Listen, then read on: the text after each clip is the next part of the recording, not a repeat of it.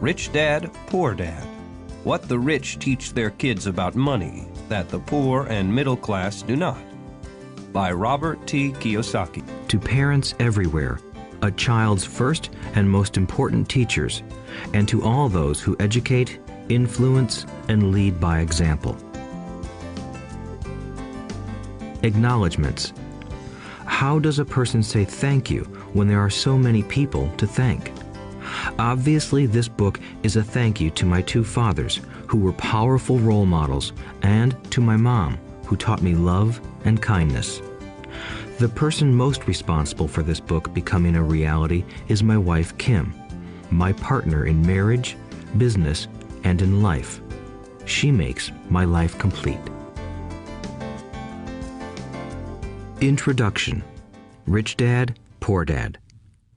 Having two dads offered me the choice of contrasting points of view, one of a rich man and one of a poor man.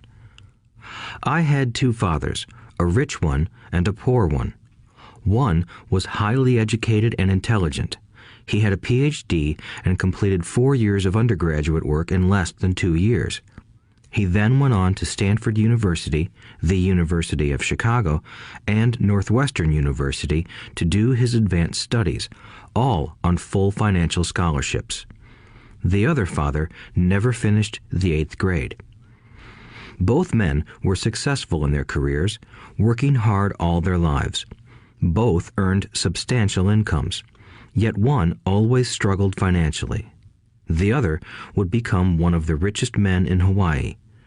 One died, leaving tens of millions of dollars to his family, charities, and his church. The other left bills to be paid. Both men were strong, charismatic, and influential. Both men offered me advice, but they did not advise the same things. Both men believed strongly in education, but did not recommend the same course of study. If I had had only one dad, I would have had to accept or reject his advice. Having two dads offered me the choice of contrasting points of view, one of a rich man and one of a poor man. Instead of simply accepting or rejecting one or the other, I found myself thinking more, comparing, and then choosing for myself. The problem was that the rich man was not rich yet, and the poor man was not yet poor. Both were just starting out on their careers, and both were struggling with money and families. But they had very different points of view about money. For example, one dad would say, "The love of money is the root of all evil." The other said, "The lack of money is the root of all evil." As a young boy, having two strong fathers, both influencing me, was difficult. I wanted to be a good son and listen, but the two fathers did not say the same things. The contrast in their points of view, particularly about money, was so extreme that I grew curious and intrigued. I began to start thinking for long periods of time about what each was saying. Much of my private time was spent reflecting, asking myself questions such as, "Why does he say that?" and then asking the same question of the other dad's statement. It would have been much easier to simply say, "Yeah, he's right, I agree with that," or to simply reject the point of view by saying, "The old man doesn't know what he's talking about." Instead, having two dads whom I loved forced me to think and ultimately choose a way of thinking for myself. As a process, choosing for myself turned out to be much more valuable in the long run than simply accepting or rejecting a single point of view. One of the reasons the rich get richer, the poor get poorer, and the middle class struggles in debt is that the subject of money is taught at home, not in school. Most of us learn about money from our parents, so what can poor parents tell their child about money? They simply say, "Stay in school and study hard." The child may graduate with excellent grades, but with a poor person's financial programming and mindset. Sadly, money is not taught in schools. Schools focus on scholastic and professional skills, but not on financial skills. This explains how smart bankers, doctors, and accountants who earned excellent grades may struggle financially all of their lives. Our staggering national debt is due in large part to highly educated politicians and government officials making financial decisions with little or no training in the subject of money. Today, I often wonder what will soon happen when we have millions of people who need financial and medical assistance. They will be dependent upon their families or the government for financial support. What will happen when Medicare and Social Security run out of money? How will a nation survive if teaching children about money continues to be left to parents, most of whom will be, or already are, poor?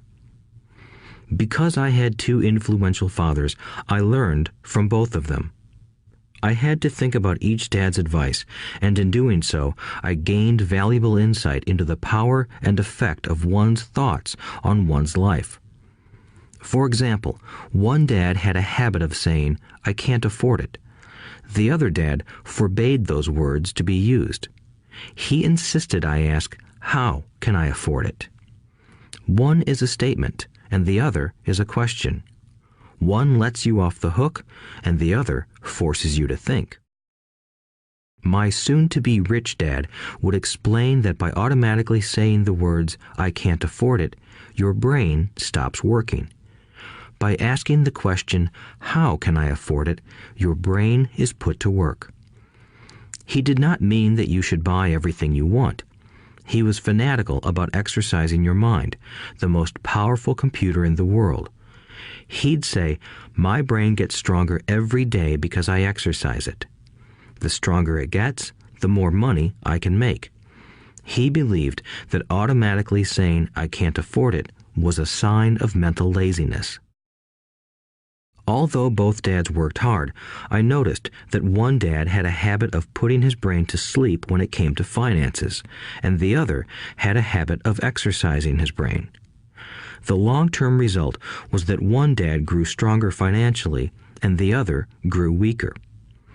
It is not much different from a person who goes to the gym to exercise on a regular basis versus someone who sits on the couch watching television. Proper physical exercise increases your chances for health, and proper mental exercise increases your chances for wealth. My two dads had opposing attitudes, and that affected the way they thought. One dad thought that the rich should pay more in taxes to take care of those less fortunate. The other said, taxes punish those who produce and reward those who don't produce.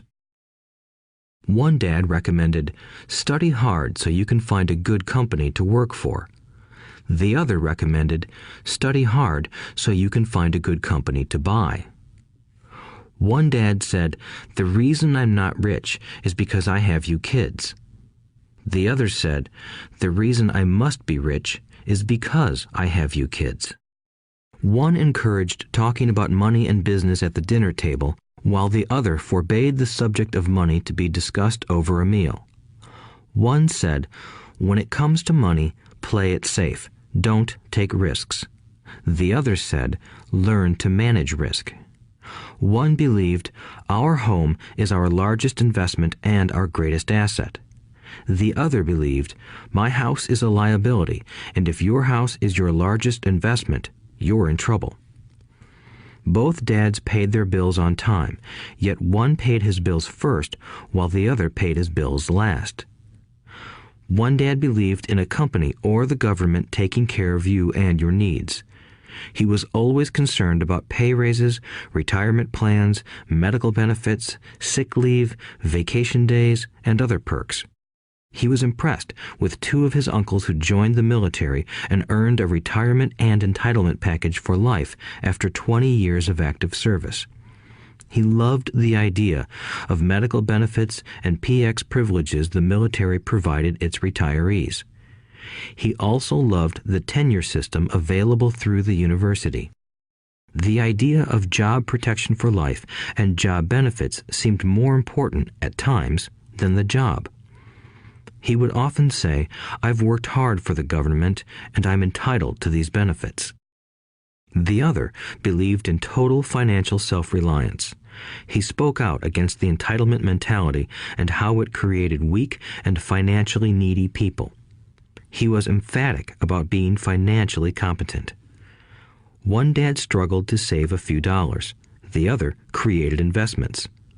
One dad taught me how to write an impressive resume so I could find a good job. The other taught me how to write strong business and financial plans so I could create jobs. Being a product of two strong dads allowed me the luxury of observing the effects different thoughts have on one's life. I noticed that people really do shape their lives through their thoughts. For example, my poor dad always said, "I'll never be rich," and that prophecy became reality. My rich dad, on the other hand, always referred to himself as rich. He would say things like, "I'm a rich man and rich people don't do this." Even when he was flat broke after a major financial setback, he continued to refer to himself as a rich man. He would cover himself by saying, "There is a difference between being poor and being broke. Broke is temporary. Poor is eternal." My poor dad would say, "I'm not interested in money," or "money doesn't matter." My rich dad always said, "Money is power." The power of our thoughts may never be measured or appreciated, but it became obvious to me as a young boy that it was important to be aware of my thoughts and how I expressed myself. I noticed that my poor dad was poor, not because of the amount of money he earned, which was significant, but because of his thoughts and actions. As a young boy having two fathers, I became acutely aware of being careful about which thoughts I chose to adopt as my own. Should I listen to my rich dad or to my poor dad? Although both men had tremendous respect for education and learning, they disagreed about what they thought was important to learn. One wanted me to study hard, earn a degree, and get a good job to earn money. He wanted me to study to become a professional, an attorney or an accountant, and to go to business school for my MBA. The other encouraged me to study to be rich, to understand how money works, and to learn how to have it work for me. "I don't work for money" were words he would repeat over and over. "Money works for me." At the age of 9, I decided to listen to and learn from my rich dad about money. In doing so, I chose not to listen to my poor dad, even though he was the one with all the college degrees. A lesson from Robert Frost. Robert Frost is my favorite poet. Although I love many of his poems, my favorite is "The Road Not Taken." I use its lesson almost daily. The road not taken. Two roads diverged in a yellow wood, and sorry I could not travel both. And be one traveler long I stood, and looked down one as far as I could, to where it bent in the undergrowth, then took the other as just as fair, and having perhaps the better claim, because it was grassy and wanted wear. Though as for that the passing there had worn them really about the same, and both that morning equally lay in leaves no step had trodden black. Oh, I kept the first for another day, yet knowing how way leads on to way, I doubted if I should ever come back. I shall be telling this with a sigh, somewhere ages and ages hence. Two roads diverged in a wood, and I took the one less traveled by, and that has made all the difference. And that has made all the difference. Over the years, I have often reflected upon Robert Frost's poem. Choosing not to listen to my highly educated dad's advice and attitude about money was a painful decision, but it was a decision that shaped the rest of my life. Once I made up my mind about whom to listen to, my education about money began. My rich dad taught me over a period of 30 years until I was 39 years old. He stopped once he realized that I knew and fully understood what he had been trying to drum into my often thick skull. Money is one form of power, but what is more powerful is financial education. Money comes and goes, but if you have the education about how money works, you gain power over it and can begin building wealth. The reason positive thinking alone does not work is because most people went to school and never learned how money works, so they spend their lives working for money. Because I was only 9 years old when I started, the lessons my rich dad taught me were simple. And when it was all said and done, there were only 6 main lessons, repeated over 30 years. This audiobook is about those 6 lessons, put as simply as possible, just as simply as my rich dad put forth those lessons to me. The lessons are meant not to be answers, but guideposts that will assist you and your children to grow wealthier no matter what happens in a world of increasing change and uncertainty. Chapter 1. Lesson 1.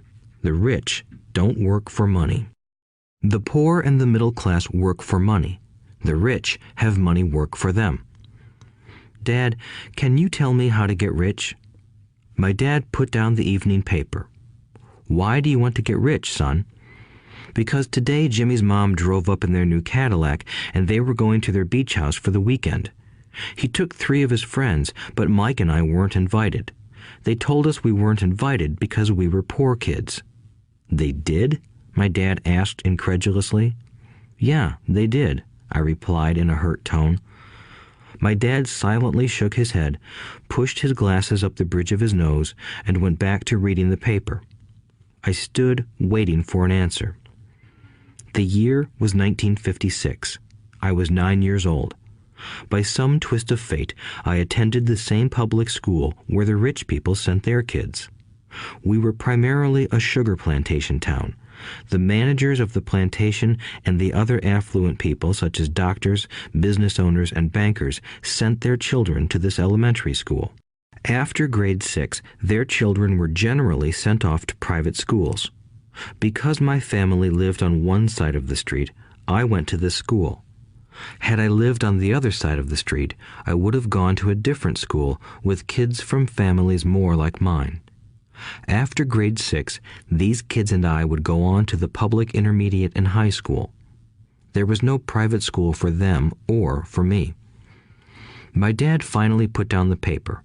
I could tell he was thinking. Well, son, he began slowly, if you want to be rich, you have to learn to make money. How do I make money? I asked. Well, use your head, son, he said, smiling. Even then, I knew that really meant, that's all I'm going to tell you, or, I don't know the answer, so don't embarrass me. A partnership is formed. The next morning, I told my best friend, Mike, what my dad had said. As best as I could tell, Mike and I were the only poor kids in this school. Mike was also in this school by a twist of fate.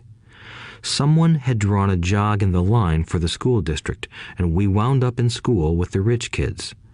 We weren't really poor, but we felt as if we were because all the other boys had new baseball gloves, new bicycles, new everything.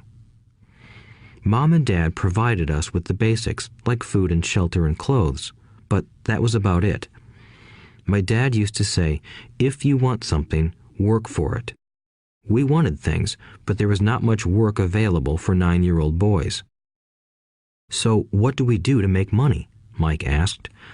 I don't know, I said, but do you want to be my partner? He agreed, and so on that Saturday morning, Mike became my first business partner. We spent all morning coming up with ideas on how to make money. Occasionally, we talked about all the cool guys at Jimmy's beach house having fun. It hurt a little, but that hurt was good, because it inspired us to keep thinking of a way to make money. Finally, that afternoon, a bolt of lightning struck. It was an idea Mike got from a science book he had read. Excitedly, we shook hands, and the partnership now had a business.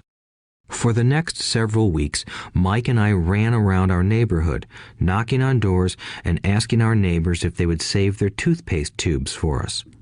With puzzled looks, most adults consented with a smile. Some asked us what we were doing, to which we replied, "We can't tell you. It's a business secret." My mom grew distressed as the weeks wore on. We had selected a site next to her washing machine as the place we would stockpile our raw materials. In a brown cardboard box that at one time held ketchup bottles, our little pile of used toothpaste tubes began to grow. Finally, my mom put her foot down. The sight of her neighbor's messy, crumpled used toothpaste tubes had gotten to her. "What are you boys doing?" she asked, "and I don't want to hear again that it's a business secret. Do something with this mess or I'm going to throw it out." Mike and I pleaded and begged, explaining that we would soon have enough and then we would begin production. We informed her that we were waiting on a couple of neighbors to finish their toothpaste so we could have their tubes. Mom granted us a 1-week extension. The date to begin production was moved up, and the pressure was on. My first partnership was already being threatened with an eviction notice by my own mom. It became Mike's job to tell the neighbors to quickly use up their toothpaste, saying their dentist wanted them to brush more often anyway. I began to put together the production line. One day, my dad drove up with a friend to see 2 9-year-old boys in the driveway with a production line operating at full speed. There was fine white powder everywhere. On a long table were small milk cartons from school, and our family's hibachi grill was glowing with red-hot coals at maximum heat. Dad walked up cautiously, having to park the car at the base of the driveway since the production line blocked the carport. As he and his friend got closer, they saw a steel pot sitting on top of the coals in which the toothpaste tubes were being melted down. In those days, toothpaste did not come in plastic tubes. The tubes were made of lead, so once the paint was burned off, the tubes were dropped in the small steel pot. They melted until they became liquid, and with my mom's pot holders, we poured the lead through a small hole in the top of the milk cartons. The milk cartons were filled with plaster of Paris. White powder was everywhere. In my haste, I had knocked the bag over, and the entire area looked like it had been hit by a snowstorm. The milk cartons were the outer containers for plaster of Paris molds. My dad and his friend watched as we carefully poured the molten lead through a small hole in the top of the plaster of Paris cube. "Careful," my dad said. I nodded without looking up. Finally, once the pouring was through, I put the steel pot down and smiled at my dad. "What are you boys doing?" he asked with a cautious smile. "We're doing what you told me to do. We're going to be rich," I said. "Yup," said Mike, grinning and nodding his head. "We're partners." "And what is in those plaster molds?" my dad asked. "Watch," I said. "This should be a good batch." With a small hammer, I tapped at the seal that divided the cube in half. Cautiously, I pulled up the top half of the plaster mold, and a lead nickel fell out. "Oh my God," my dad said, "you're casting nickels out of lead." "That's right," Mike said. "We're doing as you told us to do. We're making money." My dad's friend turned and burst into laughter. My dad smiled and shook his head. Along with a fire and a box of spent toothpaste tubes, in front of him were 2 little boys covered with white dust, smiling from ear to ear. He asked us to put everything down and sit with him on the front step of our house. With a smile, he gently explained what the word counterfeiting meant. Our dreams were dashed.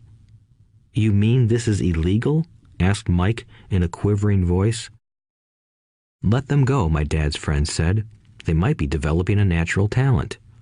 My dad glared at him. "Yes, it is illegal," my dad said gently, "but you boys have shown great creativity and original thought. Keep going. I'm really proud of you." Disappointed, Mike and I sat in silence for about 20 minutes before we began cleaning up our mess. The business was over on opening day.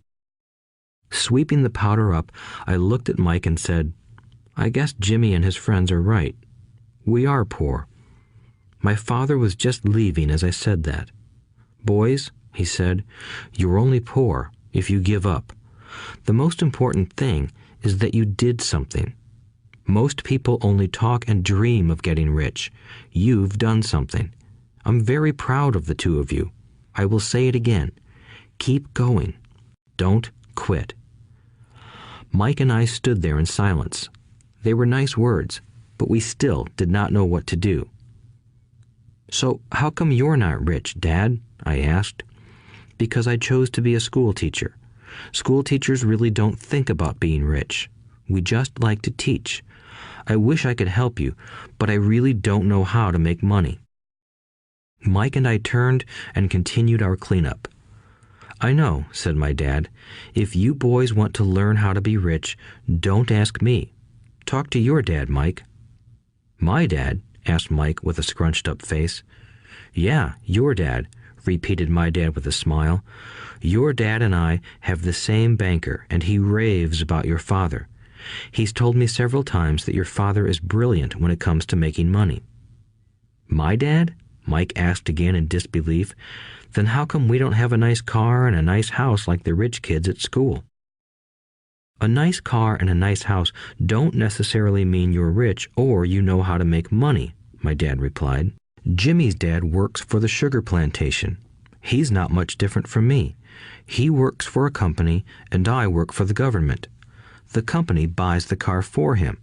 The sugar company is in financial trouble, and Jimmy's dad may soon have nothing. Your dad is different, Mike. He seems to be building an empire, and I suspect in a few years he will be a very rich man."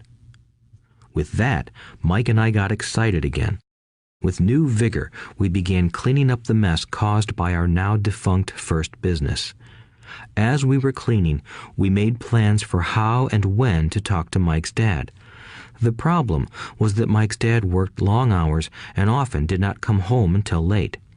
His father owned warehouses, a construction company, a chain of stores, and 3 restaurants. It was the restaurants that kept him out late. Mike caught the bus home after we had finished cleaning up. He was going to talk to his dad when he got home that night and ask him if he would teach us how to become rich. Mike promised to call as soon as he had talked to his dad, even if it was late. The phone rang at 8:30 p.m. "Okay," I said, "next Saturday." I put the phone down. Mike's dad had agreed to meet with us. On Saturday, I caught the 7:30 a.m. bus to the poor side of town. The lessons begin. Mike and I met with his dad that morning at 8 o'clock. He was already busy, having been at work for more than an hour. His construction supervisor was just leaving in his pickup truck as I walked up to his simple, small, and tidy home. Mike met me at the door.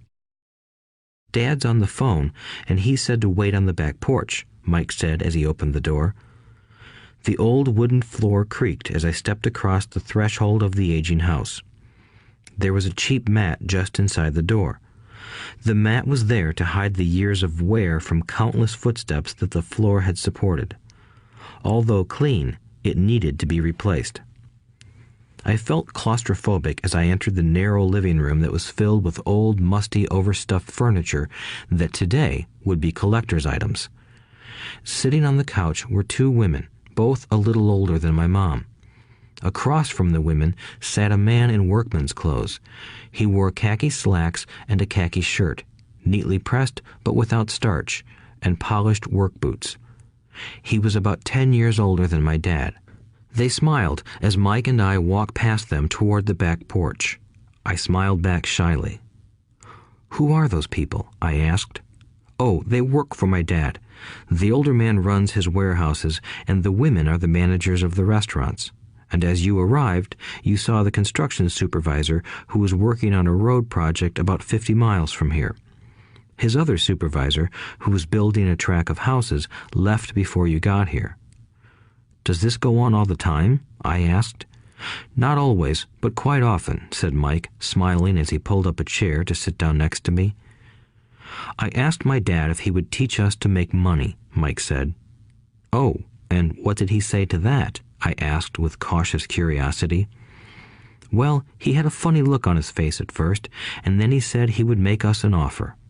"Oh," I said, rocking my chair back against the wall. I sat there, perched on two rear legs of the chair. Mike did the same thing. "Do you know what the offer is?" I asked. "No, but we'll soon find out." Suddenly, Mike's dad burst through the rickety screen door and onto the porch. Mike and I jumped to our feet, not out of respect, but because we were startled. "Ready, boys?" he asked as he pulled up a chair to sit down with us. We nodded our heads as we pulled our chairs away from the wall to sit in front of him. He was a big man, about 6 feet tall and 200 pounds. My dad was taller, about the same weight, and 5 years older than Mike's dad. They sort of looked alike, though not of the same ethnic makeup. Maybe their energy was similar. "Mike says you want to learn to make money. Is that correct, Robert?" I nodded my head quickly, but with a little trepidation. He had a lot of power behind his words and smile. "Okay, here's my offer. I'll teach you, but I won't do it classroom style. You work for me, I'll teach you. You don't work for me, I won't teach you. I can teach you faster if you work, and I'm wasting my time if you just want to sit and listen like you do in school. That's my offer. Take it or leave it." May I ask a question first?" I asked. "No, take it or leave it. I've got too much work to do to waste my time. If you can't make up your mind decisively, then you'll never learn to make money anyway. Opportunities come and go. Being able to know when to make quick decisions is an important skill. You have the opportunity that you asked for. School is beginning, or it's over in 10 seconds, Mike's dad said with a teasing smile. "Take it," I said. "Take it," said Mike. "Good," said Mike's dad. "Mrs. Martin will be by in 10 minutes. After I'm through with her, you'll ride with her to my superette and you can begin working. I'll pay you 10 cents an hour and you'll work 3 hours every Saturday." "But I have a softball game today," I said. Mike's dad lowered his voice to a stern tone. "Take it or leave it," he said. "I'll take it," I replied, choosing to work and learn instead of playing. 30 cents later. By 9 a.m. that day, Mike and I were working for Mrs. Martin. She was a kind and patient woman. She always said that Mike and I reminded her of her 2 grown sons. Although kind, she believed in hard work and kept us moving. We spent 3 hours taking canned goods off the shelves, brushing each can with a feather duster to get the dust off, and then restacking them neatly. It was excruciatingly boring work. Mike's dad, whom I called my rich dad, owned 9 of these little superettes, each with a large parking lot. They were the early version of the 7-Eleven convenience stores, little neighborhood grocery stores where people bought items such as milk, bread, butter, and cigarettes. The problem was that this was Hawaii before air conditioning was widely used, and the stores could not close their doors because of the heat. On 2 sides of the store, the doors had to be wide open to the road and parking lot. Every time a car drove by or pulled into the parking lot, dust would swirl and settle in the store. We knew we had a job as long as there was no air conditioning. For 3 weeks, Mike and I reported to Mrs. Martin and worked our 3 hours. By noon, our work was over, and she dropped 3 little dimes in each of our hands. Now, even at the age of 9 in the mid-1950s, 30 cents was not too exciting. Comic books cost 10 cents back then, so I usually spent my money on comic books and went home. By Wednesday of the 4th week, I was ready to quit. I had agreed to work only because I wanted to learn to make money from Mike's dad, and now I was a slave for 10 cents an hour. On top of that, I had not seen Mike's dad since that first Saturday. "I'm quitting," I told Mike at lunchtime. School was boring, and now I did not even have my Saturdays to look forward to. But it was the 30 cents that really got to me. This time, Mike smiled. "What are you laughing at?" I asked with anger and frustration. "Dad said this would happen. He said to meet with him when you were ready to quit." "What?" I said indignantly. "He's been waiting for me to get fed up?" Sort of, Mike said. Dad's kind of different. He doesn't teach like your dad. Your mom and dad lecture a lot. My dad is quiet and a man of few words. You just wait till this Saturday. I'll tell him you're ready. You mean I've been set up? No, not really. But maybe. Dad will explain on Saturday. Waiting in line on Saturday. I was ready to face Mike's dad. Even my real dad was angry with him. My real dad, the one I called the poor one, thought that my rich dad was violating child labor laws and should be investigated. My educated poor dad told me to demand what I deserve, at least 25 cents an hour. My poor dad told me that if I did not get a raise, I was to quit immediately. You don't need that damn job anyway, said my poor dad with indignation. At 8 o'clock Saturday morning, I walked through the door of Mike's house when Mike's dad opened it. Take a seat and wait in line, he said as I entered. He turned and disappeared into his little office next to a bedroom. I looked around the room and didn't see Mike anywhere. Feeling awkward, I cautiously sat down next to the same two women who were there 4 weeks earlier. They smiled and slid down the couch to make room for me. 45 minutes went by, and I was steaming. The two women had met with him and left 30 minutes earlier. An older gentleman was in there for 20 minutes and was also gone. The house was empty, and here I sat in a musty, dark living room on a beautiful, sunny Hawaiian day, waiting to talk to a cheapskate who exploited children. I could hear him rustling around the office, talking on the phone, and ignoring me. I was ready to walk out, but for some reason I stayed. Finally, 15 minutes later, at exactly 9 o'clock, Rich Dad walked out of his office, said nothing, and signaled with his hand for me to enter. I understand you want a raise or you're going to quit, Rich Dad said as he swiveled in his office chair. Well, you're not keeping your end of the bargain, I blurted out, nearly in tears. It was really frightening for me to confront a grown-up. You said that you would teach me if I worked for you. Well, I've worked for you. I've worked hard. I've given up my baseball games to work for you, but you haven't kept your word, and you haven't taught me anything. You are a crook like everyone in town thinks you are. You're greedy. You want all the money and don't take care of your employees. You made me wait and don't show me any respect. I'm only a little boy, but I deserve to be treated better. Rich Dad rocked back in his swivel chair, hands up to his chin, and stared at me. Not bad, he said. In less than a month, you sound like most of my employees. What? I asked. Not understanding what he was saying, I continued with my grievance. I thought you were going to keep your end of the bargain and teach me. Instead, you want to torture me? That's cruel. That's really cruel. I am teaching you, Rich Dad said quietly. What have you taught me? Nothing, I said angrily. You haven't even talked to me once since I agreed to work for peanuts. 10 cents an hour. Ha! I should notify the government about you. We have child labor laws, you know. My dad works for the government, you know. Wow, said Rich Dad. Now you sound just like most of the people who used to work for me. People I've either fired or who have quit. So, what do you have to say? I demanded, feeling pretty brave for a little kid. You lied to me. I've worked for you, and you have not kept your word. You haven't taught me anything. How do you know that I've not taught you anything? Asked Rich Dad calmly. Well, you've never talked to me.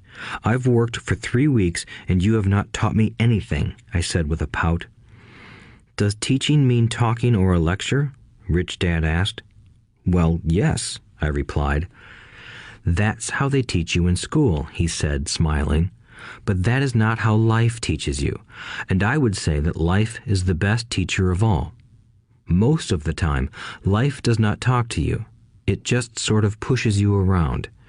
Each push is life saying, wake up, there's something I want you to learn. What is this man talking about? I asked myself silently. Life pushing me around was life talking to me? Now I knew I had to quit my job. I was talking to someone who needed to be locked up. If you learn life's lessons, you will do well. If not, life will just continue to push you around. People do two things. Some just let life push them around. Others get angry and push back. But they push back against their boss, or their job, or their husband or wife. They do not know it's life that's pushing. I had no idea what he was talking about. Life pushes all of us around. Some people give up and others fight. A few learn the lesson and move on. They welcome life pushing them around. To these few people, it means they need and want to learn something. They learn and move on. Most quit, and a few, like you, fight. Rich Dad stood and shut the creaky old wooden window that needed repair. If you learn this lesson, you will grow into a wise, wealthy, and happy young man. If you don't, you will spend your life blaming a job, low pay, or your boss for your problems. You'll live life always hoping for that big break that will solve all your money problems. Rich Dad looked over at me to see if I was still listening. His eyes met mine. We stared at each other, communicating through our eyes. Finally, I looked away once I had absorbed his message. I knew he was right. I was blaming him, and I did ask to learn. I was fighting. Rich Dad continued, "Or, if you are the kind of person who has no guts, you just give up every time life pushes you.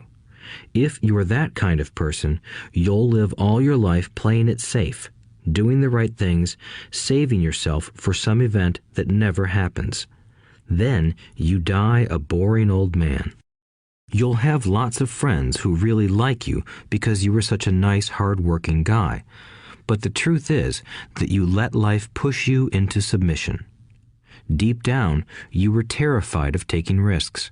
You really wanted to win, but the fear of losing was greater than the excitement of winning. Deep inside, you and only you will know you didn't go for it. You chose to play it safe." Our eyes met again. "You've been pushing me around?" I asked.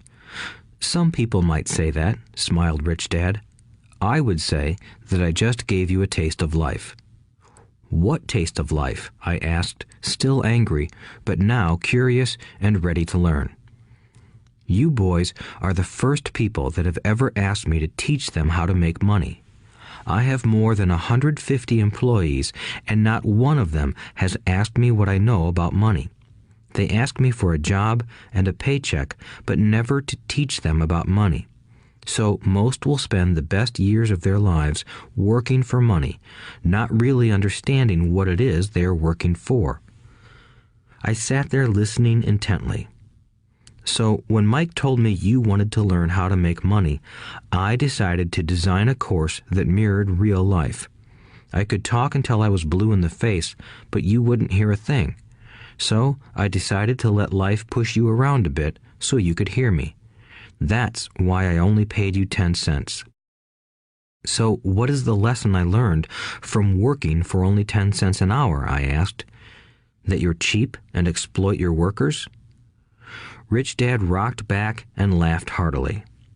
Finally, he said, "You'd best change your point of view. Stop blaming me and thinking I'm the problem. If you think I'm the problem, then you have to change me. If you realize that you're the problem, then you can change yourself, learn something, and grow wiser. Most people want everyone else in the world to change but themselves. Let me tell you, it's easier to change yourself than everyone else." "I don't understand," I said. "Don't blame me for your problems," Rich Dad said, growing impatient. "But you only pay me 10 cents. "So what are you learning?" Rich Dad asked, smiling. "That you're cheap," I said with a sly grin. "See, you think I'm the problem," said Rich Dad. "But you are. Well, keep that attitude and you'll learn nothing. Keep the attitude that I'm the problem, and what choices do you have?" "Well, if you don't pay me more or show me more respect and teach me, I'll quit." "Well put," Rich Dad said, "and that's exactly what most people do. They quit and go looking for another job, a better opportunity and higher pay, actually thinking that this will solve the problem. In most cases, it won't. So what should I do? I asked. Just take this measly 10 cents an hour and smile? Rich Dad smiled. That's what the other people do. But that's all they do, waiting for a raise, thinking that more money will solve their problems. Most just accept it, and some take a second job working harder, but again, accepting a small paycheck. I sat staring at the floor, beginning to understand the lesson Rich Dad was presenting. I could sense it was a taste of life. Finally, I looked up and asked, "So what will solve the problem?" "This," he said, leaning forward in his chair and tapping me gently on the head. "This stuff between your ears." It was at that moment that Rich Dad shared the pivotal point of view that separated him from his employees and my poor dad, and led him to eventually become one of the richest men in Hawaii, while my highly educated but poor dad struggled financially all his life. It was a singular point of view that made all the difference over a lifetime. Rich Dad said this point of view over and over, which I call lesson number 1. The poor and the middle class work for money. The rich have money work for them. On that bright Saturday morning, I learned a completely different point of view from what I had been taught by my poor dad. At the age of 9, I understood that both dads wanted me to learn. Both dads encouraged me to study, but not the same things. My highly educated dad recommended that I do what he did. "Son, I want you to study hard, get good grades so you can find a safe, secure job with a big company, and make sure it has excellent benefits." My rich dad wanted me to learn how money works so I could make it work for me. These lessons I would learn through life with his guidance, not because of a classroom. My rich dad continued my first lesson. "I'm glad you got angry about working for 10 cents an hour. If you hadn't got angry and had simply accepted it, I would have to tell you that I could not teach you. You see, true learning takes energy, passion, and a burning desire. Anger is a big part of that formula, for passion is anger and love combined. When it comes to money, most people want to play it safe and feel secure, so passion does not direct them. Fear does. So is that why they'll take jobs with low pay?" I asked. "Yes," said Rich Dad. "Some people say I exploit people because I don't pay as much as the sugar plantation or the government. I say the people exploit themselves. It's their fear, not mine." "But don't you feel you should pay them more?" I asked. "I don't have to. And besides, more money will not solve their problems. Just look at your dad. He makes a lot of money, and he still can't pay his bills. Most people, given more money, only get into more debt." "So that's why the 10 cents an hour," I said, smiling. "It's part of the lesson." "That's right," smiled Rich Dad. "You see, your dad went to school and got an excellent education so he could get a high-paying job. But he still has money problems because he never learned anything about money in school. On top of that, he believes in working for money." "And you don't?" I asked. "No, not really," said Rich Dad. "If you want to learn to work for money, then stay in school. That is a great place to learn to do that. But if you want to learn how to have money work for you, then I will teach you that. But only if you want to learn." "Wouldn't everyone want to learn that?" I asked. "No," said Rich Dad, "simply because it's easier to learn to work for money, especially if fear is your primary emotion when the subject of money is discussed." "I don't understand," I said with a frown. "Don't worry about that for now. Just know that it's fear that keeps most people working at a job. The fear of not paying their bills, the fear of being fired, the fear of not having enough money, and the fear of starting over. That's the price of studying to learn a profession or trade and then working for money. Most people become a slave to money and then get angry at their boss. Learning to have money work for you is a completely different course of study? I asked. Absolutely, Rich Dad answered. Absolutely. We sat in the silence on that beautiful Hawaiian Saturday morning. My friends had just started their Little League baseball game, but for some reason I was now thankful I had decided to work for 10 cents an hour. I sensed that I was about to learn something my friends wouldn't learn in school. Ready to learn? Asked Rich Dad. Absolutely, I said with a grin. I have kept my promise. I've been teaching you from afar, my Rich Dad said. At 9 years old, you've gotten a taste of what it feels like to work for money.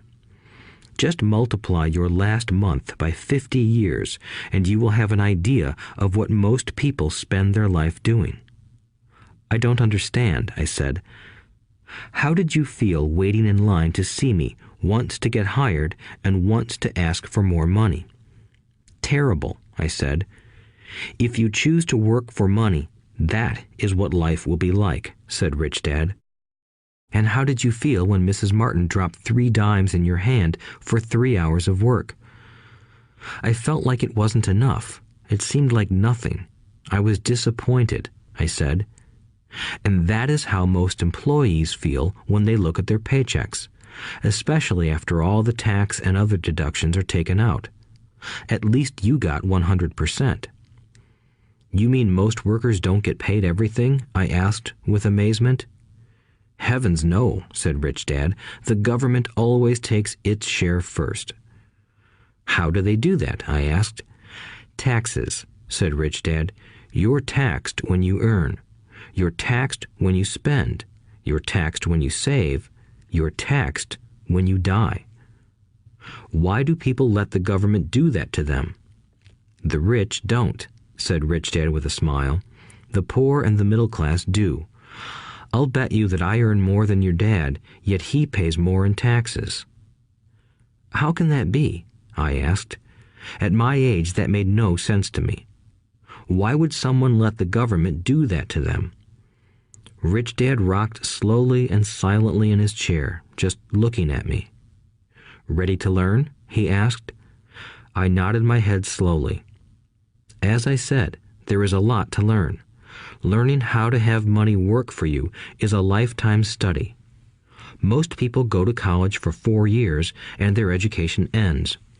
I already know that my study of money will continue over my lifetime, simply because the more I find out I need to know. Most people never study the subject. They go to work, get their paycheck, balance their checkbooks, and that's it. Then they wonder why they have money problems. They think that more money will solve the problem, and don't realize that it's their lack of financial education that is the problem. So my dad has tax problems because he doesn't understand money? I asked, confused. Look, said Rich Dad, taxes are just one small section on learning how to have money work for you. Today, I just wanted to find out if you still have the passion to learn about money. Most people don't. They want to go to school, learn a profession, have fun at their work, and earn lots of money. One day they wake up with big money problems, and then they can't stop working. That's the price of only knowing how to work for money instead of studying how to have money work for you. So, do you still have the passion to learn? Asked Rich Dad. I nodded my head. Good, said Rich Dad. Now get back to work. This time, I will pay you nothing. What? I asked in amazement. You heard me. Nothing. You will work the same 3 hours every Saturday, but this time you will not be paid 10 cents per hour. You said you wanted to learn to not work for money, so I'm not going to pay you anything. I couldn't believe what I was hearing. I've already had this conversation with Mike, and he's already working, dusting and stacking canned goods for free. You better hurry and get back there. That's not fair, I shouted. You've got to pay something. You said you wanted to learn. If you don't learn this now, you'll grow up to be like the two women and the older man sitting in my living room, working for money and hoping I don't fire them. Or, like your dad, earning lots of money only to be in debt up to his eyeballs, hoping more money will solve the problem. If that's what you want, I'll go back to our original deal of 10 cents an hour. Or you can do what most adults do. Complain that there is not enough pay, quit, and go looking for another job. But what do I do? I asked. Rich Dad tapped me on the head. Use this, he said. If you use it well, you will soon thank me for giving you an opportunity, and you will grow into a rich man. I stood there, still not believing what a raw deal I was handed. I came to ask for a raise, and somehow I was instead working for nothing. Rich Dad tapped me on the head again and said, "Use this. Now, get out of here and get back to work." Lesson number 1. The rich don't work for money. I didn't tell my poor dad I wasn't being paid. He wouldn't have understood, and I didn't want to try to explain something I didn't understand myself.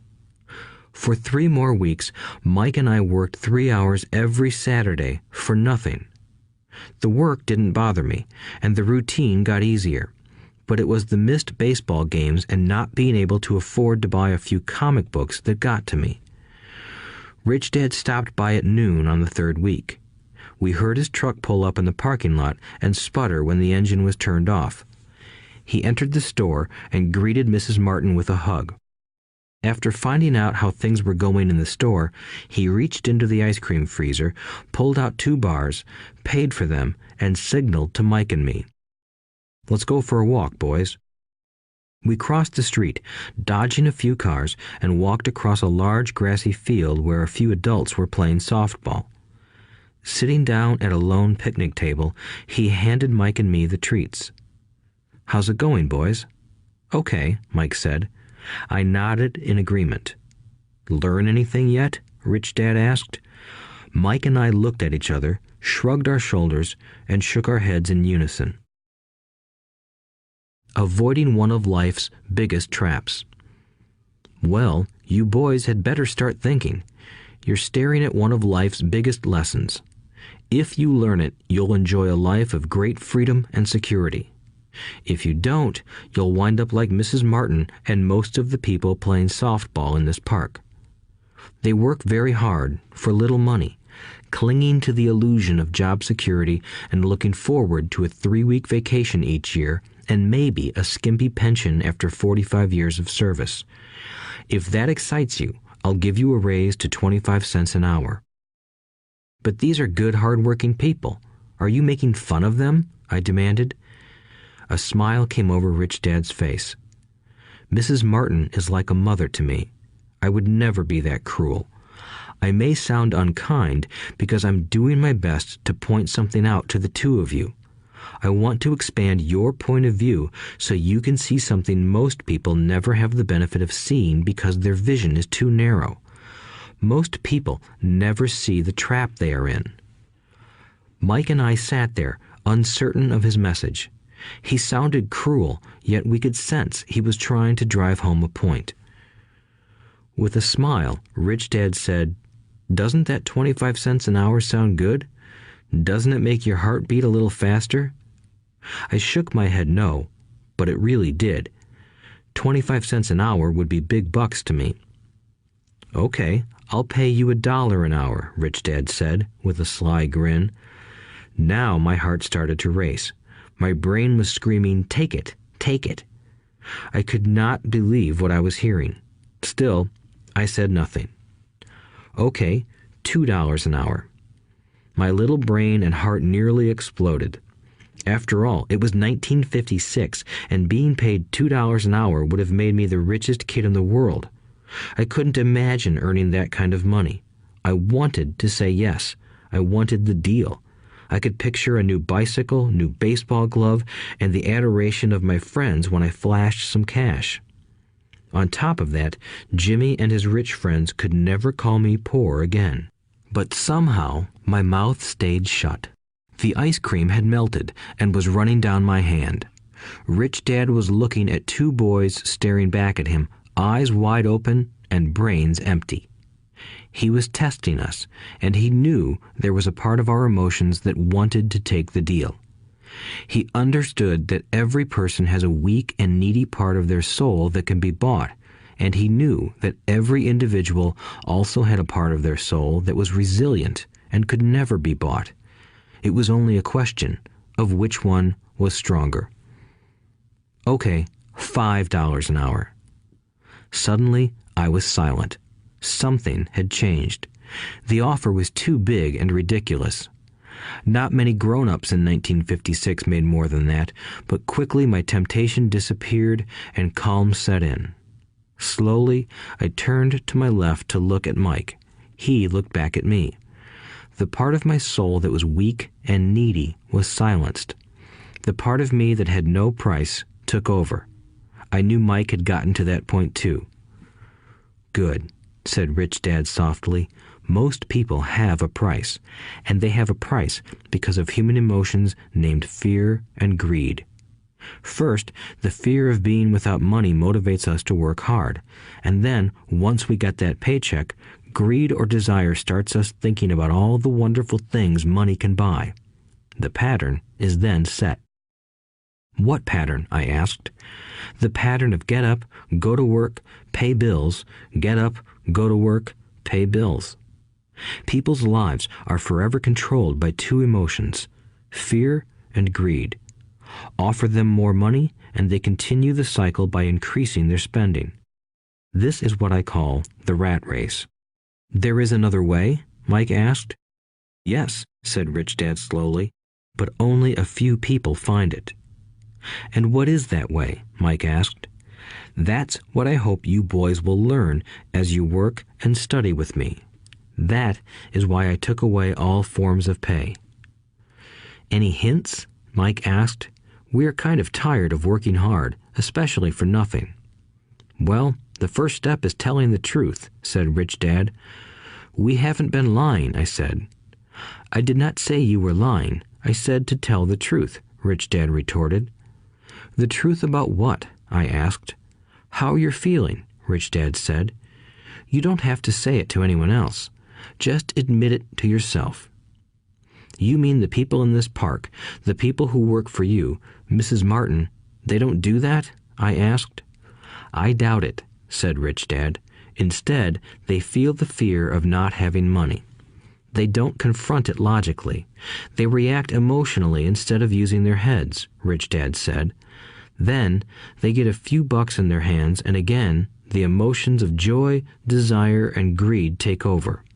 And again they react instead of think."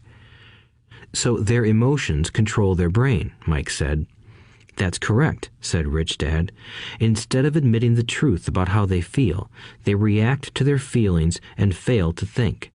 They feel the fear, so they go to work, hoping that money will soothe the fear, but it doesn't. It continues to haunt them, and they return to work, hoping again that money will calm their fears, and again it doesn't. Fear keeps them in this trap of working, earning money, working, earning money, hoping the fear will go away. But every day they get up, and that old fear wakes up with them. For millions of people, that old fear keeps them awake all night, causing a night of turmoil and worry. So they get up and go to work, hoping that a paycheck will kill that fear gnawing at their souls. Money is running their lives, and they refuse to tell the truth about that. Money is in control of their emotions and their souls." Rich Dad sat quietly, letting his words sink in. Mike and I had heard what he said, but didn't understand fully what he was talking about. I just knew that I often wondered why grown-ups hurried off to work. It did not seem like much fun, and they never looked that happy, but something kept them going. Realizing we had absorbed as much as possible of what he was talking about, Rich Dad said, "I want you boys to avoid that trap. That is really what I want to teach you. Not just to be rich, because being rich does not solve the problem." "It doesn't?" I asked, surprised. No, it doesn't. Let me explain the other emotion, desire. Some call it greed, but I prefer desire. It's perfectly normal to desire something better, prettier, more fun, or exciting. So people also work for money because of desire. They desire money for the joy they think it can buy. But the joy that money brings is often short-lived, and they soon need more money for more joy, more pleasure, more comfort, and more security. So they keep working, thinking money will soothe their souls that are troubled by fear and desire. But money can't do that. Even rich people do this? Mike asked. Rich people included, said Rich Dad. In fact, the reason many rich people are rich isn't because of desire, but because of fear. They believe that money can eliminate the fear of being poor, so they amass tons of it, only to find the fear gets worse. Now they fear losing the money. I have friends who keep working even though they have plenty. I know people who have millions who are more afraid now than when they were poor. They're terrified of losing it all. The fears that drove them to get rich got worse. That weak and needy part of their soul is actually screaming louder. They don't want to lose the big houses, the cars, and the high life money has bought them. They worry about what their friends would say if they lost all their money. Many are emotionally desperate and neurotic, although they look rich and have more money. So, is a poor man happier? I asked. No, I don't think so, replied Rich Dad. The avoidance of money is just as psychotic as being attached to money. As if on cue, the town derelict went past our table, stopping by the large rubbish can and rummaging around in it. The three of us watched him with great interest, when before we probably would have just ignored him. Rich Dad pulled $1 out of his wallet and gestured to the older man.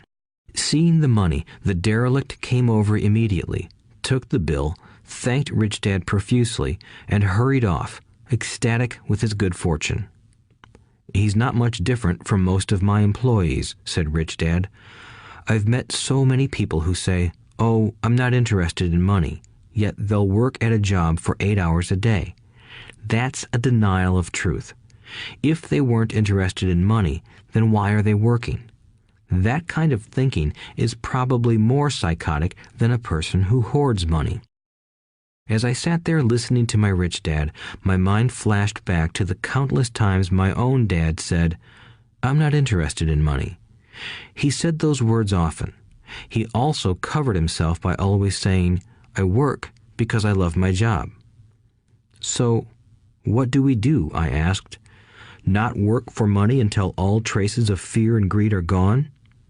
No, that would be a waste of time, said Rich Dad. Emotions are what make us human. The word emotion stands for energy in motion. Be truthful about your emotions and use your mind and emotions in your favor, not against yourself. Whoa, said Mike.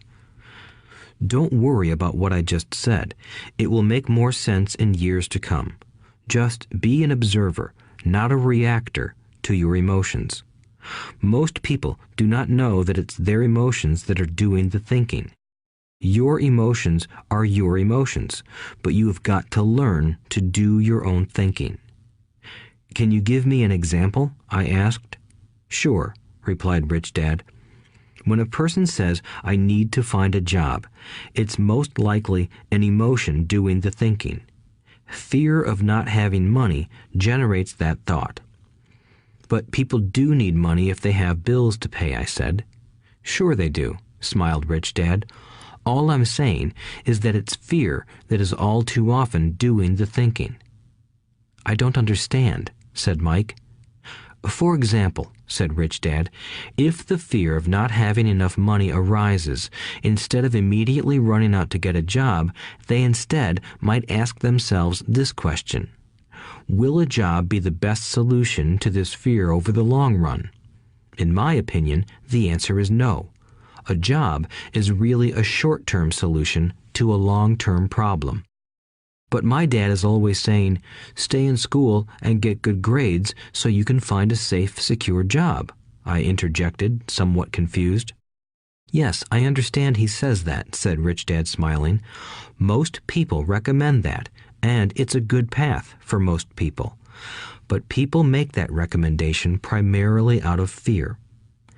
You mean my dad says that because he's afraid? Yes, said Rich Dad. He's terrified that you won't earn enough money and won't fit into society. Don't get me wrong. He loves you and wants the best for you. I, too, believe an education and a job are important, but it won't handle the fear. You see, that same fear that makes him get up in the morning to earn a few bucks is the fear that is causing him to be so fanatical about your going to school. So what do you recommend? I asked. I want to teach you to master the power of money instead of being afraid of it. They don't teach that in school, and if you don't learn it, you become a slave to money. It was finally making sense. He wanted us to widen our views and to see what the Mrs. Martins of this world couldn't see. He used examples that sounded cruel at the time, but I've never forgotten them. My vision widened that day, and I began to see the trap that lay ahead for most people. You see, we're all employees ultimately. We just work at different levels, said Rich Dad. I just want you boys to have a chance to avoid the trap caused by those two emotions, fear and desire. Use them in your favor, not against you. That's what I want to teach you. I'm not interested in just teaching you to make a pile of money. That won't handle the fear or desire. If you don't first handle fear and desire, and you get rich, you'll only be a highly paid slave. So how do we avoid the trap? I asked. The main cause of poverty or financial struggle is fear and ignorance, not the economy or the government or the rich. It's self-inflicted fear and ignorance that keep people trapped. So you boys go to school and get your college degrees, and I'll teach you how to stay out of the trap. The pieces of the puzzle were appearing. My highly educated dad had a great education and a great career, but school never told him how to handle money or his fear of it. It became clear that I could learn different and important things from two fathers. So you've been talking about the fear of not having money. How does the desire for money affect our thinking? Mike asked. How did you feel when I tempted you with a pay raise? Did you notice your desires rising? We nodded our heads.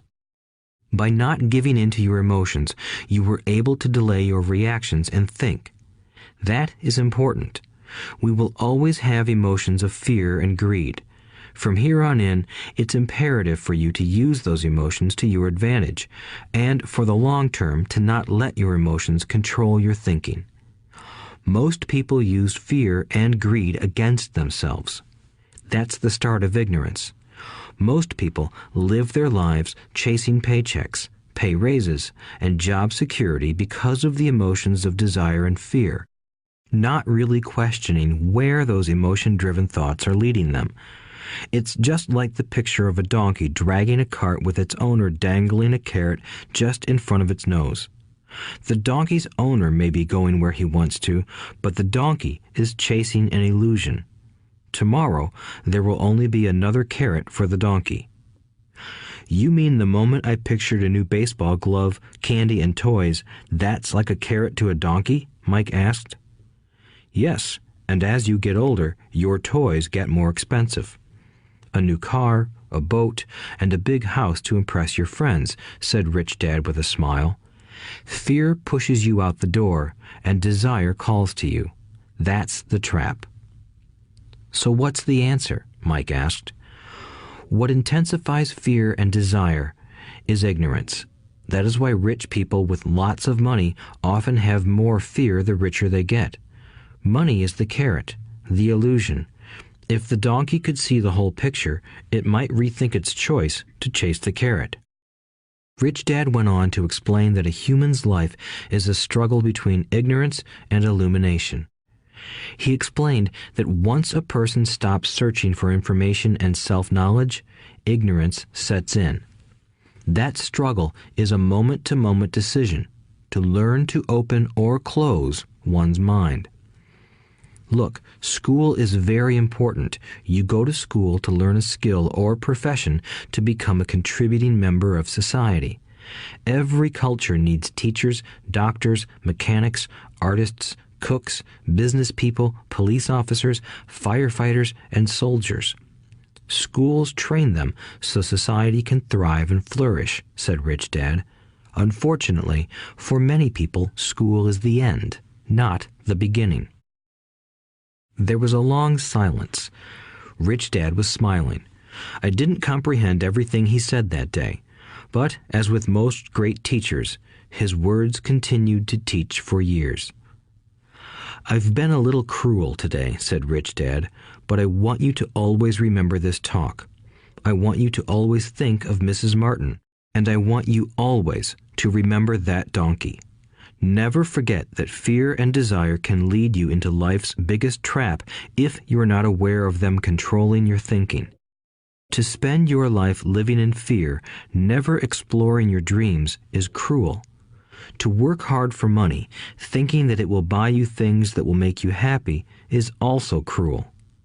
To wake up in the middle of the night terrified about paying bills is a horrible way to live. To live a life dictated by the size of a paycheck is not really living a life. Thinking that a job makes you secure is lying to yourself. That's cruel, and that's the trap I want you to avoid. I've seen how money runs people's lives. Don't let that happen to you. Please, don't let money run your life. A softball rolled under our table. Rich Dad picked it up and threw it back. So what does ignorance have to do with greed and fear? I asked. Because it is ignorance about money that causes so much greed and fear, said Rich Dad. Let me give you some examples. A doctor, wanting more money to better provide for his family, raises his fees. By raising his fees, it makes healthcare more expensive for everyone. It hurts the poor people the most, so they have worse health than those with money. Because the doctors raise their fees, the attorneys raise their fees.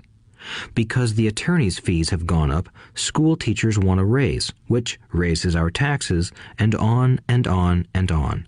Soon, there will be such a horrifying gap between the rich and the poor that chaos will break out and another great civilization will collapse.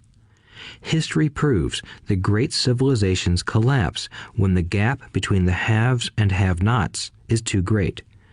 Sadly, America is on that same course because we haven't learned from history.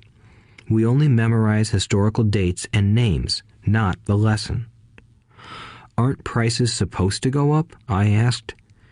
In an educated society with a well-run government, prices should actually come down. Of course, that is often only true in theory. Prices go up because of greed and fear caused by ignorance. If schools taught people about money, there would be more money and lower prices.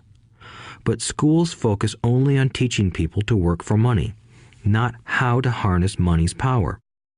But don't we have business schools? Mike asked. And haven't you encouraged me to go for my MBA? Yes, said Rich Dad, but all too often business schools train employees to become sophisticated bean counters. Heaven forbid a bean counter takes over a business. All they do is look at the numbers, fire people, and kill the business. I know this because I hire bean counters. All they think about is cutting costs and raising prices, which cause more problems. Bean counting is important. I wish more people knew it, but it, too, is not the whole picture, added Rich Dad angrily. So, is there an answer? Asked Mike. Yes, said Rich Dad. Learn to use your emotions to think, not think with your emotions. When you boys mastered your emotions by agreeing to work for free, I knew there was hope. When you again resisted your emotions when I tempted you with more money, you were again learning to think in spite of being emotionally charged. That's the first step. Why is that step so important? I asked. Well, that's up to you to find out. If you want to learn, I'll take you boys into the briar patch, a place almost everyone else avoids. If you go with me, you'll let go of the idea of working for money and instead learn to have money work for you. And what will we get if we go with you? What if we agree to learn from you? What will we get? I asked. The same thing Brer Rabbit got, said Rich Dad, referring to the classic children's story. Is there a briar patch? I asked. Yes, said Rich Dad. The briar patch is our fear and greed. Confronting fear, weaknesses, and neediness by choosing our own thoughts is the way out. Choosing our thoughts? Mike asked, puzzled. Yes, choosing what we think rather than reacting to our emotions. Instead of just getting up and going to work because not having the money to pay your bills is scaring you, ask yourself, is working harder at this the best solution to this problem? Most people are too afraid to rationally think things through and instead run out the door to a job they hate. The tar baby is in control. That's what I mean by choosing your thoughts. And how do we do that? Mike asked. That's what I will teach you. I'll teach you to have a choice of thoughts rather than a knee-jerk reaction, like gulping down your morning coffee and running out the door. Remember what I said before. A job is only a short-term solution to a long-term problem. Most people have only one problem in mind, and it's short-term. It's the bills at the end of the month, the tar baby. Money controls their lives, or should I say the fear and ignorance about money controls it. So they do as their parents did. They get up every day and go work for money, not taking the time to ask the question, is there another way? Their emotions now control their thinking, not their heads. Can you tell the difference between emotions thinking and the head thinking? Mike asked. Oh yes, I hear it all the time, said Rich Dad. I hear things like, well, everyone has to work, or the rich are crooks, or I'll get another job, I deserve this raise, you can't push me around, or I like this job because it's secure. No one asks, is there something I'm missing here? Which would break through the emotional thought and give you time to think clearly. As we headed back to the store, Rich Dad explained that the rich really did make money. They did not work for it. He went on to explain that when Mike and I were casting 5-cent pieces out of lead, thinking we were making money, we were very close to thinking the way the rich think. The problem was that creating money is legal for the government and banks to do, but illegal for us to do. There are legal ways to create money from nothing, he told us. Rich Dad went on to explain that the rich know that money is an illusion, truly like the carrot for the donkey. It's only out of fear and greed that the illusion of money is held together by billions of people who believe that money is real. It's not. Money is really made up. It is only because of the illusion of confidence and the ignorance of the masses that this house of cards stands. He talked about the gold standard that America was on, and that each dollar bill was actually a silver certificate. What concerned him was the rumor that we would someday go off the gold standard and our dollars would no longer be backed by something tangible. If that happens, boys, all hell will break loose. The poor, the middle class, and the ignorant will have their lives ruined simply because they will continue to believe that money is real and that the company they work for or the government will look after them. We really did not understand what he was saying that day, but over the years, it made more and more sense. Seeing what others miss. As he climbed into his pickup truck outside his convenience store, Rich Dad said, "Keep working, boys, but the sooner you forget about needing a paycheck, the easier your adult life will be. Keep using your brain, work for free, and soon your mind will show you ways of making money far beyond what I could ever pay you. You will see things that other people never see. Most people never see these opportunities because they're looking for money and security, so that's all they get. The moment you see one opportunity, you'll see them for the rest of your life. The moment you do that, I'll teach you something else. Learn this, and you'll avoid one of life's biggest traps. Mike and I picked up our things from the store and waved goodbye to Mrs. Martin. We went back to the park, to the same picnic bench, and spent several more hours thinking and talking. We spent the next week at school thinking and talking too. For 2 more weeks, we kept thinking, talking, and working for free. At the end of the second Saturday, I was again saying goodbye to Mrs. Martin and looking at the comic book stand with a longing gaze. The hard thing about not even getting 30 cents every Saturday was that I didn't have any money to buy comic books. Suddenly, as Mrs. Martin said goodbye to Mike and me, I saw her do something I'd never seen her do before. Mrs. Martin was cutting the front page of the comic book in half. She kept the top half of the comic book cover and threw the rest of the book into a large cardboard box. When I asked her what she did with the comic books, she said, "I throw them away. I give the top half of the cover back to the comic book distributor for credit when he brings in the new comics. He's coming in an hour." Mike and I waited for an hour. Soon the distributor arrived, and I asked him if we could have the comic books. To my delight, he said, "You can have them if you work for this store and do not resell them." Remember our old business partnership? Well, Mike and I revived it. Using a spare room in Mike's basement, we began piling hundreds of comic books in that room. Soon, our comic book library was open to the public. We hired Mike's younger sister, who loved to study, to be head librarian. She charged each child 10 cents admission to the library, which was open from 2:30 p.m. to 4:30 p.m. every day after school. The customers, the children of the neighborhood, could read as many comics as they wanted in 2 hours. It was a bargain for them since a comic cost 10 cents each, and they could read 5 or 6 in 2 hours. Mike's sister would check the kids as they left to make sure they weren't borrowing any comic books. She also kept the books, logging in how many kids showed up each day, who they were, and any comments they might have. Mike and I averaged $9.50 per week over a 3-month period. We paid his sister $1 a week and allowed her to read the comics for free, which she rarely did since she was always studying.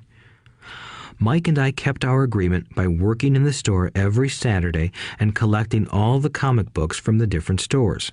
We kept our agreement to the distributor by not selling any comic books. We burned them once they got too tattered. We tried opening a branch office, but we could never quite find someone as trustworthy and dedicated as Mike's sister. At an early age, we found out how hard it was to find good staff. 3 months after the library first opened, a fight broke out in the room. Some bullies from another neighborhood pushed their way in, and Mike's dad suggested we shut down the business. So our comic book business shut down, and we stopped working on Saturdays at the convenience store. But Rich Dad was excited because he had new things he wanted to teach us. He was happy because we had learned our first lessons so well. We learned to make money work for us. By not getting paid for our work at the store, we were forced to use our imaginations to identify an opportunity to make money.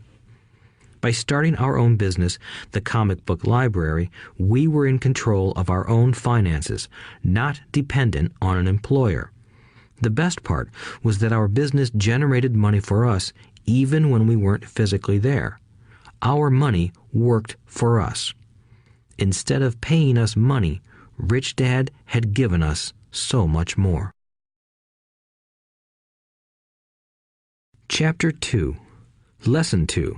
Why teach financial literacy? It's not how much money you make, it's how much money you keep. In 1990, Mike took over his father's empire and is, in fact, doing a better job than his dad did. We see each other once or twice a year on the golf course. He and his wife are wealthier than you can imagine. Rich Dad's empire is in great hands, and Mike is now grooming his son to take his place, as his dad had groomed us. In 1994, I retired at the age of 47, and my wife Kim was 37. Retirement does not mean not working. For us, it means that, barring unforeseen cataclysmic changes, we can work or not work, and our wealth grows automatically, staying ahead of inflation. Our assets are large enough to grow by themselves. It's like planting a tree. You water it for years, and then one day it doesn't need you anymore. Its roots are implanted deep enough. Then the tree provides shade for your enjoyment. Mike chose to run the empire, and I chose to retire. Whenever I speak to groups of people, they often ask what I would recommend that they do. How do I get started? Is there a book you would recommend? What should I do to prepare my children? What is your secret to success? How do I make millions? Whenever I hear one of these questions, I'm reminded of the following story. The Richest Businessmen. In 1923, a group of our greatest leaders and richest businessmen held a meeting at the Edgewater Beach Hotel in Chicago. Among them were Charles Schwab, head of the largest independent steel company; Samuel Insull, president of the world's largest utility; Howard Hobson, head of the largest gas company; Ivar Kruger, president of International Match Company, one of the world's largest companies at that time; Leon Fraser, president of the Bank of International Settlements; Richard Whitney, president of the New York Stock Exchange; Arthur Cotton and Jesse Livermore, two of the biggest stock speculators; and Albert Fall, a member of President Harding's cabinet. 25 years later, 9 of these titans ended their lives as follows. Schwab died penniless after living for 5 years on borrowed money. Insull died broke in a foreign land, and Kruger and Cotton also died broke. Hobson went insane. Whitney and Albert Fall were released from prison, and Fraser and Livermore committed suicide. I doubt if anyone can say what really happened to these men.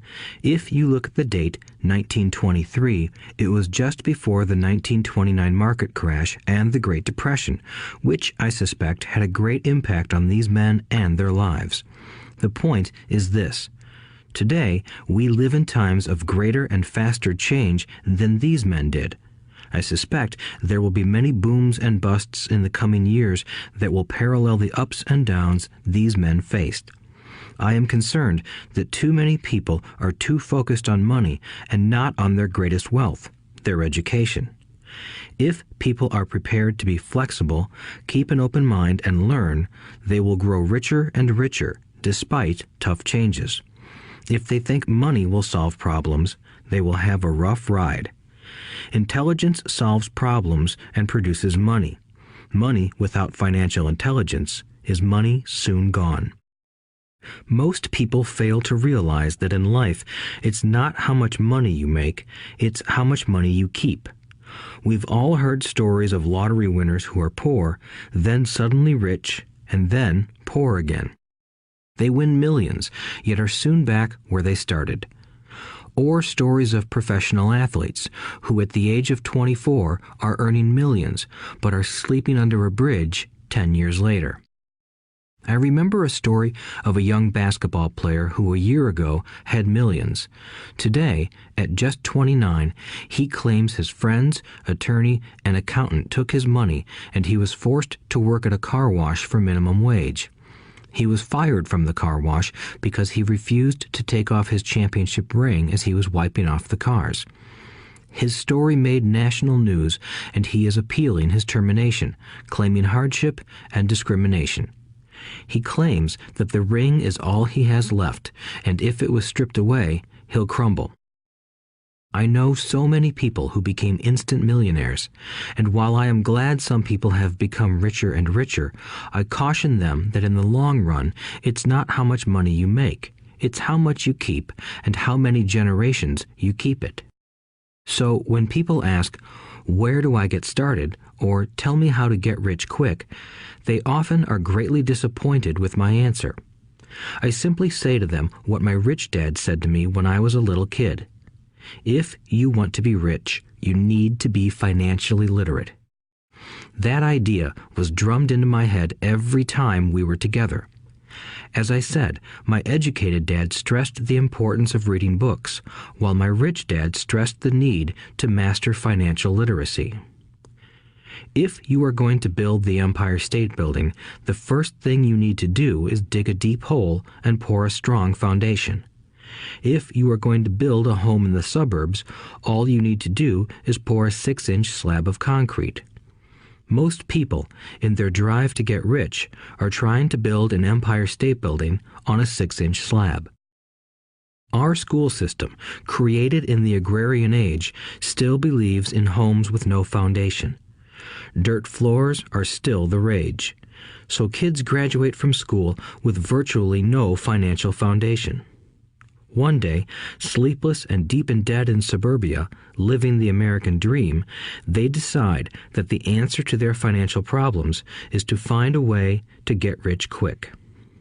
Construction on the skyscraper begins. It goes up quickly, and soon, instead of the Empire State Building, we have the Leaning Tower of suburbia. The sleepless nights return.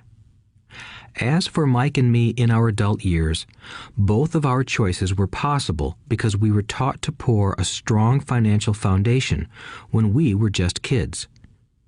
Accounting is possibly the most confusing, boring subject in the world, but if you want to be rich long term, it could be the most important subject. For Rich Dad, the question was how to take a boring and confusing subject and teach it to kids. The answer he found was to make it simple by teaching it in pictures. My rich dad poured a strong financial foundation for Mike and me. Since we were just kids, he created a simple way to teach us. For years, he only drew pictures and used few words. Mike and I understood the simple drawings, the jargon, the movement of money, and then in later years, Rich Dad began adding numbers. Today, Mike has gone on to master much more complex and sophisticated accounting analysis because he had to in order to run his empire. I am not as sophisticated because my empire is smaller, yet we come from the same simple foundation. Over the following pages, we will discuss those same simple line drawings Mike's dad created for us. Though basic, those drawings helped guide two little boys in building great sums of wealth on a solid and deep foundation. Rule number 1. You must know the difference between an asset and a liability, and buy assets. If you want to be rich, this is all you need to know. It is rule number 1. It is the only rule. This may sound absurdly simple, but most people have no idea how profound this rule is. Most people struggle financially because they do not know the difference between an asset and a liability. Rich people acquire assets. The poor and middle class acquire liabilities that they think are assets, said Rich Dad. When Rich Dad explained this to Mike and me, we thought he was kidding. Here we were, nearly teenagers, and waiting for the secret to getting rich. And this was his answer. It was so simple that we stopped for a long time to think about it. "What is an asset?" asked Mike. "Don't worry right now," said Rich Dad. "Just let the idea sink in. If you can comprehend the simplicity, your life will have a plan and be financially easy. It is simple.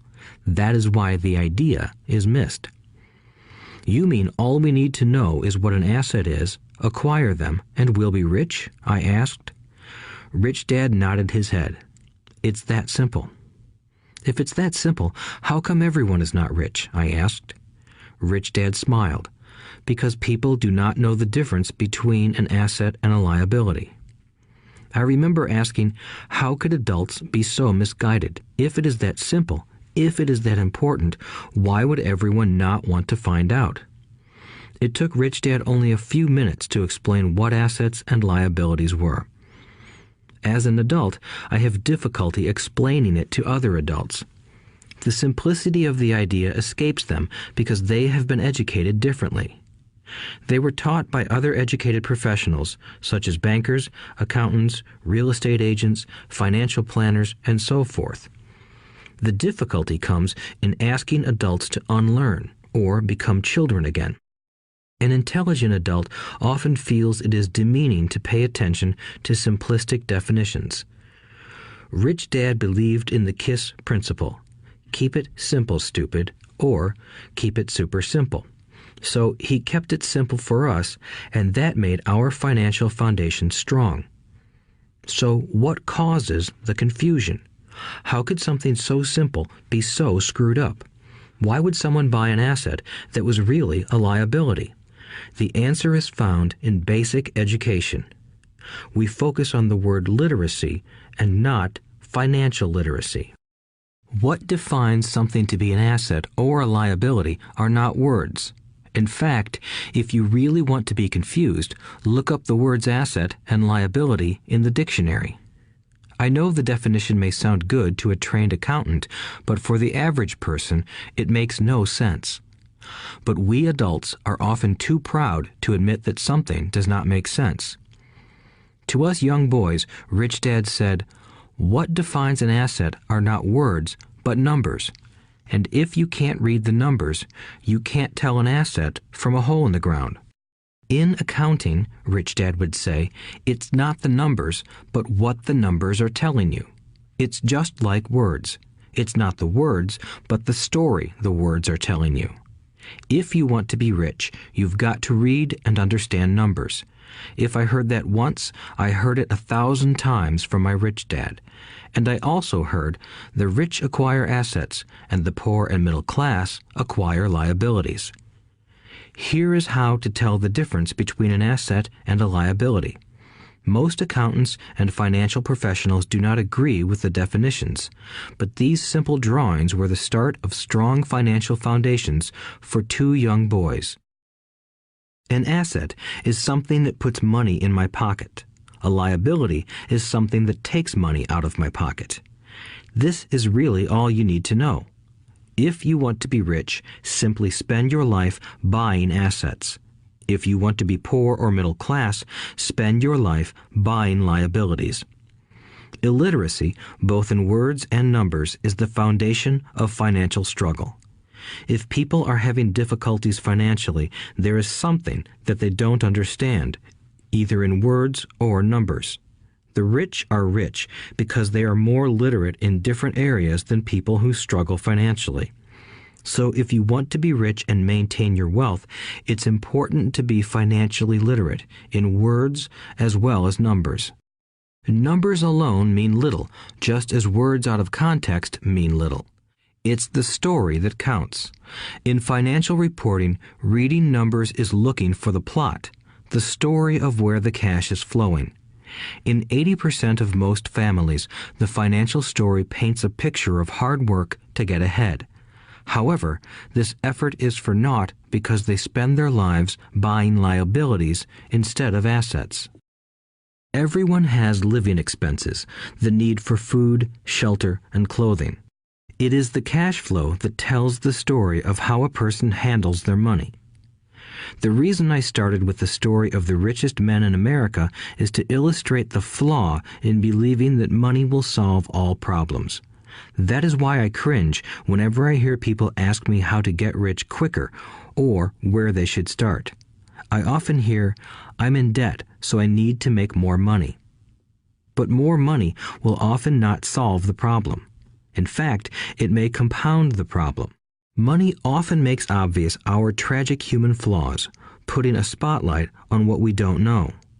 That is why, all too often, a person who comes into a sudden windfall of cash, let's say an inheritance, a pay raise, or lottery winnings, soon returns to the same financial mess, if not worse than the mess they were in before. Money only accentuates the cash flow pattern running in your head. If your pattern is to spend everything you get, most likely an increase in cash will just result in an increase in spending. Thus the saying, "A fool and his money is one big party." I have said many times that we go to school to gain scholastic and professional skills, both of which are important. We learn to make money with our professional skills. In the 1960s, when I was in high school, if someone did well academically, people assumed this bright student would go on to be a medical doctor because it was the profession with the promise of the greatest financial reward. Today, doctors face financial challenges I wouldn't wish on my worst enemy. Insurance companies taking control of the business, managed health care, government intervention, and malpractice suits. Today, kids want to be famous athletes, movie stars, rock stars, beauty queens, or CEOs because that is where the fame, money, and prestige are. That is the reason it is so hard to motivate kids in school today. They know that professional success is no longer solely linked to academic success, as it once was. Because students leave school without financial skills, millions of educated people pursue their profession successfully, but later find themselves struggling financially. They work harder, but don't get ahead. What is missing from their education is not how to make money, but how to manage money. It's called financial aptitude, what you do with the money once you make it, how to keep people from taking it from you, how to keep it longer, and how to make that money work hard for you.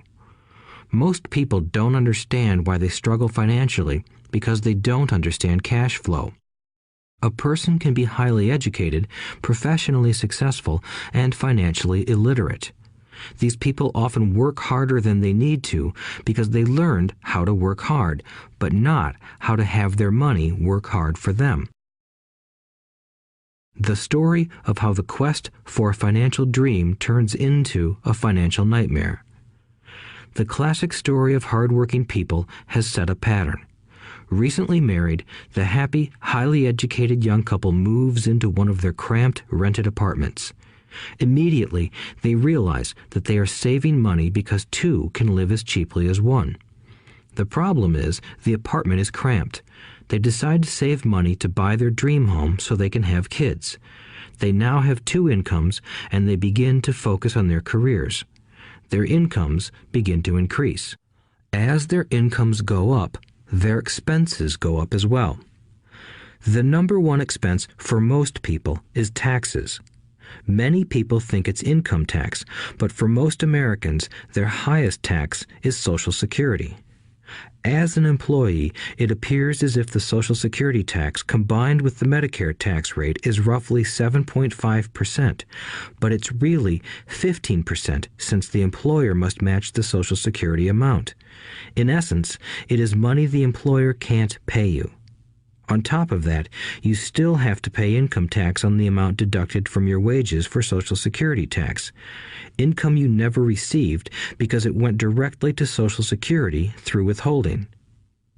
Going back to the young couple, as a result of their incomes increasing, they decide to buy the house of their dreams.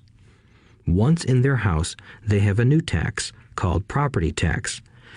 Then they buy a new car, new furniture, and new appliances to match their new house. All of a sudden, they wake up and their liabilities column is full of mortgage and credit card debt. Their liabilities go up. They're now trapped in the rat race. Pretty soon, a baby comes along and they work harder. The process repeats itself. Higher incomes cause higher taxes, also called bracket creep. A credit card comes in the mail. They use it. It maxes out. A loan company calls and says their greatest asset, their home, has appreciated in value. Because their credit is so good, the company offers a bill consolidation loan and tells them the intelligent thing to do is clear off the high-interest consumer debt by paying off their credit card. And besides, interest on their home is a tax deduction. They go for it and pay off those high-interest credit cards. They breathe a sigh of relief. Their credit cards are paid off. They've now folded their consumer debt into their home mortgage. Their payments go down because they extend their debt over 30 years. It is the smart thing to do. Their neighbor calls to invite them to go shopping. The Memorial Day sale is on. They promise themselves they'll just window shop, but they take a credit card, just in case. I run into this young couple all the time. Their names change, but their financial dilemma is the same. They come to one of my talks to hear what I have to say. They ask me, "Can you tell us how to make more money?" They don't understand that their trouble is really how they choose to spend the money they do have. It is caused by financial illiteracy and not understanding the difference between an asset and a liability. More money seldom solves someone's money problems. Intelligence solves problems. There is a saying a friend of mine says over and over to people in debt. If you find you have dug yourself into a hole, stop digging. As a child, my dad often told us that the Japanese were aware of 3 powers: the power of the sword, the jewel, and the mirror. The sword symbolizes the power of weapons. America has spent trillions of dollars on weapons, and because of this is a powerful military presence in the world. The jewel symbolizes the power of money. There is some degree of truth to the saying, "Remember the golden rule. He who has the gold makes the rules." The mirror symbolizes the power of self-knowledge. This self-knowledge, according to Japanese legend, was the most treasured of the 3. All too often, the poor and middle class allow the power of money to control them. By simply getting up and working harder, failing to ask themselves if what they do makes sense, they shoot themselves in the foot as they leave for work every morning. By not fully understanding money, the vast majority of people allow its awesome power to control them. If they used the power of the mirror, they would have asked themselves, "Does this make sense?" All too often, instead of trusting their inner wisdom, that genius inside, most people follow the crowd. They do things because everybody else does them. They conform rather than question. Often, they mindlessly repeat what they have been told. Diversify. Your home is an asset. Your home is your biggest investment. You get a tax break for going into greater debt. Get a safe job. Don't make mistakes. Don't take risks. It is said that the fear of public speaking is a fear greater than death for most people. According to psychiatrists, the fear of public speaking is caused by the fear of ostracism, the fear of standing out, the fear of criticism, the fear of ridicule, and the fear of being an outcast. The fear of being different prevents most people from seeking new ways to solve their problems. That is why my educated dad said the Japanese valued the power of the mirror the most, for it is only when we look into it that we find truth. Fear is the main reason that people say, "Play it safe." That goes for anything, be it sports, relationships, careers, or money. It is that same fear, the fear of ostracism, that causes people to conform to, and not question, commonly accepted opinions or popular trends. Your home is an asset. Get a bill consolidation loan and get out of debt. Work harder. It's a promotion. Someday I'll be a vice president. Save money. When I get a raise, I'll buy us a bigger house. Mutual funds are safe. Many financial problems are caused by trying to keep up with the Joneses. Occasionally, we all need to look in the mirror and be true to our inner wisdom rather than our fears. By the time Mike and I were 16 years old, we began to have problems in school. We were not bad kids. We just began to separate from the crowd. We worked for Mike's dad after school and on weekends. Mike and I often spent hours after work just sitting at a table with his dad while he held meetings with his bankers, attorneys, accountants, brokers, investors, managers, and employees. Here was a man who had left school at 13, who was now directing, instructing, ordering, and asking questions of educated people. They came at his beck and call and cringed when he didn't approve of them. Here was a man who had not gone along with the crowd. He was a man who did his own thinking and detested the words, "We have to do it this way because that's the way everyone else does it." He also hated the word "can't." If you wanted him to do something, just say, "I don't think you can do it." Mike and I learned more sitting in on his meetings than we did in all our years of school, college included.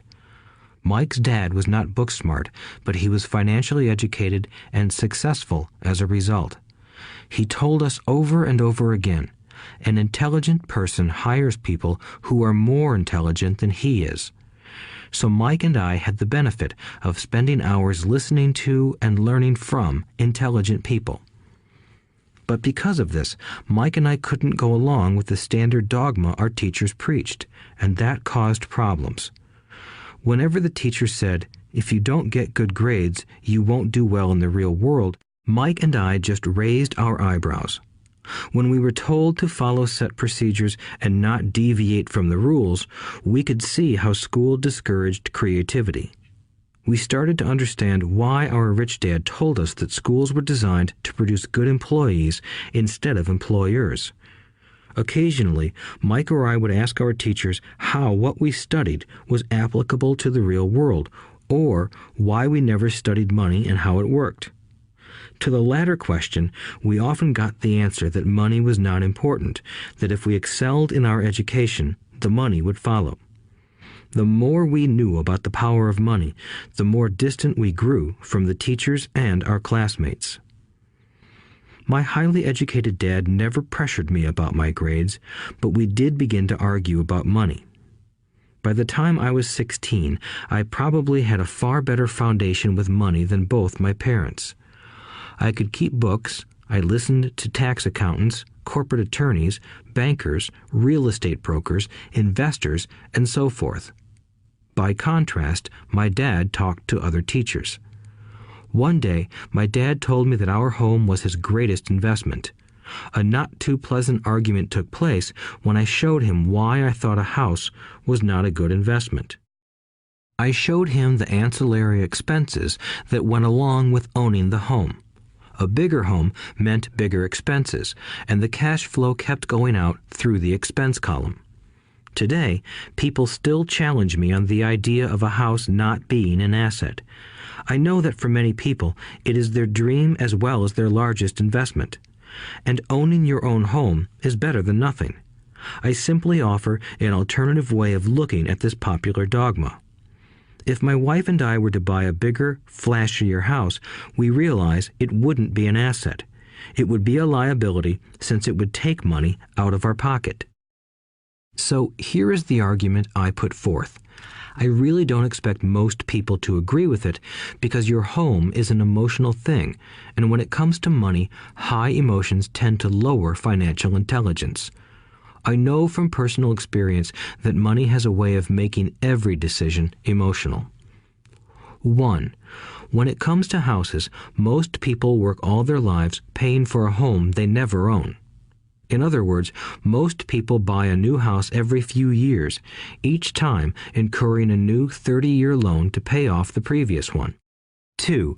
Even though people receive a tax deduction for interest on mortgage payments, they pay for all their other expenses with after-tax dollars, even after they pay off their mortgage. 3. My wife's parents were shocked when the property taxes on their home increased to $1,000 a month. This was after they had retired, so the increase put a strain on their retirement budget and they felt forced to move. 4. Houses do not always go up in value. I have friends who owe $1 million for a home that today would sell for far less. 5. The greatest losses of all are those from missed opportunities.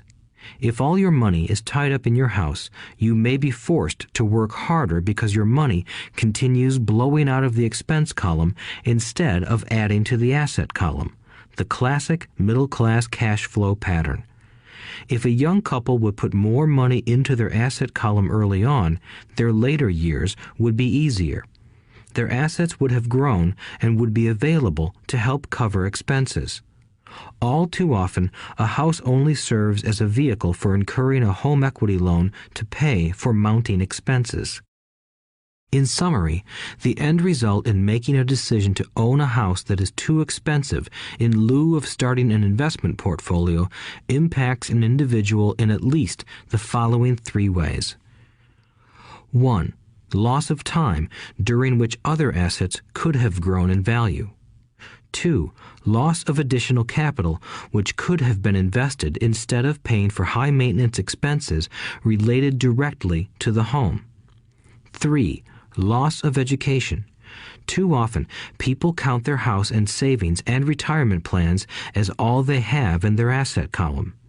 Because they have no money to invest, they simply don't invest. This costs them investment experience. Most never become what the investment world calls a sophisticated investor.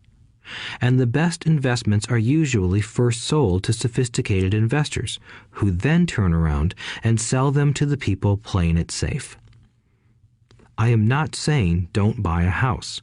What I'm saying is that you should understand the difference between an asset and a liability.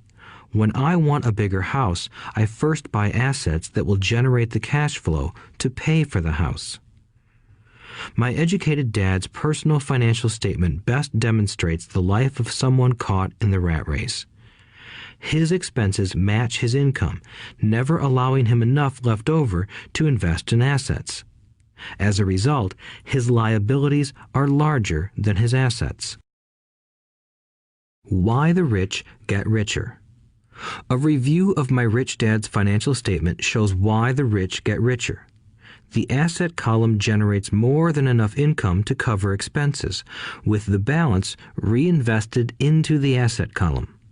The asset column continues to grow, and therefore the income it produces grows with it. The result is that the rich get richer. Why the middle class struggle. The middle class finds itself in a constant state of financial struggle. Their primary income is through their salary. As their wages increase, so do their taxes. Their expenses tend to increase in proportion to their salary increase, hence the phrase, the rat race. They treat their home as their primary asset instead of investing in income-producing assets. This pattern of treating your home as an investment and the philosophy that a pay raise means you can buy a larger home or spend more is the foundation of today's debt-ridden society. Increased spending throws families into greater debt and into more financial uncertainty, even though they may be advancing in their jobs and receiving raises on a regular basis. This is high-risk living caused by weak financial education. The massive loss of jobs in recent times proves how shaky the middle class really is financially. Company pension plans are being replaced by 401k plans. Social Security is obviously in trouble and can't be relied upon as a source for retirement. Panic has set in for the middle class. Today, mutual funds are popular because they supposedly represent safety. Average mutual fund buyers are too busy working to pay taxes and mortgages, save for their children's college, and pay off credit cards. They do not have time to study investing, so they rely on the expertise of the manager of a mutual fund. Also, because the mutual fund includes many different types of investments, they feel their money is safer because it is diversified. This educated middle class subscribes to the dogma put out by mutual fund brokers and financial planners. Play it safe, avoid risk. The real tragedy is that the lack of early financial education is what creates the risk faced by average middle class people. The reason they have to play it safe is because their financial positions are tenuous at best. Their balance sheets are not balanced. Instead, they are loaded with liabilities and have no real assets that generate income. Typically, their only source of income is their paycheck. Their livelihood becomes entirely dependent on their employer. So when genuine deals of a lifetime come along, these people can't take advantage of them because they are working so hard, are taxed to the max, and are loaded with debt. As I said at the start of this section, the most important rule is to know the difference between an asset and a liability. Once you understand the difference, concentrate your efforts on buying income-generating assets. That's the best way to get started on a path to becoming rich. Keep doing that and your asset column will grow. Keep liabilities and expenses down so more money is available to continue pouring into the asset column. Soon, the asset base will be so deep that you can afford to look at more speculative investments. Investments that may have returns of 100% to infinity. $5,000 investments that are soon turned into $1 million or more. Investments that the middle class calls too risky. The investment is not risky for the financially literate. As an employee who is also a homeowner, your working efforts are generally as follows. 1. You work for the company. Employees make their business owner or the shareholders rich, not themselves. Your efforts and success will help provide for the owner's success and retirement. 2. You work for the government. The government takes its share from your paycheck before you even see it. By working harder, you simply increase the amount of taxes taken by the government. Most people work from January to May just for the government. 3. You work for the bank. After taxes, your next largest expense is usually your mortgage and credit card debt. The problem with simply working harder is that each of these 3 levels takes a greater share of your increased efforts. You need to learn how to have your increased efforts benefit you and your family directly. Once you have decided to concentrate on minding your own business, focusing your efforts on acquiring assets instead of a bigger paycheck, how do you set your goals? Most people must keep their job and rely on their wages to fund their acquisition of assets. As their assets grow, how do they measure the extent of their success? When does someone know that they are rich, that they have wealth? As well as having my own definitions for assets and liabilities, I also have my own definition for wealth. Actually, I borrowed it from a man named R. Buckminster Fuller. Some call him a quack, and others call him a genius. Years ago, he got architects buzzing because he applied for a patent for something he called a geodesic dome. But in the application, Fuller also said something about wealth. It was pretty confusing at first, but after reading it, it began to make some sense. Wealth is a person's ability to survive so many number of days forward, or, if I stopped working today, how long could I survive? Unlike net worth, the difference between your assets and liabilities, which is often filled with a person's expensive junk and opinions of what things are worth, this definition creates the possibility for developing a truly accurate measurement. I could now measure and know where I was in terms of my goal to become financially independent. Although net worth often includes non-cash producing assets, like stuff you bought that now sits in your garage, wealth measures how much money your money is making and, therefore, your financial survivability. Wealth is the measure of the cash flow from the asset column compared with the expense column.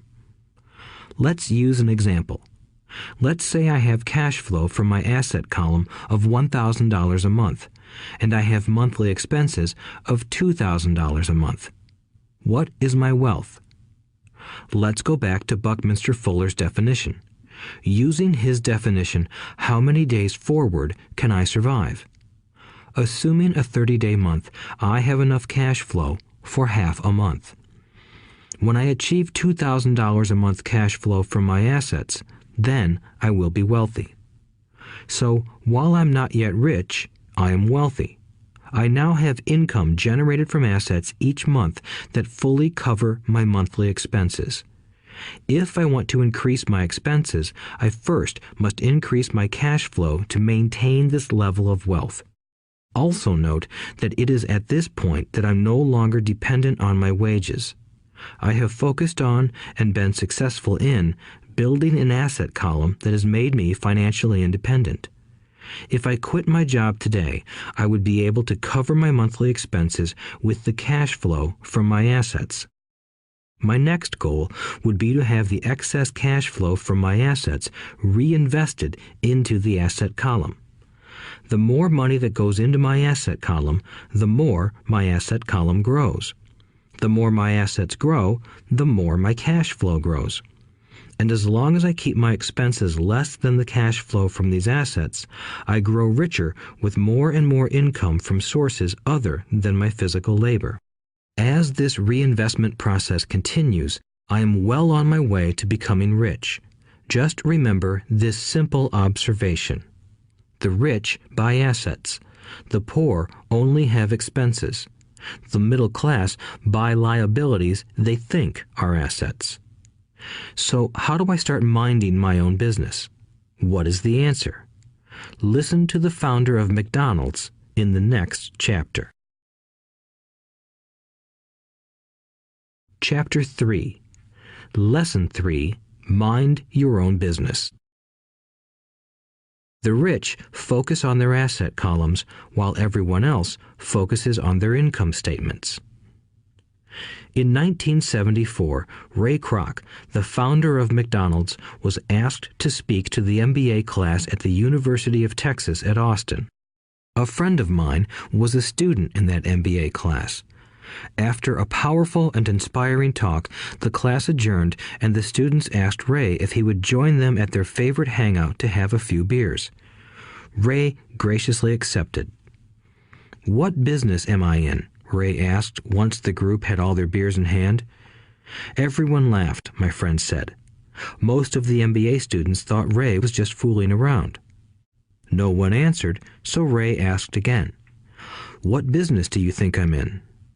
The students laughed again, and finally one brave soul yelled out, "Ray, who in the world doesn't know that you're in the hamburger business?"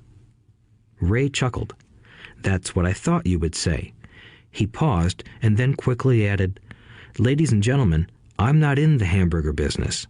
My business is real estate."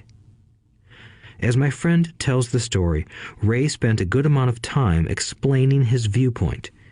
In his business plan, Ray knew that the primary business focus was to sell hamburger franchises, but what he never lost sight of was the location of each franchise. He knew that the land and its location were the most significant factors in the success of each franchise. Basically, the person who bought the franchise was also buying the real estate under the franchise for Ray Kroc's organization. Today, McDonald's is the largest single owner of real estate in the world, owning even more than the Catholic Church. McDonald's owns some of the most valuable intersections and street corners in America and around the globe. My friend considers this as one of the most important lessons in his life. Today, he owns car washes, but his business is the real estate under those car washes. The previous chapter presented that most people work for everyone but themselves. They work first for the owners of the company, then for the government through taxes, and finally for the bank that owns their mortgage. When I was a young boy, we did not have a McDonald's nearby. Yet my rich dad was responsible for teaching Mike and me the same lesson that Ray Kroc talked about at the University of Texas. It is secret number 3 of the rich. The secret is mind your own business. Financial struggle is often directly the result of people working all their lives for someone else.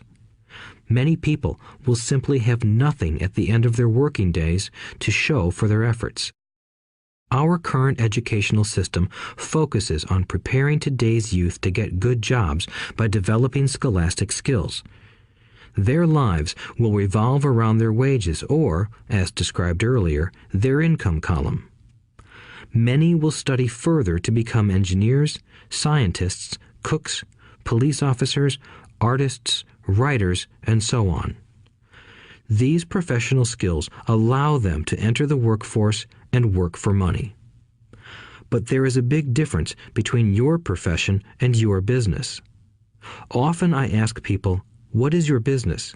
And they will say, "Oh, I'm a banker." Then I ask them if they own the bank, and they usually respond, "No, I work there." In that instance, they have confused their profession with their business. Their profession may be a banker, but they still need their own business. A problem with school is that you often become what you study. So if you study cooking, you become a chef. If you study the law, you become an attorney. And a study of auto mechanics makes you a mechanic. The mistake in becoming what you study is that too many people forget to mind their own business. They spend their lives minding someone else's business and making that person rich. To become financially secure, a person needs to mind their own business. Your business revolves around your asset column, not your income column. As stated earlier, the number one rule is to know the difference between an asset and a liability and to buy assets. The rich focus on their asset columns, while everyone else focuses on their income statements. That is why we hear so often, "I need a raise. If only I had a promotion. I am going back to school to get more training so I can get a better job. I am going to work overtime. Maybe I can get a second job." In some circles, these are sensible ideas, but you are still not minding your own business. These ideas all still focus on the income column and will only help a person become more financially secure if the additional money is used to purchase income-generating assets. The primary reason the majority of the poor and middle class are fiscally conservative, which means I can't afford to take risks, is that they have no financial foundation. They have to cling to their jobs and play it safe. When downsizing became the in thing to do, millions of workers found out their largest so-called asset, their home, was eating them alive. Their asset was costing them money every month. Their car, another asset, was eating them alive. The golf clubs in the garage that cost $1,000 were not worth $1,000 anymore. Without job security, they had nothing to fall back on. What they thought were assets could not help them survive in a time of financial crisis. I assume most of us have filled out a credit application to buy a house or a car. It's always interesting to look at the net worth section because of what accepted banking and accounting practices allow a person to count as assets. One day when I wanted a loan, my financial position did not look too good. So I added my new golf clubs, my art collection, books, electronics, Armani suits, wristwatches, shoes, and other personal effects to boost the number in the asset column. But I was turned down because I had too much investment real estate. The loan committee didn't like that I made so much money from rent. They wanted to know why I did not have a normal job with a salary. They did not question the Armani suits, golf clubs, or art collection. Life is sometimes tough when you do not fit the standard profile. I cringe every time I hear someone say to me that their net worth is $1 million or $100,000 or whatever.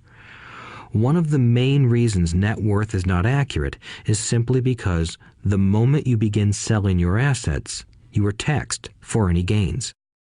So many people have put themselves in deep financial trouble when they run short of income. To raise cash, they sell their assets, but their personal assets can generally be sold for only a fraction of the value that is listed on their personal balance sheet. Or, if there is a gain on the sale of the assets, they are taxed on the gain. So again, the government takes its share, thus reducing the amount available to help them out of debt. That is why I say someone's net worth is often worth less than they think. Start minding your own business. Keep your daytime job, but start buying real assets, not liabilities or personal effects that have no real value once you get them home. A new car loses nearly 25% of the price you pay for it the moment you drive it off the lot. It is not a true asset even if your banker lets you list it as one.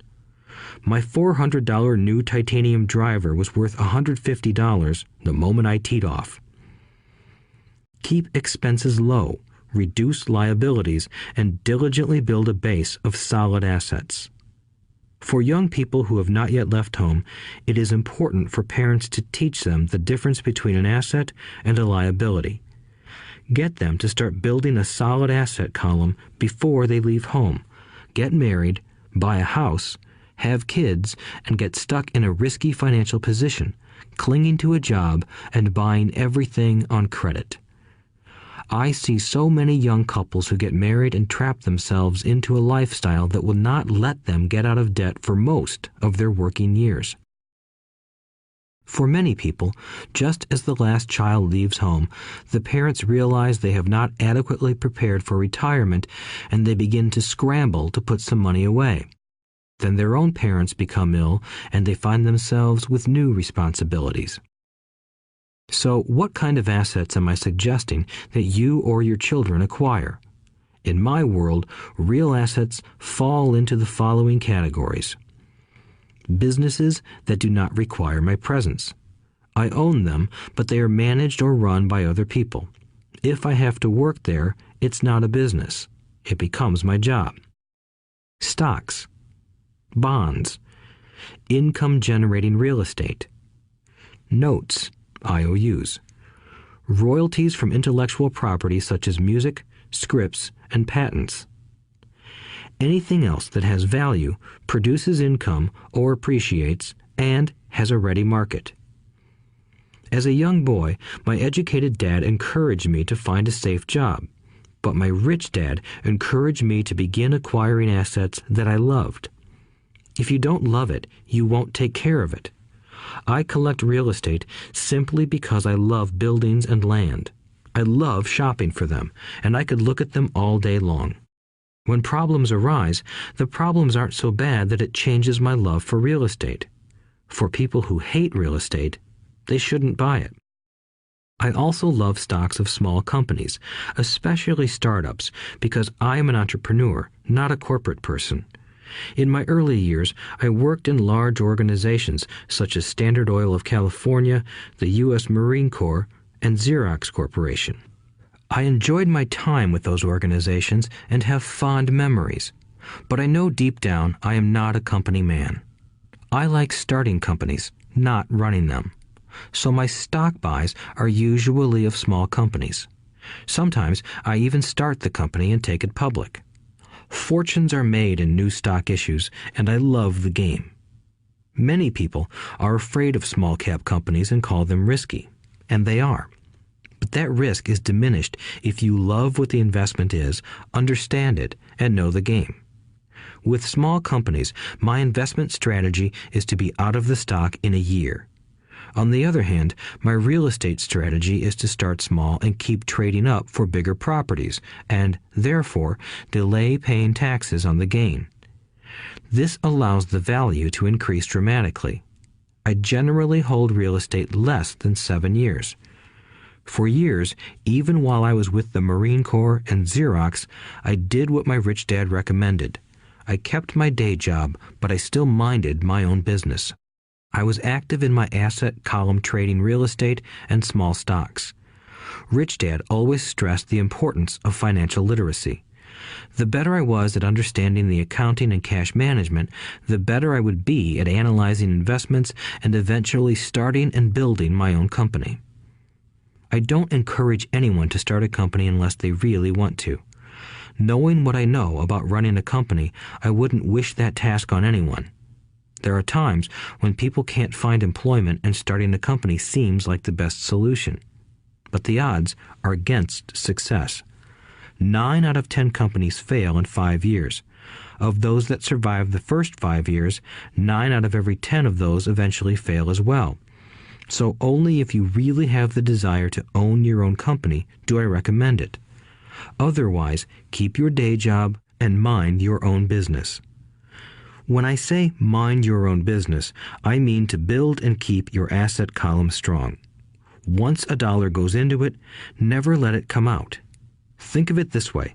Once a dollar goes into your asset column, it becomes your employee. The best thing about money is that it works 24 hours a day and can work for generations. Keep your day job, be a great hard-working employee, but keep building that asset column. As your cash flow grows, you can indulge in some luxuries. An important distinction is that rich people buy luxuries last, while the poor and middle class tend to buy luxuries first. The poor and the middle class often buy luxury items like big houses, diamonds, furs, jewelry, or boats because they want to look rich. They look rich, but in reality they just get deeper in debt on credit. The old money people, the long-term rich, build their asset column first. Then the income generated from the asset column buys their luxuries. The poor and middle class buy luxuries with their own sweat, blood, and children's inheritance. A true luxury is a reward for investing in and developing a real asset. For example, when my wife Kim and I had extra money coming from our apartment houses, she went out and bought her Mercedes. It didn't take any extra work or risk on her part because the apartment house bought the car.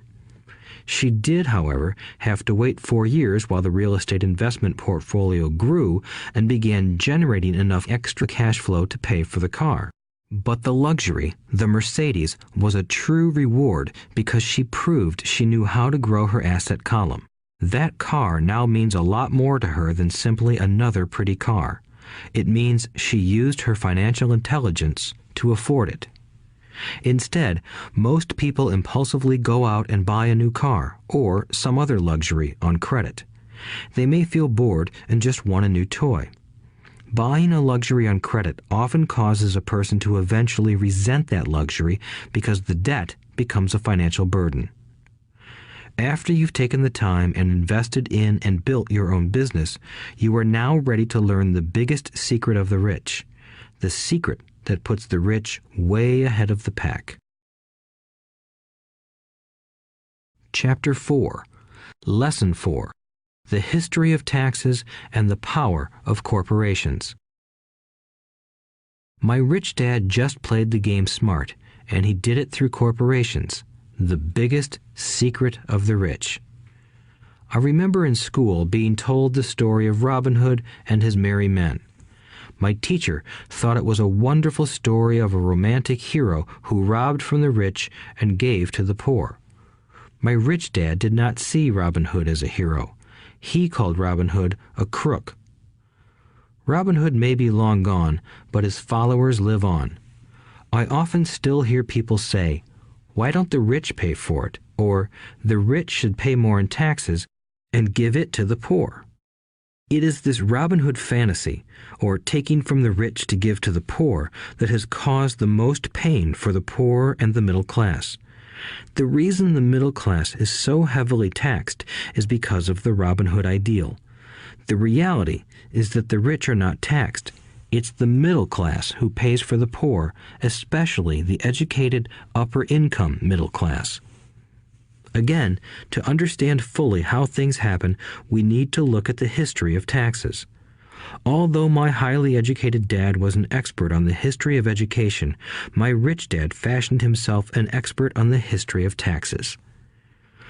Rich Dad explained to Mike and me that originally in England and America, there were no taxes. Occasionally, there were temporary taxes levied in order to pay for wars. The king or the president would put the word out and ask everyone to chip in.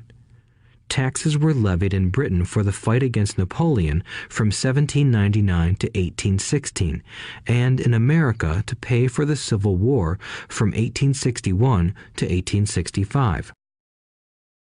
In 1874, England made income tax a permanent levy on its citizens. In 1913, an income tax became permanent in the United States with the adoption of the 16th Amendment to the U.S. Constitution. At one time, Americans were anti-tax. It had been the tax on tea that led to the famous Tea Party in Boston Harbor, an incident that helped ignite the Revolutionary War. It took approximately 50 years in both England and the United States to sell the idea of a regular income tax. What these historical dates fail to reveal is that both of these taxes were initially levied against only the rich. It was this point that Rich Dad wanted Mike and me to understand. He explained that the idea of taxes was made popular and accepted by the majority by telling the poor and the middle class that taxes were created only to punish the rich.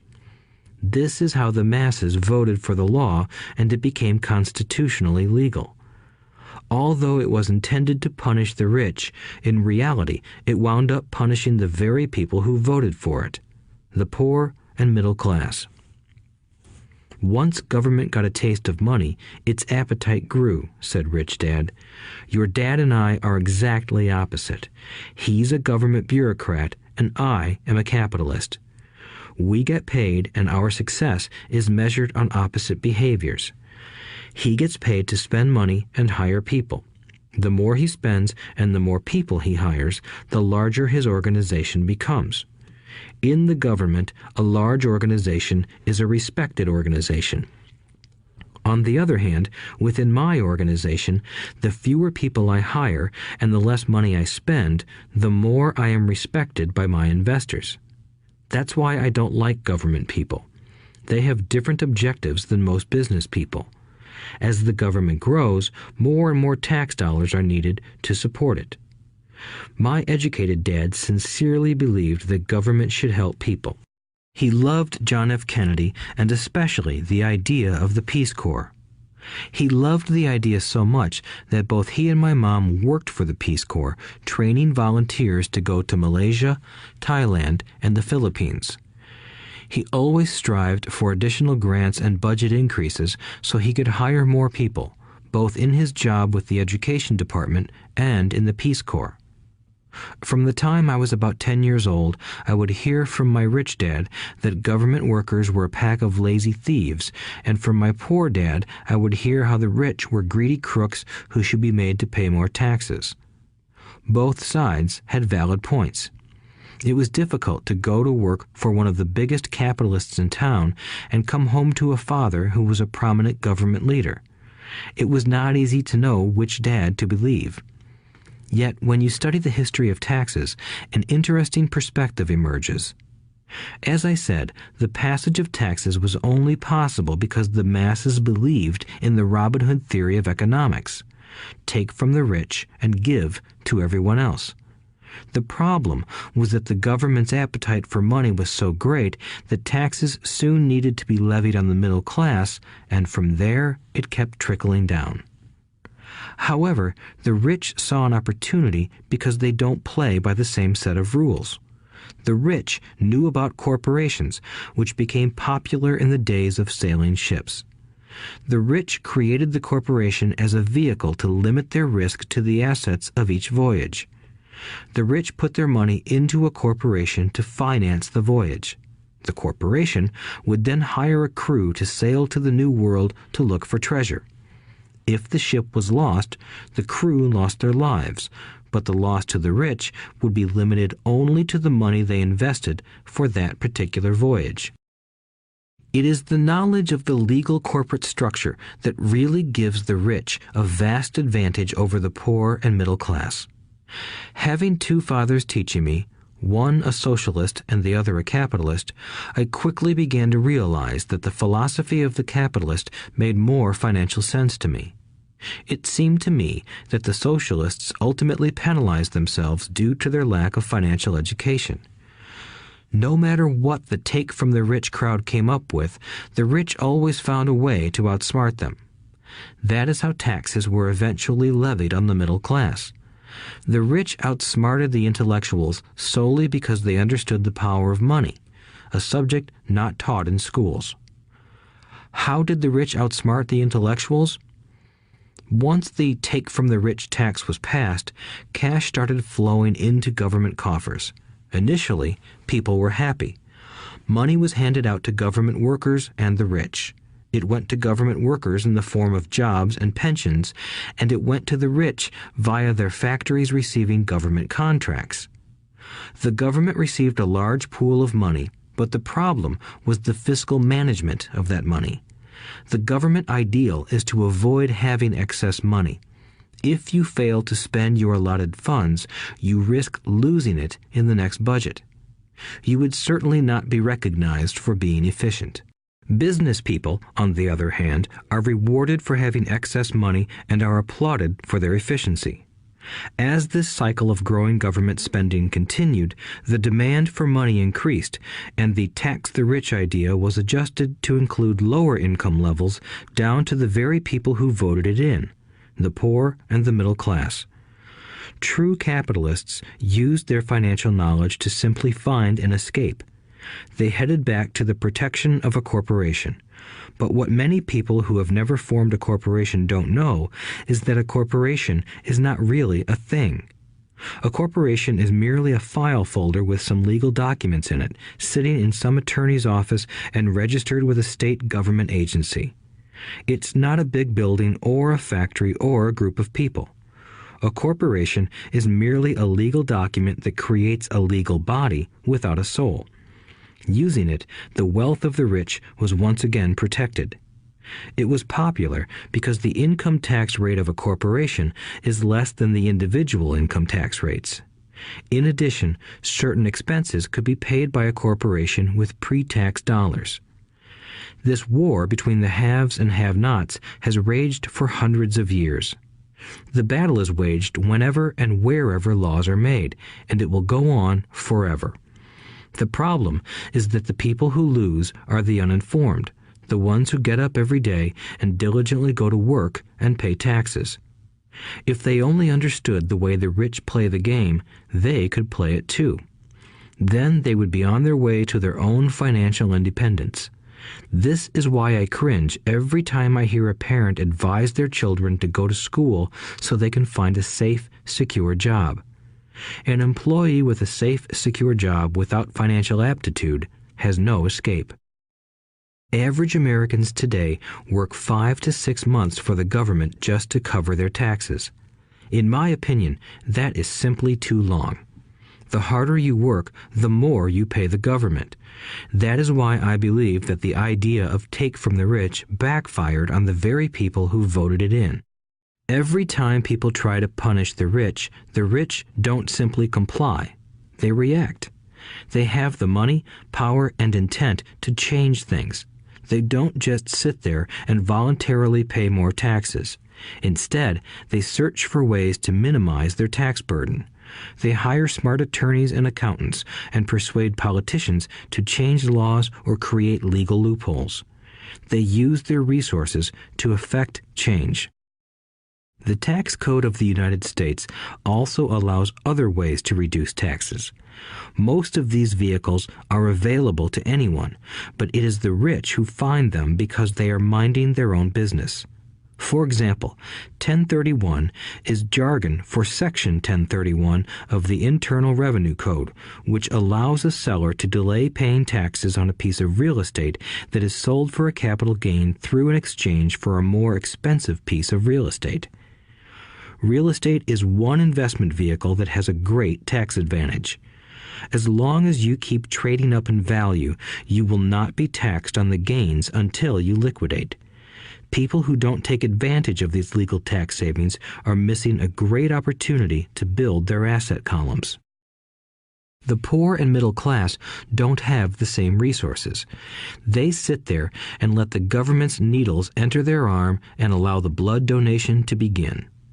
Today, I am constantly shocked at the number of people who pay more taxes or take fewer deductions simply because they are afraid of the government. I have friends who have had their businesses shut down and destroyed, only to find out it was a mistake on the part of the government. I realize all that, but the price of working from January to May is a high price to pay for that intimidation. My poor dad never fought back. My rich dad didn't either. He just played the game smarter, and he did it through corporations, the biggest secret of the rich. You may remember the first lesson I learned from my rich dad. I was a little boy of 9 who had to sit and wait for him to choose to talk to me. I sat in his office waiting for him to get to me. He was ignoring me on purpose. He wanted me to recognize his power and to desire to have that power for myself one day. During all the years I studied and learned from him, he always reminded me that knowledge is power. And with money comes great power that requires the right knowledge to keep it and make it multiply. Without that knowledge, the world pushes you around. Rich Dad constantly reminded Mike and me that the biggest bully was not the boss or the supervisor, but the tax man. The tax man will always take more if you let him. The first lesson of having money work for you, as opposed to you working for money, is all about power. If you work for money, you give the power to your employer. If money works for you, you keep the power and control it. Once we had this knowledge of the power of money working for us, he wanted us to be financially smart and not let anyone or anything push us around. If you're ignorant, it's easy to be bullied. If you know what you're talking about, you have a fighting chance. That is why he paid so much for smart tax accountants and attorneys. It was less expensive to pay them than to pay the government. His best lesson to me was, be smart and you won't be pushed around as much. He knew the law because he was a law-abiding citizen and because it was expensive to not know the law. If you know you're right, you're not afraid of fighting back, even if you are taking on Robin Hood and his band of merry men. My highly educated dad always encouraged me to land a good job with a strong corporation. He spoke of the virtues of working your way up the corporate ladder. He didn't understand that, by relying solely on a paycheck from a corporate employer, I would be a docile cow ready for milking. When I told my rich dad of my father's advice, he only chuckled. "Why not own the ladder?" was all he said.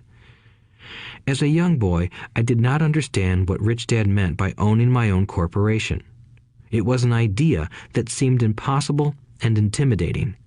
Although I was excited by the idea, my inexperience wouldn't let me envision the possibility that grown-ups would someday work for a company I would own.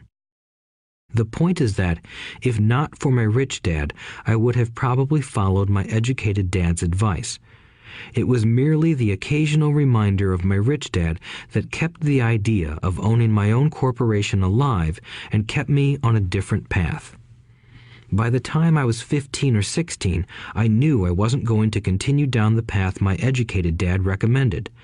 I didn't know how I was going to do it, but I was determined not to head in the direction most of my classmates were heading. That decision changed my life. It was not until my mid-20s that my rich dad's advice began to make more sense to me. I was just out of the Marine Corps and working for Xerox. I was making a lot of money, but every time I looked at my paycheck, I was disappointed.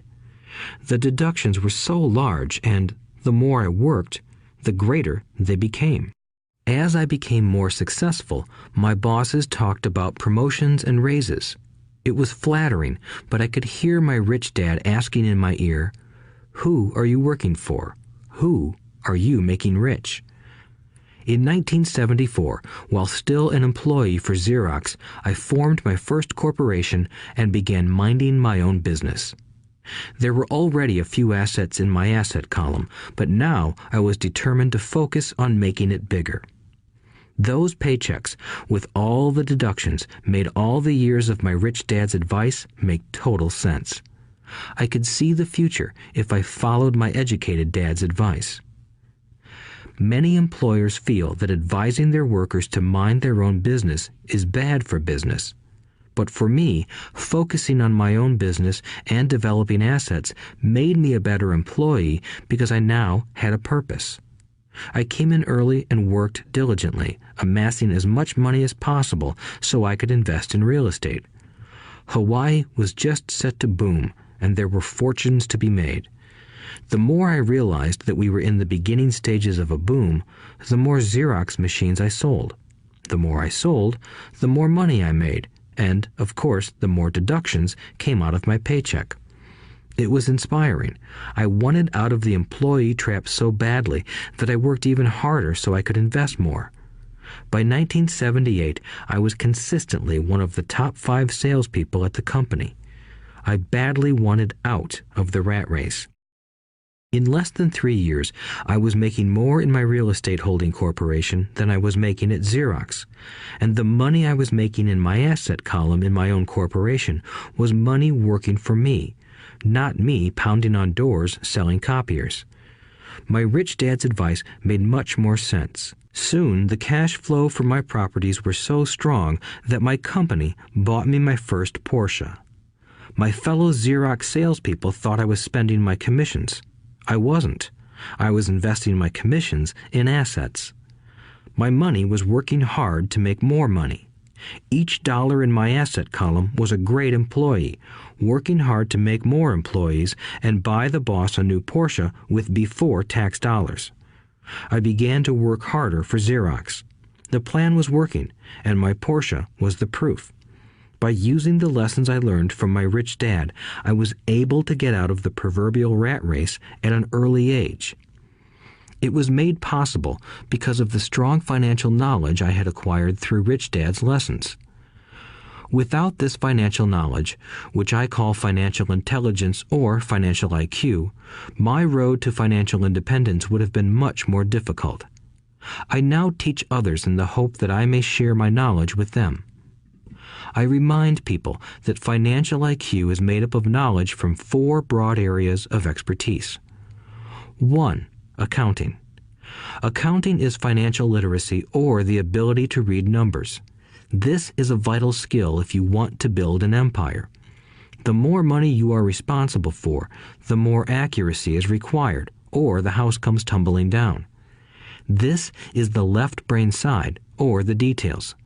Financial literacy is the ability to read and understand financial statements, which allows you to identify the strengths and weaknesses of any business.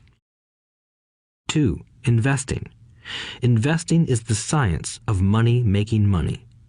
This involves strategies and formulas which use the creative right brain side. 3. Understanding markets. Understanding markets is the science of supply and demand. You need to know the technical aspects of the market, which are emotion-driven, in addition to the fundamental or economic aspects of an investment. Does an investment make sense or does it not make sense based on current market conditions?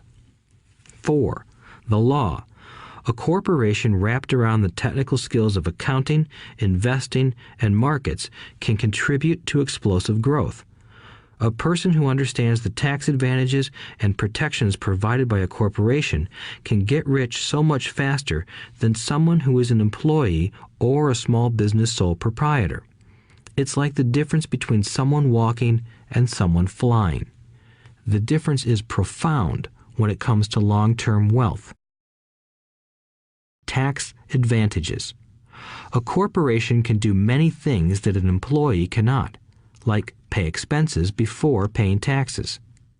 That is a whole area of expertise that is very exciting.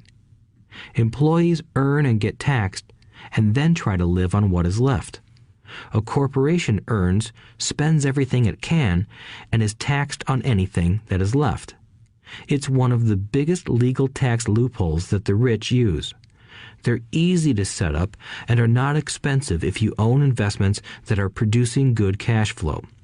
For example, by owning your own corporation, your vacations can be board meetings in Hawaii. Car payments, insurance, repairs, and health club memberships are company expenses. Most restaurant meals are partial expenses, and on. But it's done legally with pre-tax dollars. Protection from lawsuits. We live in a litigious society. Everybody wants a piece of your action. The rich hide much of their wealth using vehicles such as corporations and trusts to protect their assets from creditors. When someone sues a wealthy individual, they are often met with layers of legal protection and often find that the wealthy person actually owns nothing. They control everything, but own nothing. The poor and middle class try to own everything and lose it to the government or to fellow citizens who like to sue the rich. They learned it from the Robin Hood story. Take from the rich and give it to the poor. It is not the purpose of this audiobook to go into the specifics of owning a corporation. But I will say that if you own any kind of legitimate assets, I would consider finding out more about the benefits and protection offered by a corporation as soon as possible. There are many books written on the subject that will detail the benefits and even walk you through the steps necessary to set up a corporation. Garrett Sutton's books on corporations provide wonderful insight into the power of personal corporations. Financial IQ is actually the synergy of many skills and talents. I would say it is the combination of the 4 technical skills listed above that make up basic financial intelligence. If you aspire to great wealth, it is the combination of these skills that will greatly amplify your financial intelligence. In summary, business owners with corporations 1. Earn, 2. Spend, 3. Pay taxes. Employees who work for corporations 1. Earn, 2. Pay taxes, 3. Spend. As part of your overall financial strategy, I recommend that you learn about the protection that legal entities can provide for businesses and assets.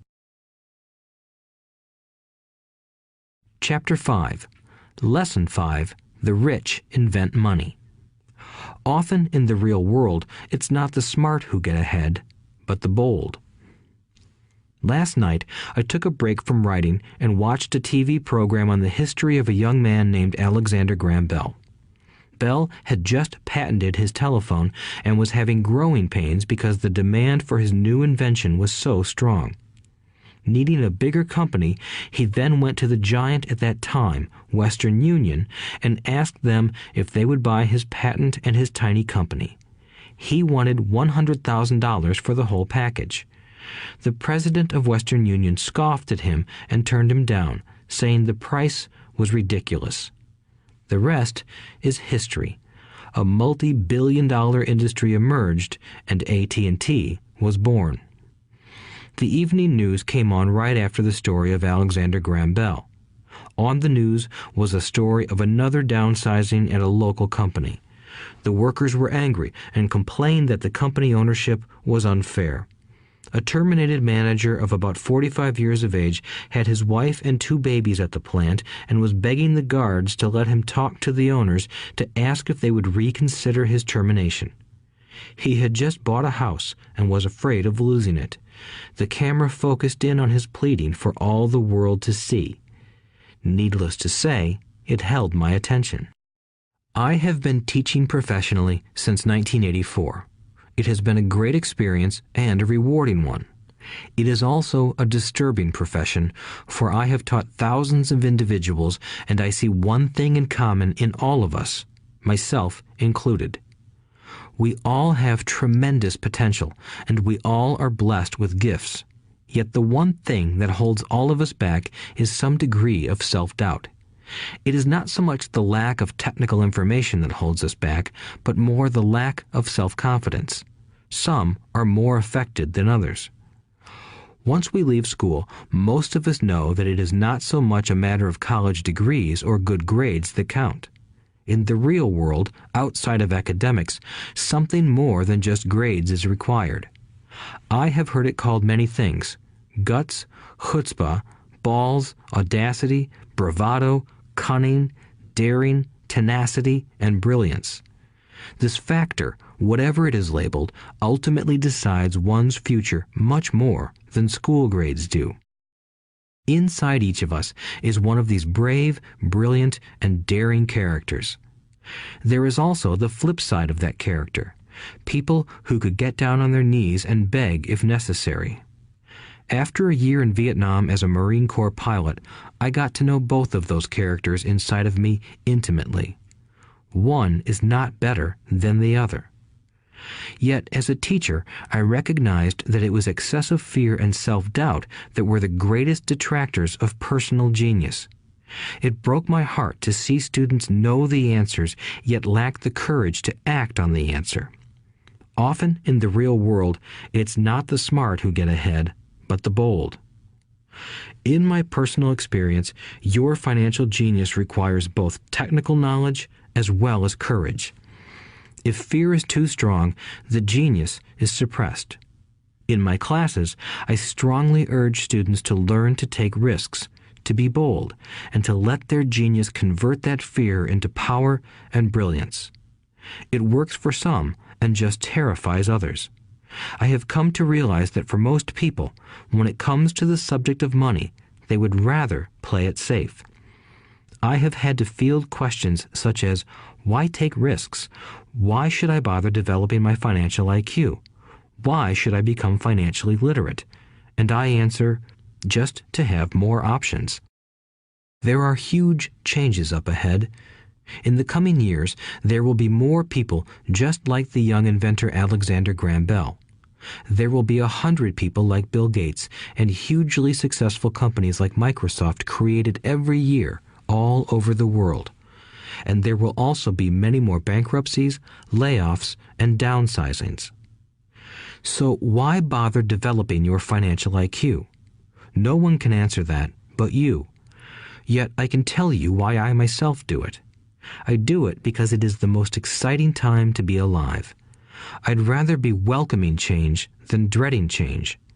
I'd rather be excited about making millions than worrying about not getting a raise. This period we are in now is a most exciting time, unprecedented in our world's history. Generations from now, people will look back at this period of time and remark at what an exciting era it must have been. It was the death of the old and birth of the new. It was full of turmoil, and it was exciting. So why bother developing your financial IQ? Because if you do, you will prosper greatly. And if you don't, this period of time will be a frightening one.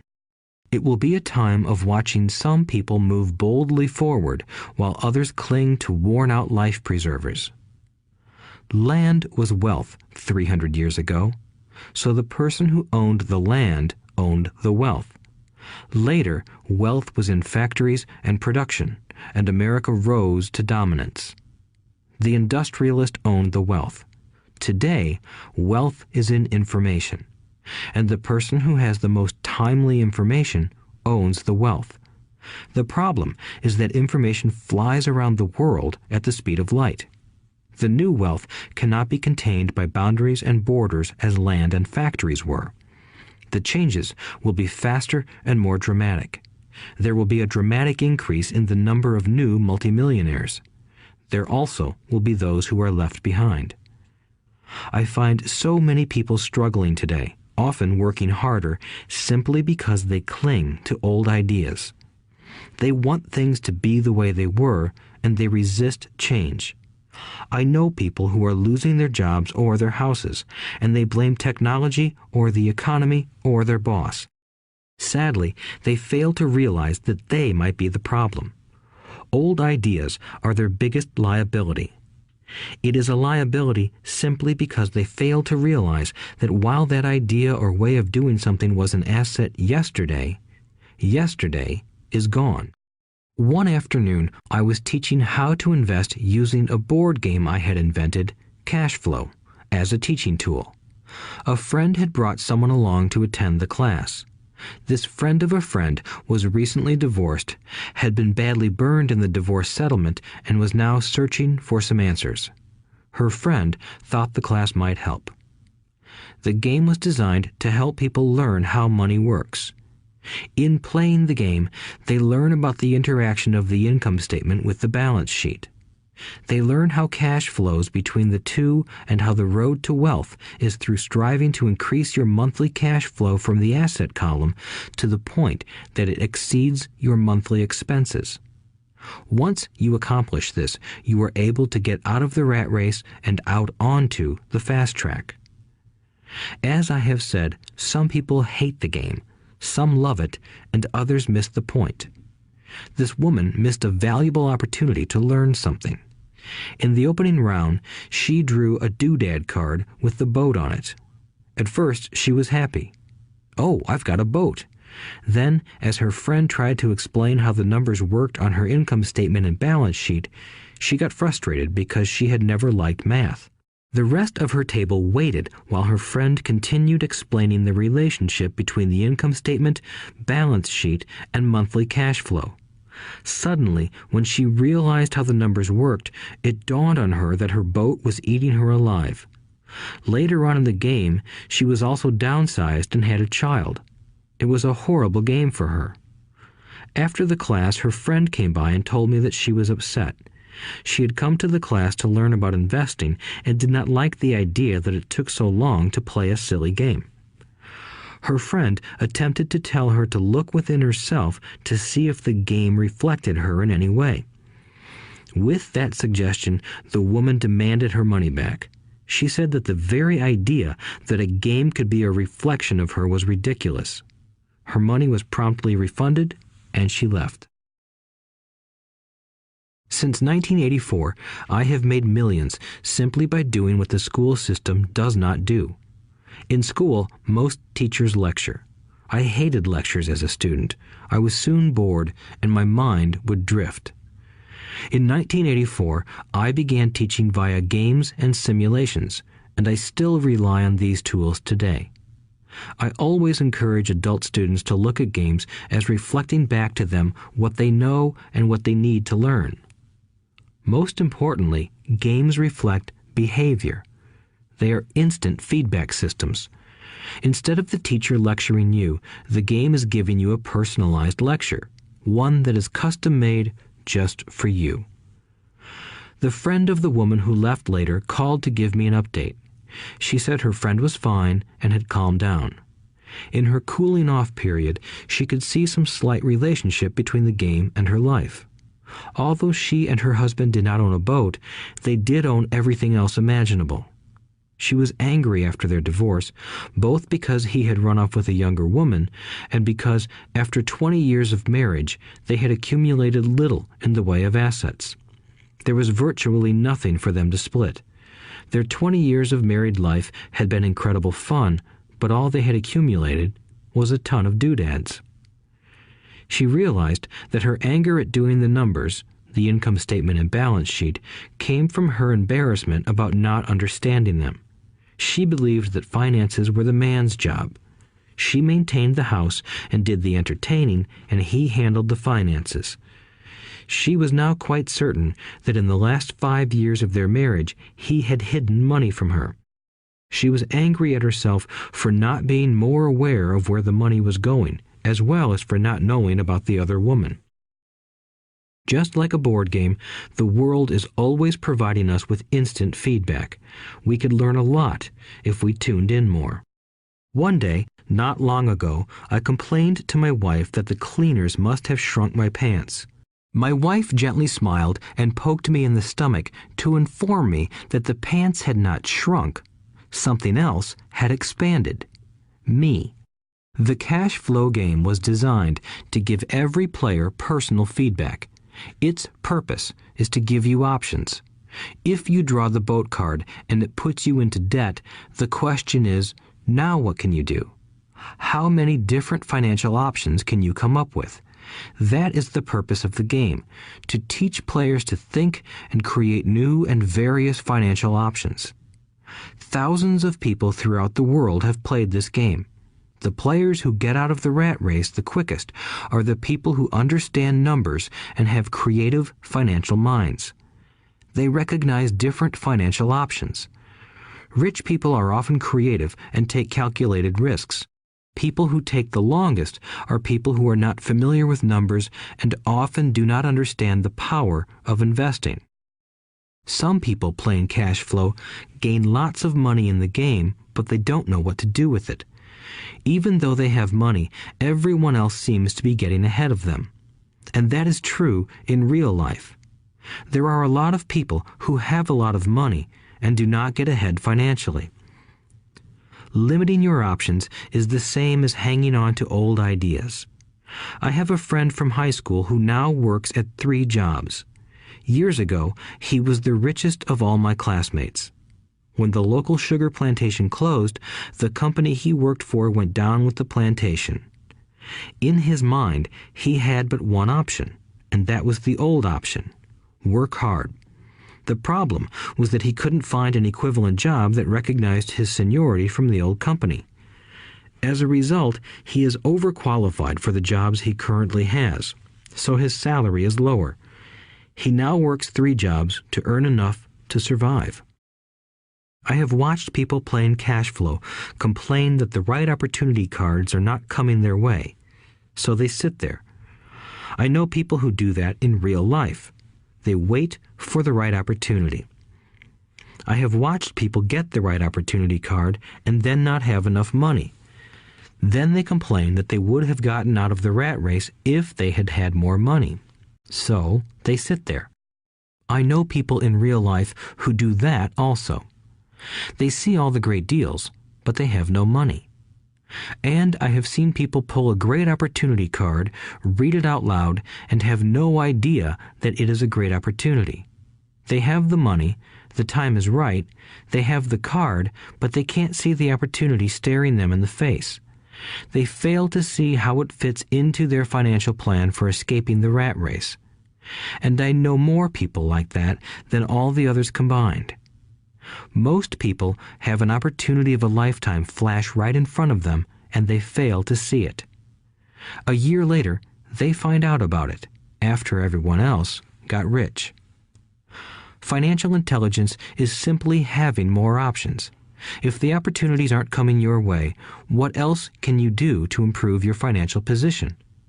If an opportunity lands in your lap and you have no money and the bank won't talk to you, what else can you do to get the opportunity to work in your favor? If your hunch is wrong and what you've been counting on doesn't happen, how can you turn a lemon into millions? That is financial intelligence. It is not so much what happens, but how many different financial solutions you can think of to turn a lemon into millions. It is how creative you are in solving financial problems.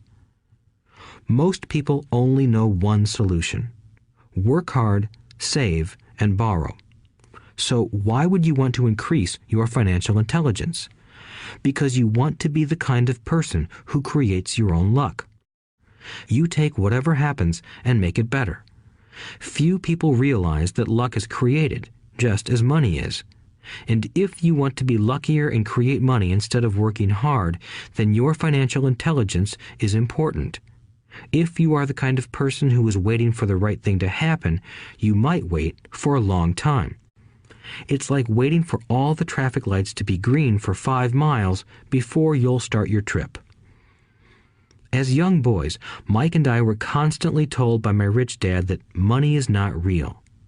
Rich Dad occasionally reminded us of how close we came to the secret of money on that first day we got together and began making money out of plaster of Paris. The poor and middle class work for money, he would say. The rich make money. The more real you think money is, the harder you will work for it. If you can grasp the idea that money is not real, you will grow richer faster. What is it?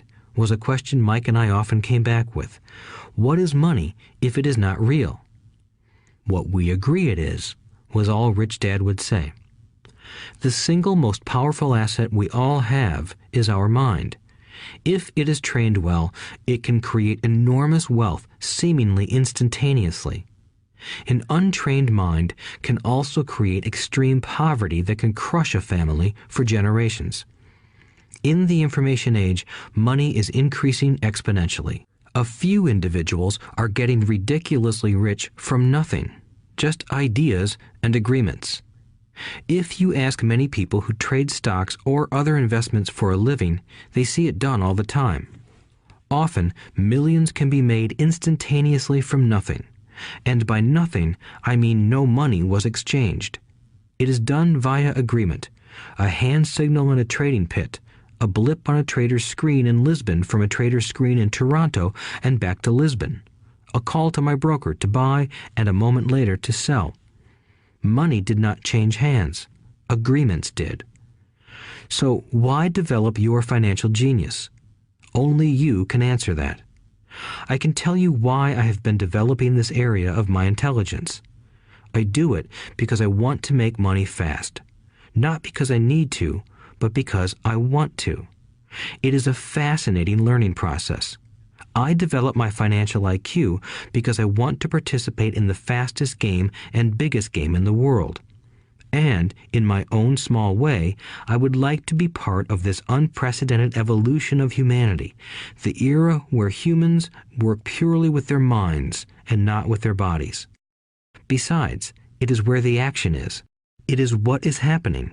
It's hip, it's scary, and it's fun.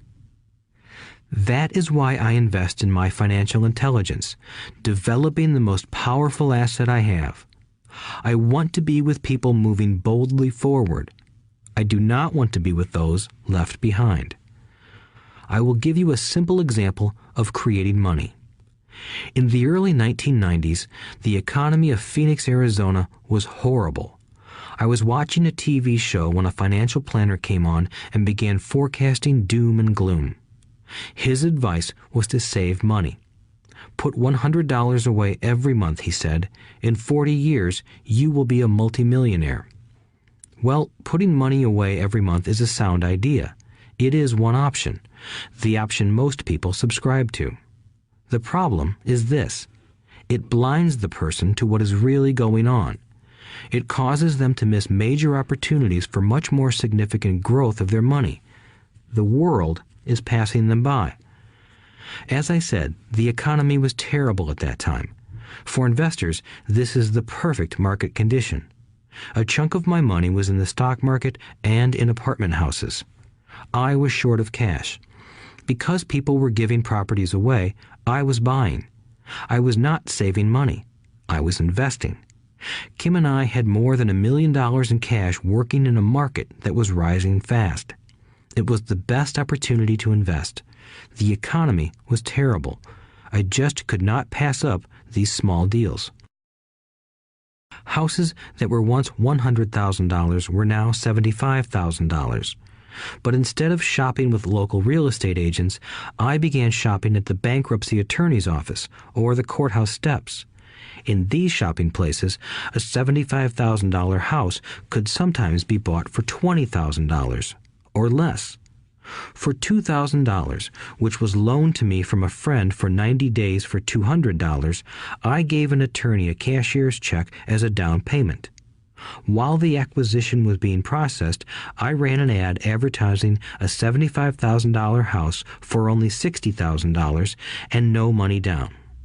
The phone rang hard and heavy. Prospective buyers were screened, and once the property was legally mine, all the prospective buyers were allowed to look at the house. It was a feeding frenzy. The house sold in a few minutes. I asked for a $2,500 processing fee, which they gladly handed over, and the escrow and title company took over from there. I returned the $2,000 to my friend with an additional $200.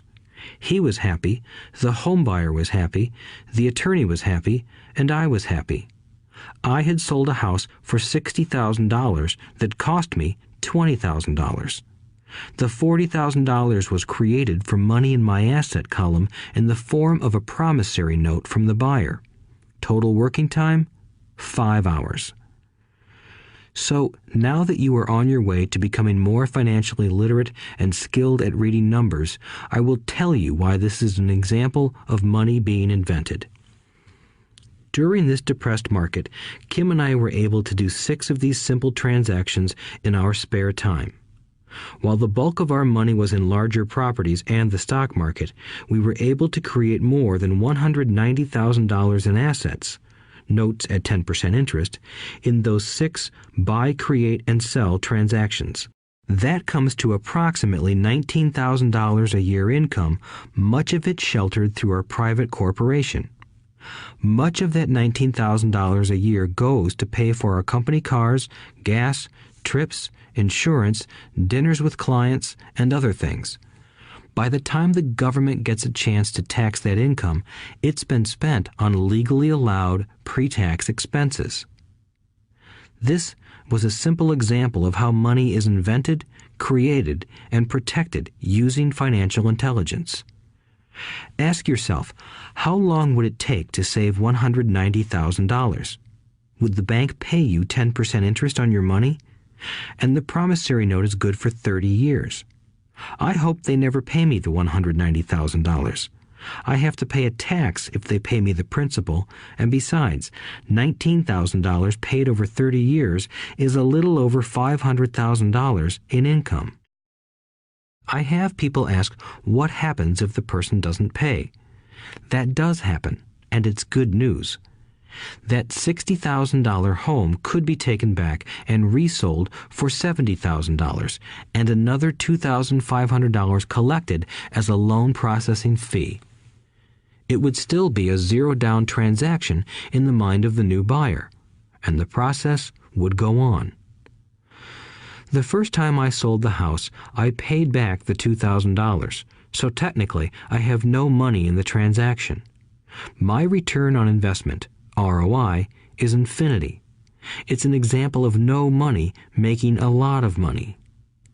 In the second transaction, when resold, I would have put $2,000 in my pocket and re-extended the loan to 30 years. What would my ROI be if I got paid money to make money? I do not know, but it sure beats saving $100 a month, which actually starts out as $150 because it's after-tax income for 40 years earning low interest. And again, you're taxed on the interest. That is not too intelligent. It may be safe, but it's not smart. A few years later, as the Phoenix real estate market strengthened, those houses we sold for $60,000 became worth $110,000. Foreclosure opportunities were still available, but became rare. It cost a valuable asset, my time, to go out looking for them. Thousands of buyers were looking for the few available deals. The market had changed. It was time to move on and look for other opportunities to put in the asset column. You cannot do that here. That is against the law. You're lying. I hear those comments much more often than, "Can you show me how to do that?" The math is simple. You do not need algebra or calculus, and the escrow company handles the legal transaction and the servicing of the payments. I have no roofs to fix or toilets to unplug because the owners do that. It's their house. Occasionally, someone does not pay, and that is wonderful because there are late fees, or they move out and the property is sold again. The court system handles that. And it may not work in your area. The market conditions may be different, but the example illustrates how a simple financial process can create hundreds of thousands of dollars with little money and low risk. It is an example of money being only an agreement. Anyone with a high school education can do it. Yet most people won't. Most people listen to the standard advice of work hard and save money. For about 30 hours of work, approximately $190,000 was created in the asset column, and no taxes were paid. Which one sounds harder to you? 1. Work hard, pay 50% in taxes, save what is left, your savings, then earn 5%, which is also taxed. Or 2. Take the time to develop your financial intelligence, harness the power of your brain and the asset column. If you use option number 1, be sure to factor in how much time it takes you to save $190,000. Time is one of your greatest assets. Now, you may understand why I silently shake my head when I hear parents say, "My child is doing well in school and receiving a good education." It may be good, but is it adequate? I know the above investment strategy is a small one. It is used to illustrate how small can grow into big. Again, my success reflects the importance of a strong financial foundation, which starts with a strong financial education. I have said it before, but it's worth repeating. Financial intelligence is made up of these 4 main technical skills. 1. Accounting. Accounting is financial literacy, or the ability to read numbers. This is a vital skill if you want to build businesses or investments. 2. Investing. Investing is the science of money making money. 3. Understanding markets. Understanding markets is the science of supply and demand. Alexander Graham Bell gave the market what it wanted. So did Bill Gates. A $75,000 house offered for $60,000 that cost $20,000 was also the result of seizing an opportunity created by the market. Somebody was buying, and someone was selling. 4. The law. The law is the awareness of accounting, corporate, state, and federal regulations. I recommend playing by the rules.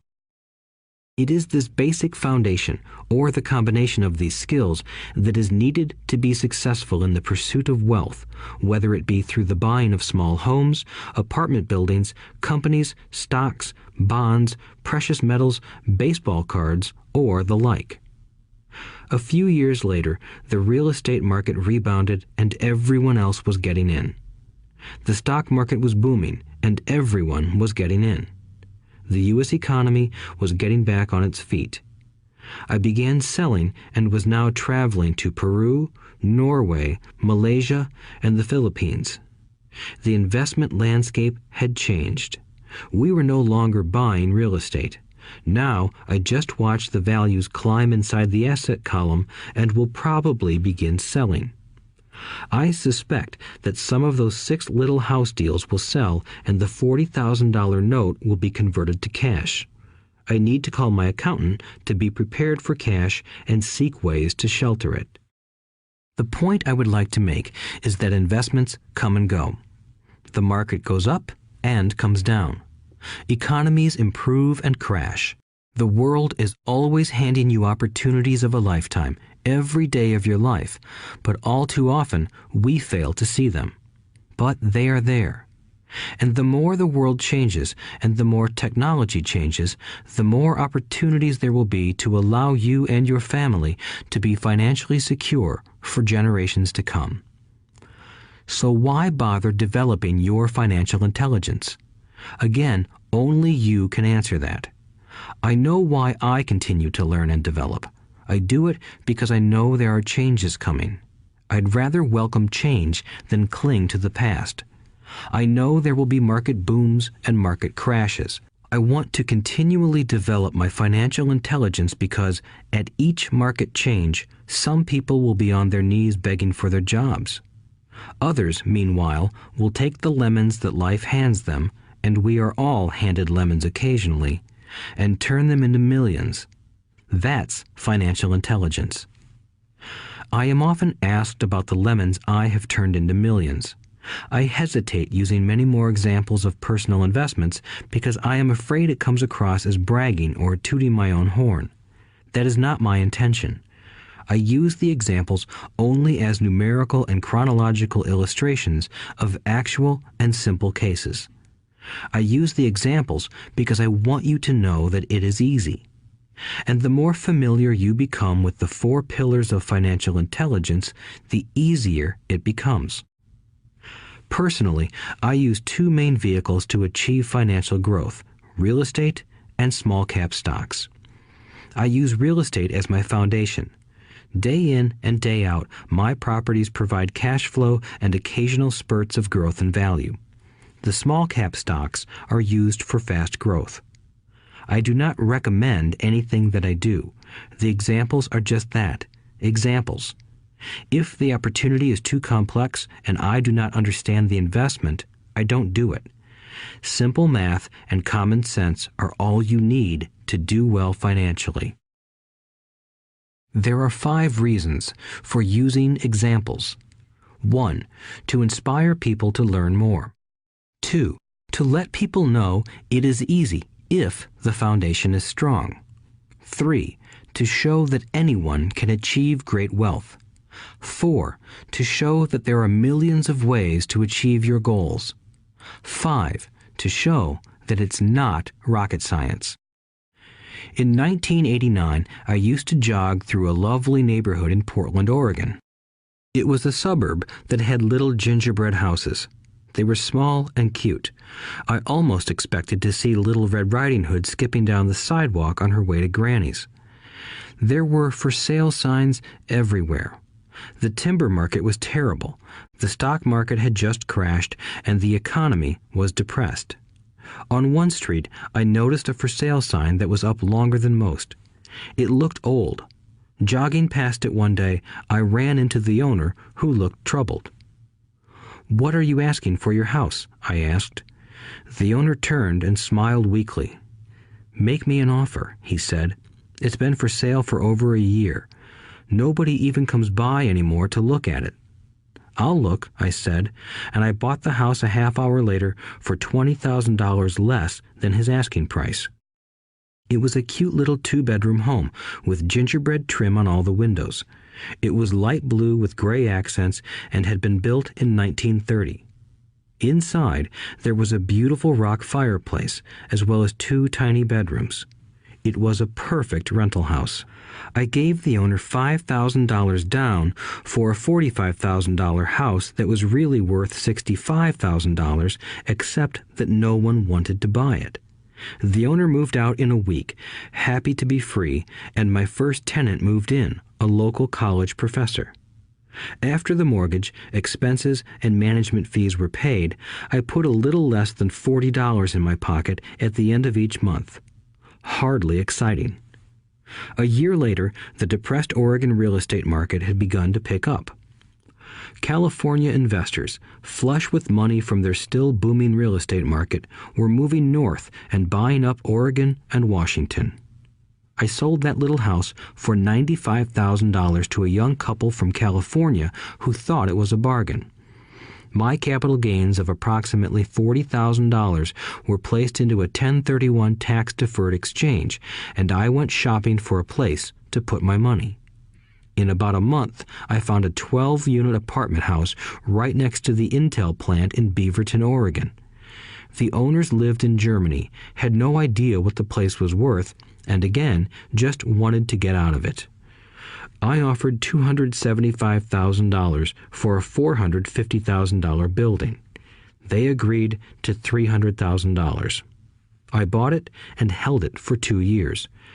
Utilizing the same 1031 exchange process, we sold the building for $495,000 and bought a 30-unit apartment building in Phoenix, Arizona. We had moved to Phoenix by then to get out of the rain and needed to sell anyway. Like the former Oregon market, the real estate market in Phoenix was depressed. The price of the 30-unit apartment building in Phoenix was $875,000, with $225,000 down. The cash flow from the 30 units was a little over $5,000 a month. The Arizona market began moving up, and a few years later, a Colorado investor offered us $1.2 million for the property. The point of this example is how a small amount can grow into a large amount. Again, it is a matter of understanding financial statements, investment strategies, a sense of the market, and the laws. If people are not versed in these subjects, then obviously they must follow standard dogma, which is to play it safe, diversify, and only invest in secure investments. The problem with secure investments is that they are often sanitized, that is, made so safe that the gains are less. Most large brokerage houses will not touch speculative transactions in order to protect themselves and their clients, and that is a wise policy. The really hot deals are not offered to people who are novices. Often, the best deals that make the rich even richer are reserved for those who understand the game. It is technically illegal to offer speculative deals to someone who is considered not sophisticated, but of course, it happens. The more sophisticated I get, the more opportunities come my way. Another case for developing your financial intelligence over a lifetime is simply that more opportunities are presented to you. And the greater your financial intelligence, the easier it is to tell whether a deal is good. It's your intelligence that can spot a bad deal or make a bad deal good. The more I learn, and there is a lot to learn, the more money I make simply because I gain experience and wisdom as the years go on. I have friends who are playing it safe, working hard at their profession and failing to gain financial wisdom, which does take time to develop. My overall philosophy is to plant seeds inside my asset column. That is my formula. I start small and plant seeds. Some grow, some don't. Inside our real estate corporation, we have property worth several $1 million. It is our own right, or real estate investment trust. The point I'm making is that most of those millions started out as little $5,000 to $10,000 investments. All of those down payments were fortunate to catch a fast-rising market and increase tax-free. We traded in and out several times over a number of years. We also own a stock portfolio, surrounded by a corporation that Kim and I call our personal mutual fund. We have friends who deal specifically with investors like us who have extra money each month to invest. We buy high-risk, speculative private companies that are just about to go public on a stock exchange in the United States or Canada. An example of how fast gains can be made are 100,000 shares purchased for 25 cents each before the company goes public. 6 months later, the company is listed, and the 100,000 shares now are worth $2 each. If the company is well managed, the price keeps going up, and the stock may go to $20 or more per share. There are years when our $25,000 has gone to $1 million in less than a year. It is not gambling if you know what you're doing. It is gambling if you're just throwing money into a deal and praying. The idea in anything is to use your technical knowledge, wisdom, and love of the game to cut the odds down, to lower the risk. Of course, there is always risk. It is financial intelligence that improves the odds. Thus, what is risky for one person is less risky to someone else. That is the primary reason I constantly encourage people to invest more in their financial education than in stocks, real estate, or other markets. The smarter you are, the better chance you have of beating the odds. The stock plays I personally invested in were extremely high risk for most people and absolutely not recommended. I have been playing that game since 1979 and have paid more than my share in dues. But if you will review why investments such as these are high risk for most people, you may be able to set your life up differently, so that the ability to take $25,000 and turn it into $1 million in a year is low risk for you. As stated earlier, nothing I have written is a recommendation. It is only used as an example of what is simple and possible. What I do is small potatoes in the grand scheme of things. Yet, for the average individual, a passive income of more than $100,000 a year is nice and not hard to achieve. Depending on the market and how smart you are, it could be done in 5 to 10 years. If you keep your living expenses modest, $100,000 coming in as additional income is pleasant, regardless of whether you work. You can work if you like, or take time off if you choose, and use the government tax system in your favor rather than against you. My personal basis is real estate. I love real estate because it's stable and slow-moving. I keep the base solid. The cash flow is fairly steady and, if properly managed, has a good chance of increasing in value. The beauty of a solid base of real estate is that it allows me to take greater risks, as I do with speculative stocks. If I make great profits in the stock market, I pay my capital gains tax on the gain and then reinvest what's left in real estate, again further securing my asset foundation. A last word on real estate. I have traveled all over the world and taught investing. In every city, I hear people say you cannot buy real estate cheap. That is not my experience. Even in New York or Tokyo, or just on the outskirts of the city, prime bargains are overlooked by most people. In Singapore, with their high real estate prices, there are still bargains to be found within a short driving distance. So whenever I hear someone say, "You can't do that here," pointing at me, I remind them that maybe the real statement is, "I don't know how to do that here. Yet." Great opportunities are not seen with your eyes. They are seen with your mind. Most people never get wealthy simply because they are not trained financially to recognize opportunities right in front of them. I am often asked, how do I start? In the final chapter of this audiobook, I offer 10 steps that I followed on the road to my financial freedom. But always remember to have fun. When you learn the rules and the vocabulary of investing and begin to build your asset column, I think you'll find that it's as fun a game as you've ever played. Sometimes you win, and sometimes you learn. But have fun.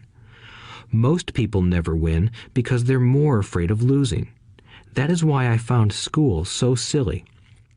In school, we learn that mistakes are bad, and we are punished for making them. Yet if you look at the way humans are designed to learn, we learn by making mistakes. We learn to walk by falling down.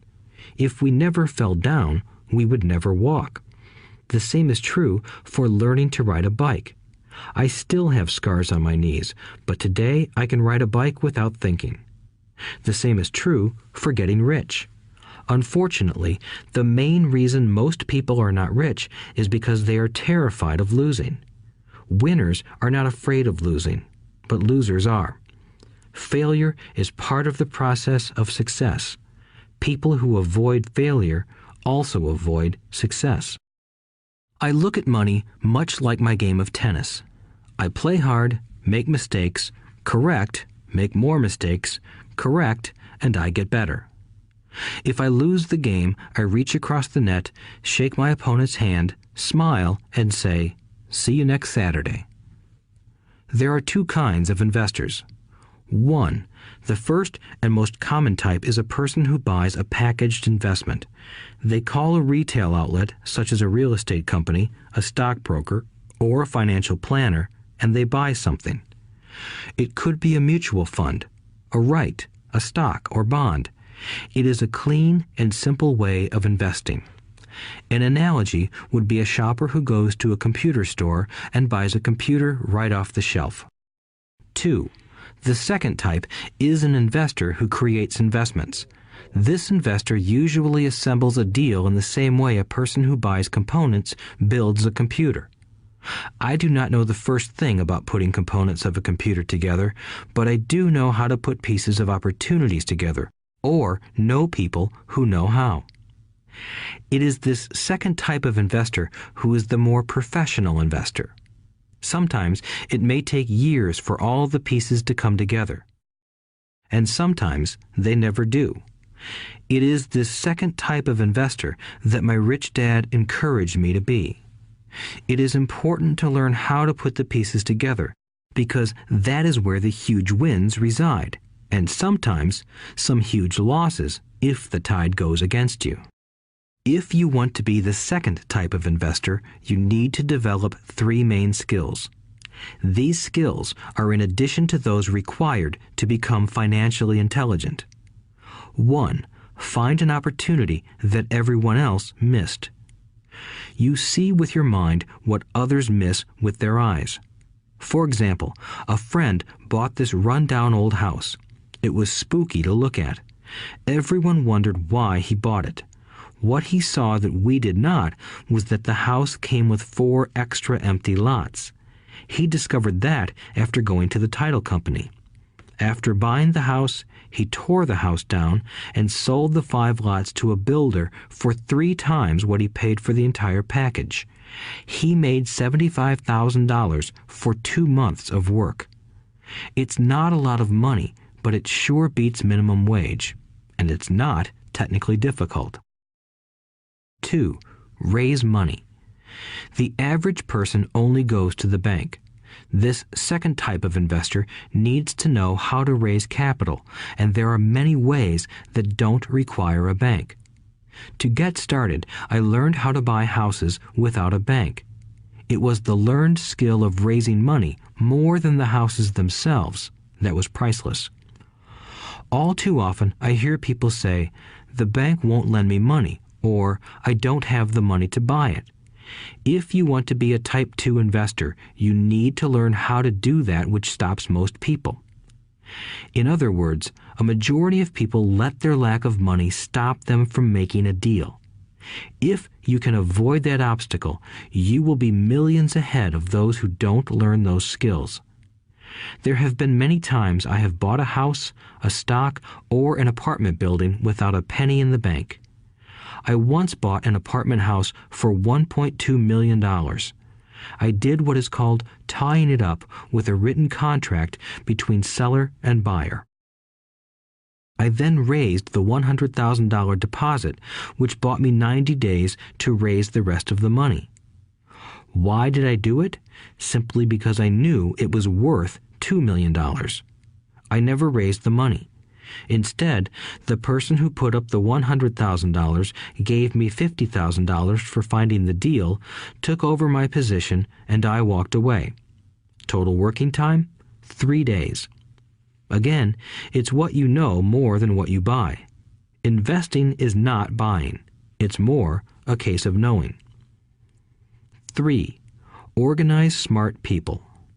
Intelligent people are those who work with or hire a person who is more intelligent than they are. When you need advice, make sure you choose your advisor wisely. There is a lot to learn, but the rewards can be astronomical. If you do not want to learn those skills, then being a Type 1 investor is highly recommended. It is what you know that is your greatest wealth. It is what you do not know that is your greatest risk. There is always risk, so learn to manage risk instead of avoiding it. Chapter 6. Lesson 6. Work to learn, don't work for money. Job security meant everything to my educated dad. Learning meant everything to my rich dad. A few years ago, I granted an interview with a newspaper in Singapore. The young female reporter was on time, and the interview got underway immediately. We sat in the lobby of a luxurious hotel, sipping coffee and discussing the purpose of my visit to Singapore. I was to share the platform with Zig Ziglar. He was speaking on motivation, and I was speaking on the secrets of the rich. Someday, I would like to be a best-selling author like you, she said. I had seen some of the articles she had written for the paper, and I was impressed. She had a tough, clear style of writing. Her articles held a reader's interest. You have a great style, I said in reply. What holds you back from achieving your dream? My work does not seem to go anywhere, she said quietly. Everyone says that my novels are excellent, but nothing happens. So I keep my job with the paper. At least it pays the bills. Do you have any suggestions? Yes, I do, I said brightly. A friend of mine here in Singapore runs a school that trains people to sell. He runs sales training courses for many of the top corporations here in Singapore, and I think attending one of his courses would greatly enhance your career. She stiffened. Are you saying I should go to school to learn to sell? I nodded. You aren't serious, are you? Again, I nodded. What is wrong with that? I was now backpedaling. She was offended by something, and now I was wishing I had not said anything. In my attempt to be helpful, I found myself defending my suggestion. I have a master's degree in English literature. Why would I go to school to learn to be a salesperson? I am a professional. I went to school to be trained in a profession so I would not have to be a salesperson. I hate salespeople. All they want is money. So tell me why I should study sales. She was packing her briefcase. The interview was over. On the coffee table sat a copy of an earlier best-selling book I wrote. I picked it up as well as the notes she had jotted down on her legal pad. Do you see this? I said, pointing to her notes. She looked down at her notes. What? She said, confused. Again, I pointed deliberately to her notes. On her pad she had written, Robert Kiyosaki, best-selling author. It says best-selling author, not best writing author, I said quietly. Her eyes widened. I am a terrible writer, I said. You are a great writer. I went to sales school. You have a master's degree. Put them together, and you get a best-selling author and a best writing author. Anger flared from her eyes. I'll never stoop so low as to learn how to sell. People like you have no business writing. I'm a professionally trained writer, and you are a salesman. It is not fair, she fumed. She put the rest of her notes away and hurried out through the large glass doors into the humid Singapore morning. At least she gave me a fair and favorable write-up the next morning. The world is filled with smart, talented, educated, and gifted people. We meet them every day. They are all around us. A few days ago, my car was not running well. I pulled into a garage, and the young mechanic had it fixed in just a few minutes. He knew what was wrong by simply listening to the engine. I was amazed. I am constantly shocked at how little talented people earn. I have met brilliant, highly educated people who earn less than $20,000 a year. A business consultant who specializes in the medical trade was telling me how many doctors, dentists, and chiropractors struggle financially. All this time, I thought that when they graduated, the dollars would pour in. It was this business consultant who gave me the phrase, "They are one skill away from great wealth." What this phrase means is that most people need only to learn and master one more skill, and their income would jump exponentially. I have mentioned before that financial intelligence is a synergy of accounting, investing, marketing, and law. Combine those 4 technical skills, and making money with money is easier than most people would believe. When it comes to money, the only skill most people know is to work hard. The classic example of a synergy of skills was that young writer for the newspaper. If she diligently learned the skills of sales and marketing, her income would jump dramatically. If I were her, I would take some courses in advertising copywriting as well as sales. Then, instead of working at the newspaper, I would seek a job at an advertising agency. Even if it were a cut in pay, she would learn how to communicate in shortcuts that are used in successful advertising. She also would spend time learning public relations, an important skill. She would learn how to get millions in free publicity. Then, at night and on weekends, she could be writing her great novel. When it was finished, she would be better able to sell her book. Then, in a short while, she could be a best-selling author. When I came out with my first book, If You Want to Be Rich and Happy, Don't Go to School, a publisher suggested I change the title to The Economics of Education. I told the publisher that, with a title like that, I would sell 2 books, one to my family and one to my best friend. The problem is that they would expect it for free. The obnoxious title, If You Want to Be Rich and Happy, Don't Go to School, was chosen because we knew it would get tons of publicity. I am pro-education and believe in education reform. If I were not pro-education, why would I continue to press for changing our antiquated educational system? So I chose a title that would get me on more TV and radio shows simply because I was willing to be controversial. Many people thought I was a fruitcake, but the book sold and sold. When I graduated from the U.S. Merchant Marine Academy in 1969, my educated dad was happy. Standard Oil of California had hired me for its oil tanker fleet as a third mate. The pay was low compared with my classmates, but it was okay for a first real job after college. My starting pay was about $42,000 a year, including overtime, and I only had to work for 7 months. I had 5 months of vacation. If I had wanted to, I could have taken the run to Vietnam with a subsidiary shipping company and easily doubled my pay instead of taking 5 months of vacation. I had a great career ahead of me, yet I resigned after 6 months with the company and joined the Marine Corps to learn how to fly. My educated dad was devastated. Rich Dad congratulated me. In school and in the workplace, the popular opinion is the idea of specialization.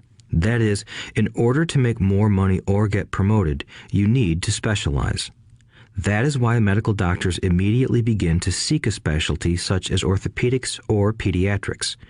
The same is true for accountants, architects, lawyers, pilots, and others. My educated dad believed in the same dogma. That is why he was thrilled when he eventually achieved his doctorate.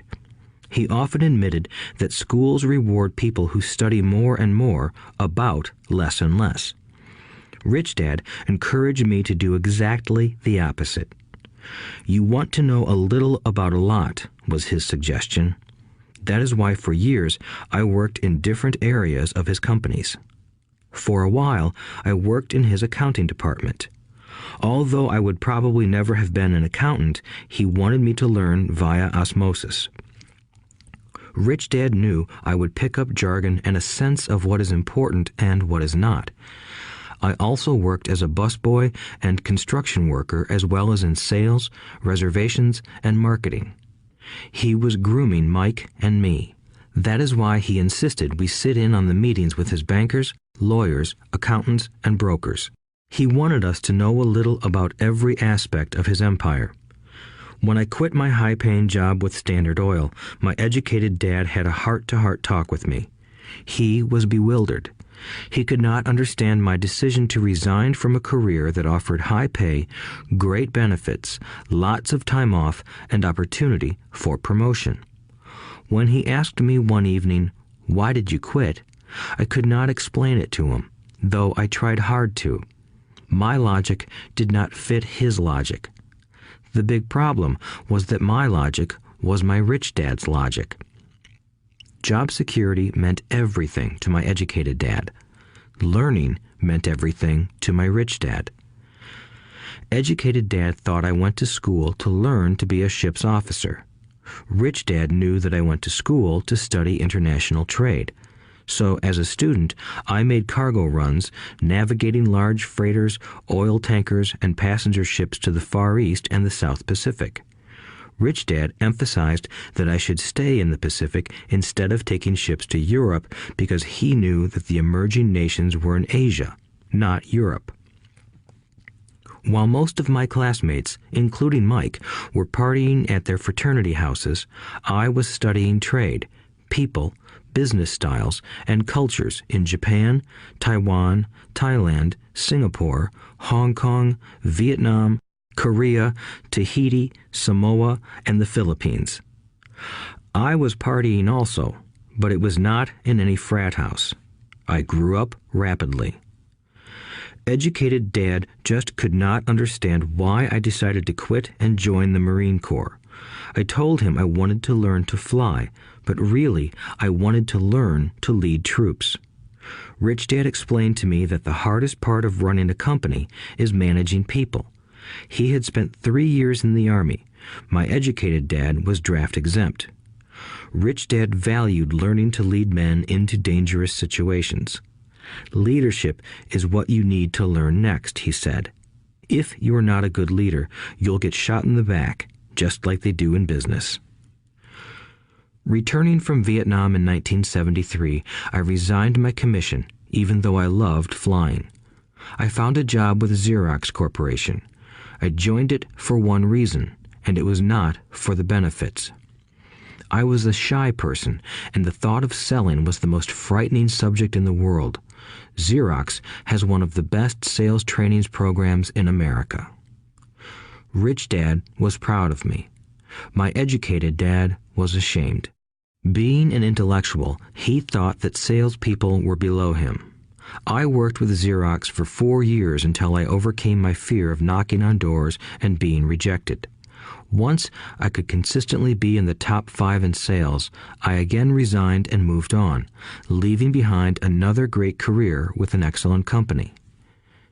In 1977, I formed my first company. Rich Dad had groomed Mike and me to take over companies, so I now had to learn to form them and put them together. My first product, the nylon and Velcro wallet, was manufactured in the Far East and shipped to a warehouse in New York, near where I had gone to school. My formal education was complete, and it was time to test my wings. If I failed, I would go broke. Rich Dad thought it best to go broke before 30. You still have time to recover, was his advice. On the eve of my 30th birthday, my first shipment left Korea for New York. Today, I still do business internationally, and as my rich dad encouraged me to do, I keep seeking the emerging nations. Today, my investment company invests in South American countries and Asian countries, as well as in Norway and Russia. There is an old cliche that goes, "Job is an acronym for just over broke." Unfortunately, I would say that applies to millions of people. Because school does not think financial intelligence is an intelligence, most workers live within their means. They work and they pay bills. There is another horrible management theory that goes, workers work hard enough to not be fired, and owners pay just enough so that workers won't quit. And if you look at the pay scales of most companies, again, I would say there is a degree of truth to that statement. The net result is that most workers never get ahead. They do what they've been taught to do, get a secure job. Most workers focus on working for pay and benefits that reward them in the short term, but are often disastrous in the long run. Instead, I recommend to young people to seek work for what they will learn more than what they will earn. Look down the road at what skills they want to acquire before choosing a specific profession and before getting trapped in the rat race. Once people are trapped in the lifelong process of bill paying, they become like those little hamsters running around in those metal wheels. Their little furry legs are spinning furiously, the wheel is turning furiously, but come tomorrow morning, they'll still be in the same cage. Great job. In the movie Jerry Maguire, starring Tom Cruise, there are many great one-liners. Probably the most memorable is, "Show me the money." But there is one line I thought most truthful. It comes from the scene where Tom Cruise is leaving the firm. He has just been fired, and he is asking the entire company, "Who wants to come with me?" And the whole place is silent and frozen. Only one woman speaks up and says, "I'd like to, but I'm due for a promotion in 3 months." That statement is probably the most truthful statement in the whole movie. It is the type of statement that people use to keep themselves busy, working away to pay bills. I know my educated dad looked forward to his pay raise every year, and every year he was disappointed. So he would go back to school to earn more qualifications so he could get another raise. Then, once again, there would be another disappointment. The question I often ask people is, where is this daily activity taking you? Just like the little hamster, I wonder if people look at where their hard work is taking them. What does the future hold? In his book, The Retirement Myth, Craig S. Carpel writes, "I visited the headquarters of a major national pension consulting firm and met with a managing director who specializes in designing lush retirement plans for top management. When I asked her what people who don't have corner offices will be able to expect in the way of pension income, she said with a confident smile, 'The silver bullet.'" "What," I asked, "is the silver bullet?" She shrugged and said, "If baby boomers discover they don't have enough money to live on when they're older, they can always blow their brains out." Carpel goes on to explain the difference between the old defined benefit retirement plans and the new 401k plans that are riskier. It is not a pretty picture for most people working today, and that is just for retirement. Add medical fees and long-term nursing home care, and the picture is frightening. Already, many hospitals in countries with socialized medicine need to make tough decisions such as who will live and who will die. They make those decisions purely on how much money they have and how old the patients are. If the patient is old, they often will give the medical care to someone younger. The older, poor patient gets put to the back of the line. Just as the rich can afford better education, the rich will be able to keep themselves alive, while those who have little wealth will die. So I wonder, are workers looking into the future or just until their next paycheck, never questioning where they are headed? When I speak to adults who want to earn more money, I always recommend the same thing. I suggest taking a long view of their life. Instead of simply working for the money and security, which I admit are important, I suggest they take a second job that will teach them a second skill. Often I recommend joining a network marketing company, also called multi-level marketing, if they want to learn sales skills. Some of these companies have excellent training programs that help people get over their fear of failure and rejection, which are the main reasons people are unsuccessful. Education is more valuable than money in the long run. When I offer this suggestion, I often hear in response, "Oh, that is too much hassle," or "I only want to do what I am interested in." If they say it's too much of a hassle, I ask, so you would rather work all your life giving 50% of what you earn to the government?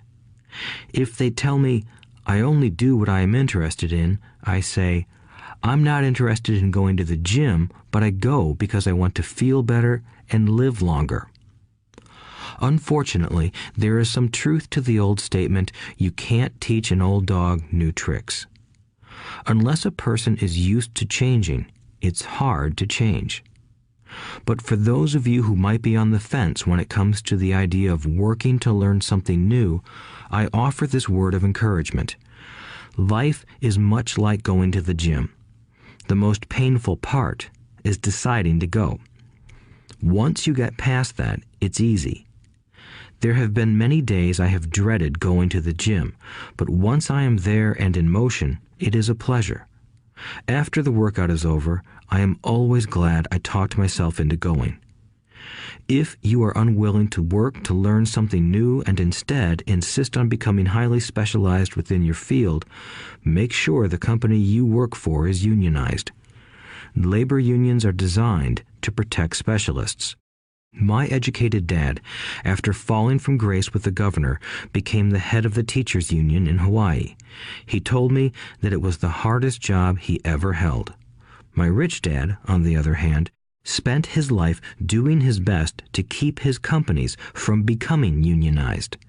He was successful. Although the unions came close, Rich Dad was always able to fight them off. Personally, I take no sides because I can see the need for and the benefits of both sides.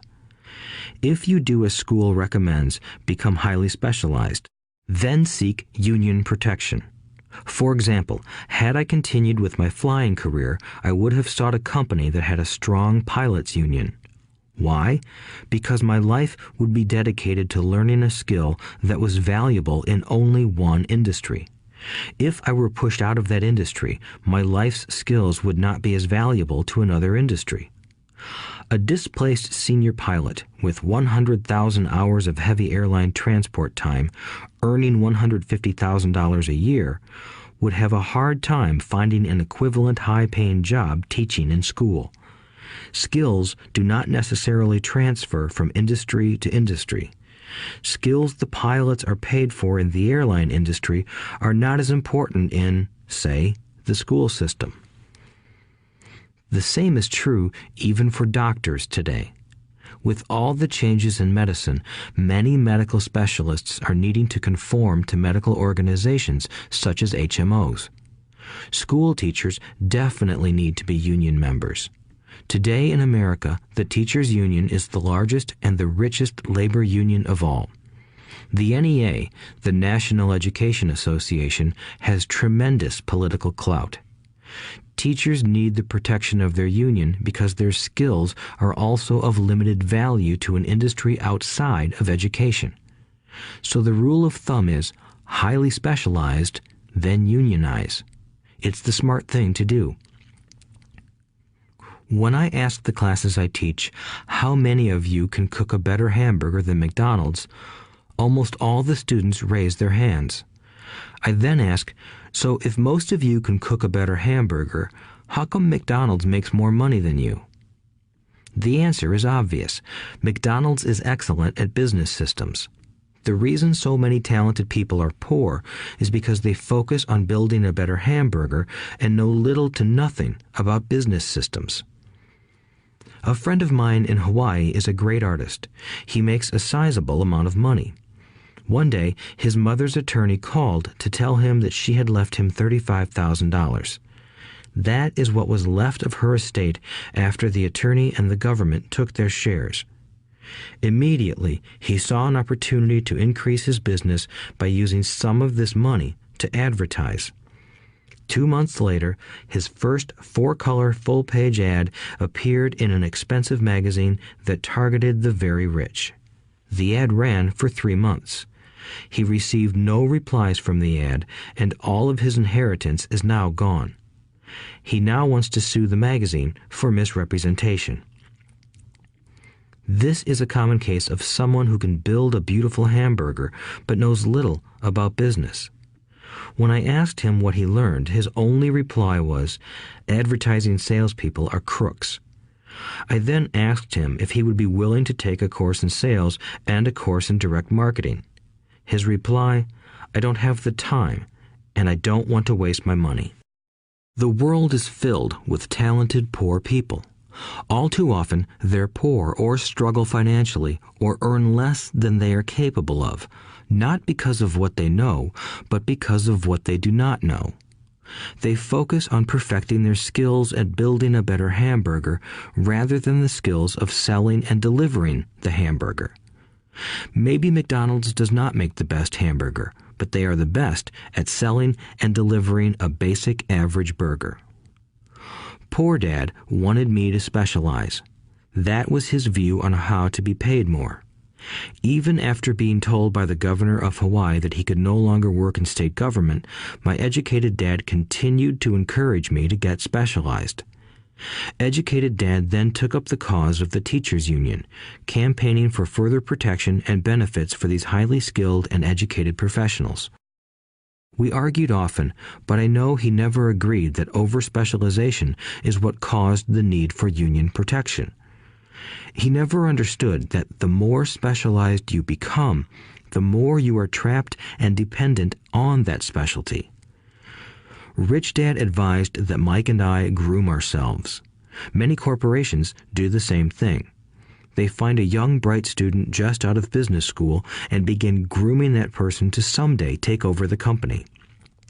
So these bright young employees do not specialize in one department. They are moved from department to department to learn all the aspects of business systems. The rich often groom their children or the children of others. By doing so, their children gain an overall knowledge of the operations of the business and how the various departments interrelate.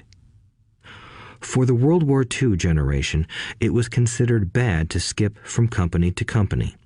Today, it is considered smart. Since people will skip from company to company rather than seek greater specialization in skills, why not seek to learn more than to earn? In the short term, it may earn you less, but it will pay dividends in the long term. The main management skills needed for success are 1. Management of cash flow, 2. Management of systems, 3. Management of people. The most important specialized skills are sales and marketing. The ability to sell, to communicate to another human being, be it a customer, employee, boss, spouse, or child, is the base skill of personal success. Communication skills such as writing, speaking, and negotiating are crucial to a life of success. These are skills I work on constantly, attending courses or buying educational resources to expand my knowledge. As I have mentioned, my educated dad worked harder and harder the more competent he became. He also became more trapped the more specialized he got. Although his salary went up, his choices diminished. Soon after he was locked out of government work, he found out how vulnerable he really was professionally. It is like professional athletes who suddenly are injured or are too old to play. Their once high-paying position is gone, and they have limited skills to fall back on. I think that is why my educated dad sided so much with the unions after that. He realized how much a union would have benefited him. Rich Dad encouraged Mike and me to know a little about a lot. He encouraged us to work with people smarter than we were and to bring smart people together to work as a team. Today, it would be called a synergy of professional specialties. Today, I meet ex-school teachers earning hundreds of thousands of dollars a year. They earn that much because they have specialized skills in their field as well as other skills. They can teach as well as sell and market. I know of no other skills to be more important than selling and marketing. The skills of selling and marketing are difficult for most people, primarily due to their fear of rejection. The better you are at communicating, negotiating, and handling your fear of rejection, the easier life is. Just as I advise that newspaper writer who wanted to become a best-selling author, I advise anyone else today. Being technically specialized has its strengths as well as its weaknesses. I have friends who are geniuses, but they cannot communicate effectively with other human beings, and, as a result, their earnings are pitiful. I advise them to just spend a year learning to sell. Even if they earn nothing, their communication skills will improve, and that is priceless. In addition to being good learners, sellers, and marketers, we need to be good teachers as well as good students. To be truly rich, we need to be able to give as well as to receive. In cases of financial or professional struggle, there is often a lack of giving and receiving. I know many people who are poor because they are neither good students nor good teachers. Both of my dads were generous men. Both made it a practice to give first. Teaching was one of their ways of giving. The more they gave, the more they received. One glaring difference was in the giving of money. My rich dad gave lots of money away. He gave to his church, to charities, and to his foundation. He knew that to receive money, you had to give money. Giving money is the secret to most great wealthy families. That is why there are organizations like the Rockefeller Foundation and the Ford Foundation. These are organizations designed to take their wealth and increase it, as well as give it away in perpetuity. My educated dad always said, "When I have some extra money, I'll give it." The problem was that there was never any extra. So he worked harder to draw more money in rather than focus on the most important law of money. Give and you shall receive. Instead, he believed in receive and then you give. In conclusion, I became both dads. One part of me is a hardcore capitalist who loves the game of money making money. The other part is a socially responsible teacher who is deeply concerned with this ever-widening gap between the haves and have-nots. I personally hold the archaic educational system primarily responsible for this growing gap. Chapter 7. Overcoming Obstacles. The primary difference between a rich person and a poor person is how they manage fear. Once people have studied and become financially literate, they may still face roadblocks to becoming financially independent. There are 5 main reasons why financially literate people may still not develop abundant asset columns that could produce a large cash flow. The 5 reasons are: 1. Fear. 2. Cynicism. 3. Laziness. 4. Bad habits. 5. Arrogance.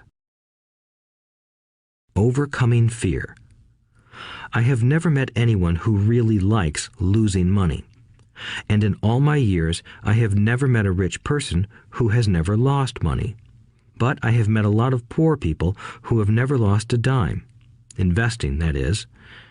The fear of losing money is real. Everyone has it, even the rich. But it's not having fear that is the problem. It's how you handle fear. It's how you handle losing. It's how you handle failure that makes the difference in one's life. The primary difference between a rich person and a poor person is how they manage that fear. It's okay to be fearful. It's okay to be a coward when it comes to money. You can still be rich. We're all heroes at something and cowards at something else. My friend's wife is an emergency room nurse. When she sees blood, she flies into action. When I mention investing, she runs away. When I see blood, I don't run. I pass out. My rich dad understood phobias about money. Some people are terrified of snakes.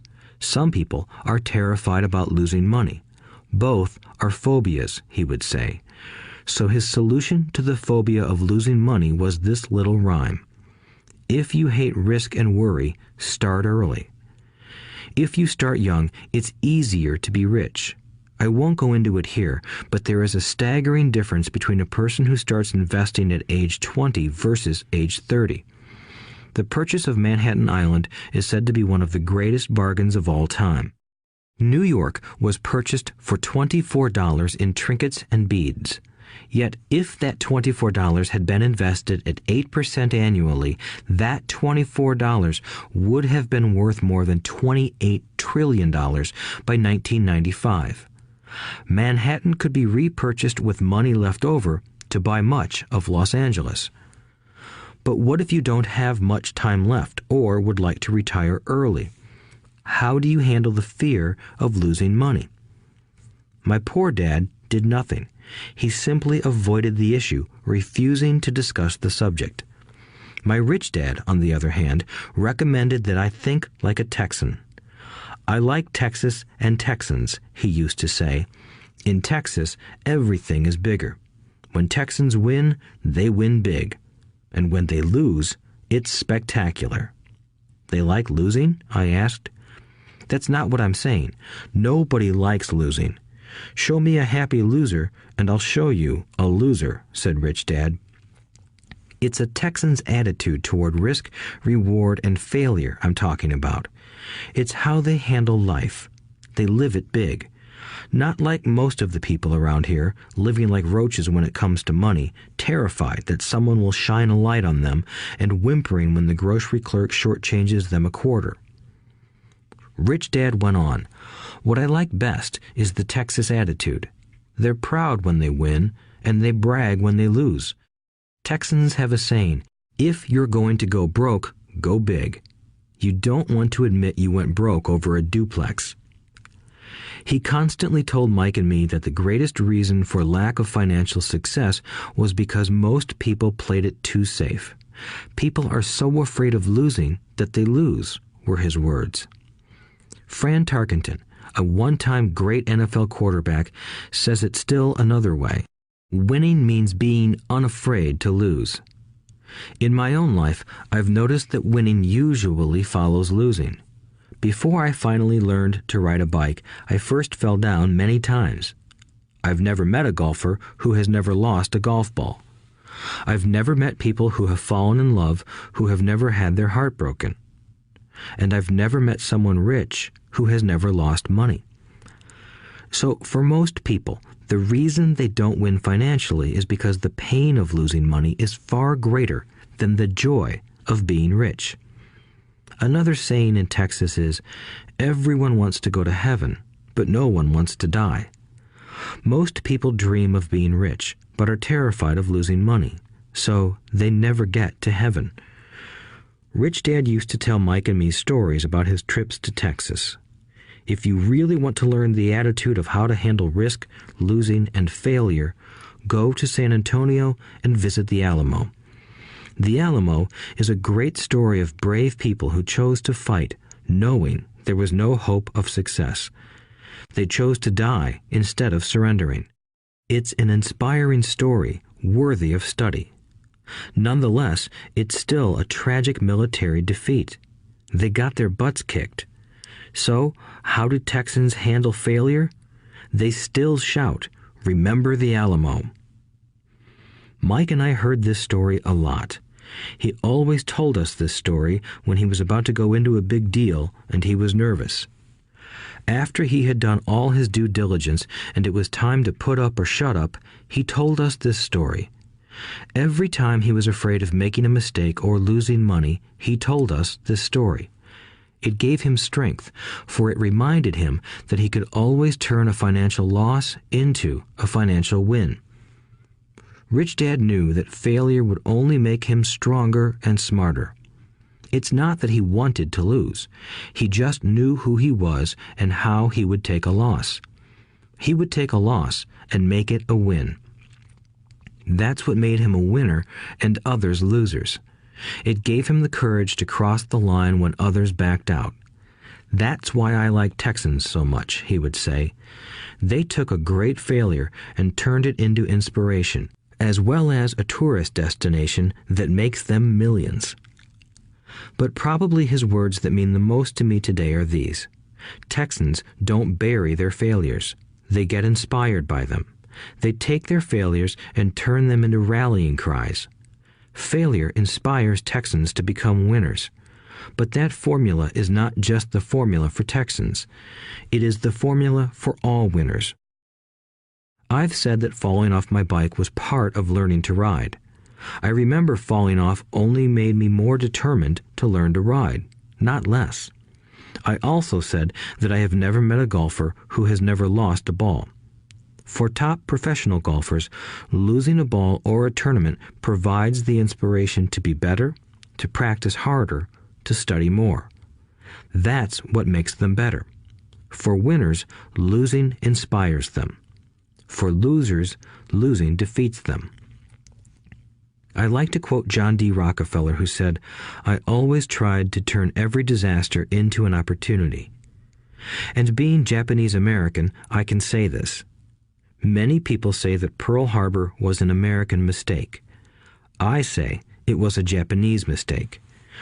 From the movie Tora, Tora, Tora, a somber Japanese admiral says to his cheering subordinates, "I am afraid we have awakened a sleeping giant." Remember Pearl Harbor became a rallying cry. It turned one of America's greatest losses into the reason to win. This great defeat gave America strength, and America soon emerged as a world power. Failure inspires winners, and failure defeats losers. It is the biggest secret of winners. It's the secret that losers do not know. The greatest secret of winners is that failure inspires winning. Thus, they're not afraid of losing. Repeating Fran Tarkenton's quote, "Winning means being unafraid to lose." People like Fran Tarkenton are not afraid of losing because they know who they are.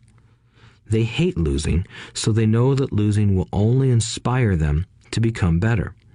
There is a big difference between hating losing and being afraid to lose.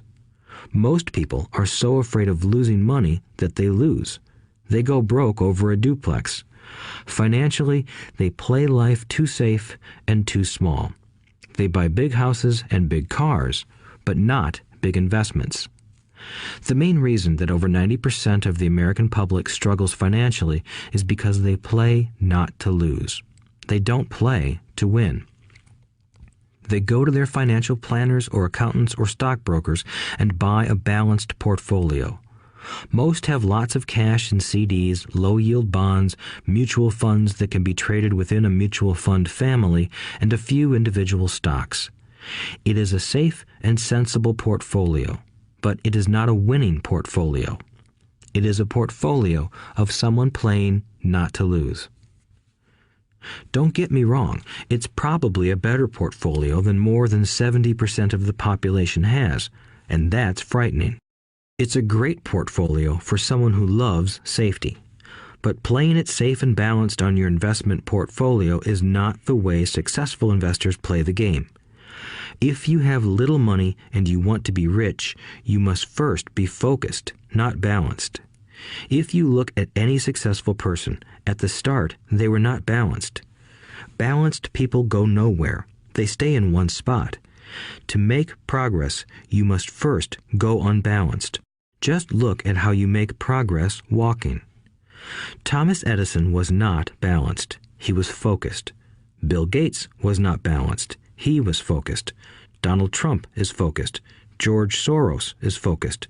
George Patton did not take his tanks wide. He focused them and blew through the weak spots in the German line. The French went wide with the Maginot Line, and you know what happened to them. If you have any desire to be rich, you must focus. Do not do what poor and middle-class people do, put their few eggs in many baskets. Put a lot of your eggs in a few baskets and focus. Follow one course until successful. If you hate losing, play it safe. If losing makes you weak, play it safe. Go with balanced investments. If you're over 25 years old and are terrified of taking risks, don't change. Play it safe, but start early. Start accumulating your nest egg early because it will take time. But if you have dreams of freedom, of getting out of the rat race, the first question to ask yourself is, how do I respond to failure? If failure inspires you to win, maybe you should go for it, but only maybe. If failure makes you weak or causes you to throw temper tantrums, like spoiled brats who call attorneys to file lawsuits every time something doesn't go their way, then play it safe. Keep your daytime job, or buy bonds or mutual funds. But remember, there is risk in those financial instruments also, even though they may appear safe. I say all this, mentioning Texas and Fran Tarkenton, because stacking the asset column is easy. It's really a low-aptitude game. It doesn't take much education. Fifth-grade math will do. But building your asset column is a game in which attitude plays a major role. It takes guts, patience, and a great attitude toward failure. Losers avoid failing, and failure turns losers into winners. Just remember the Alamo. Overcoming cynicism. The sky is falling. The sky is falling. Most of us know the story of Chicken Little, who ran around warning the barnyard of impending doom. We all know people who are that way. There's a Chicken Little inside each of us. As I stated earlier, the cynic is really a little chicken. We all get a little chicken when fear and doubt cloud our thoughts. All of us have doubts. I'm not smart. I'm not good enough. So-and-so is better than me. Our doubts often paralyze us. We play the what-if game. What if the economy crashes right after I invest?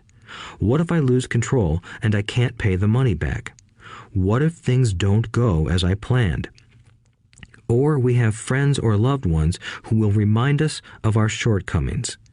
They often say, "What makes you think you can do that? If it's such a good idea, how come someone else hasn't done it? That will never work.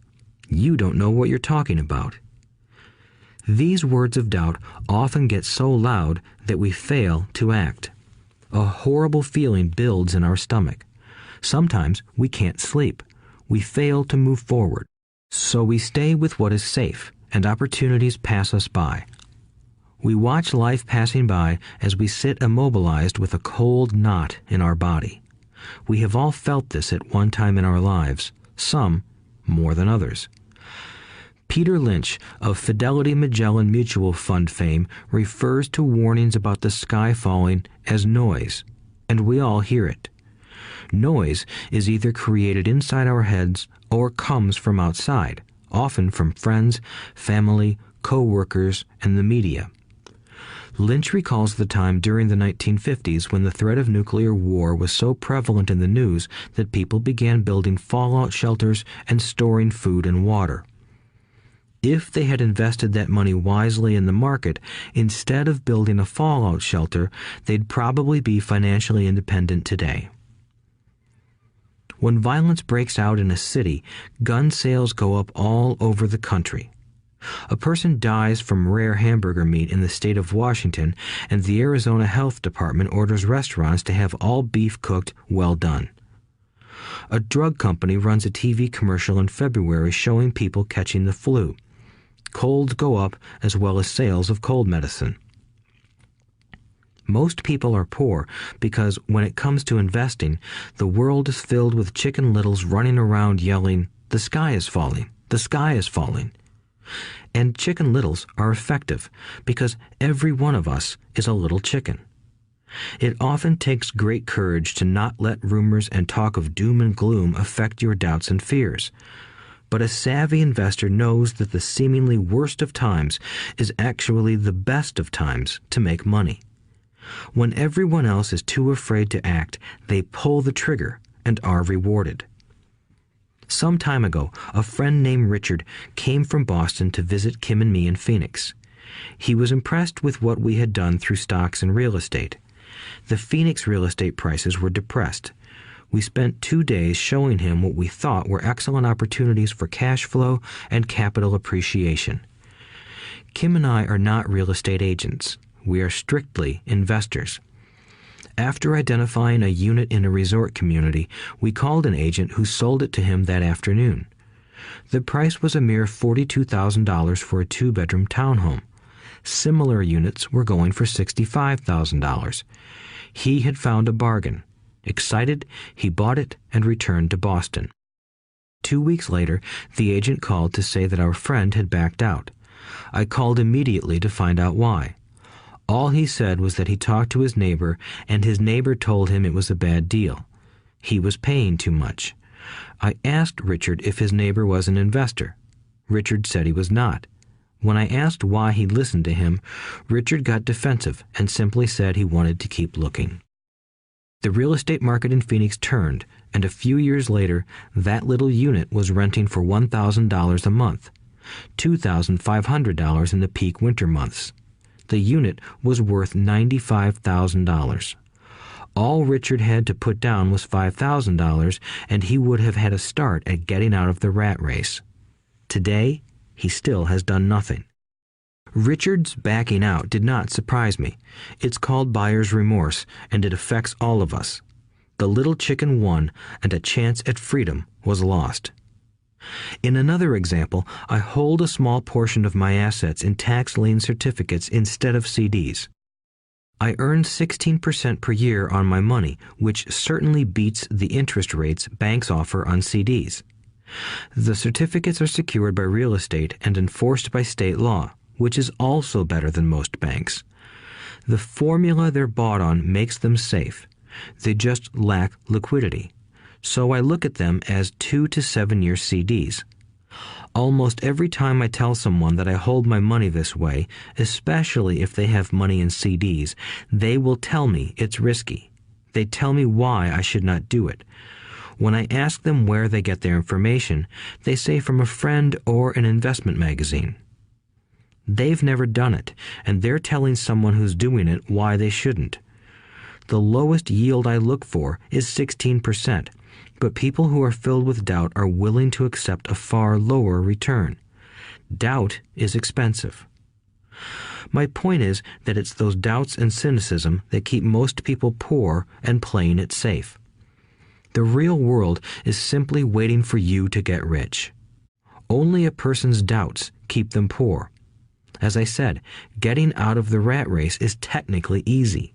It doesn't take much education, but those doubts are cripplers for most people. Cynics never win, said Rich Dad. Unchecked doubt and fear creates a cynic. Cynics criticize and winners analyze was another of his favorite sayings. Rich Dad explained that criticism blinded while analysis opened eyes. Analysis allowed winners to see that critics were blind and to see opportunities that everyone else missed. And finding what people miss is key to any success. Real estate is a powerful investment tool for anyone seeking financial independence or freedom. It is a unique investment tool. Yet every time I mention real estate as a vehicle, I often hear, "I don't want to fix toilets." That's what Peter Lynch calls noise. That's what my rich dad would say is the cynic talking, someone who criticizes and does not analyze, someone who lets their doubts and fears close their mind instead of open their eyes. So when someone says, "I don't want to fix toilets," I want to fire back, "What makes you think I want to?" They're saying a toilet is more important than what they want. I talk about freedom from the rat race, and they focus on toilets. That is the thought pattern that keeps most people poor. They criticize instead of analyze. I don't once hold the key to your success, Rich Dad would say, because I too do not want to fix toilets. I shop hard for a property manager who does fix toilets. And by finding a great property manager who runs houses or apartments, well, my cash flow goes up. But more importantly, a great property manager allows me to buy a lot more real estate since I don't have to fix toilets. A great property manager is key to success in real estate. Finding a good manager is more important to me than the real estate. A great property manager often hears of great deals before real estate agents do, which makes them even more valuable. That is what Rich Dad meant by, I don't once hold the key to your success. Because I do not want to fix toilets either, I figured out how to buy more real estate and expedite my getting out of the rat race.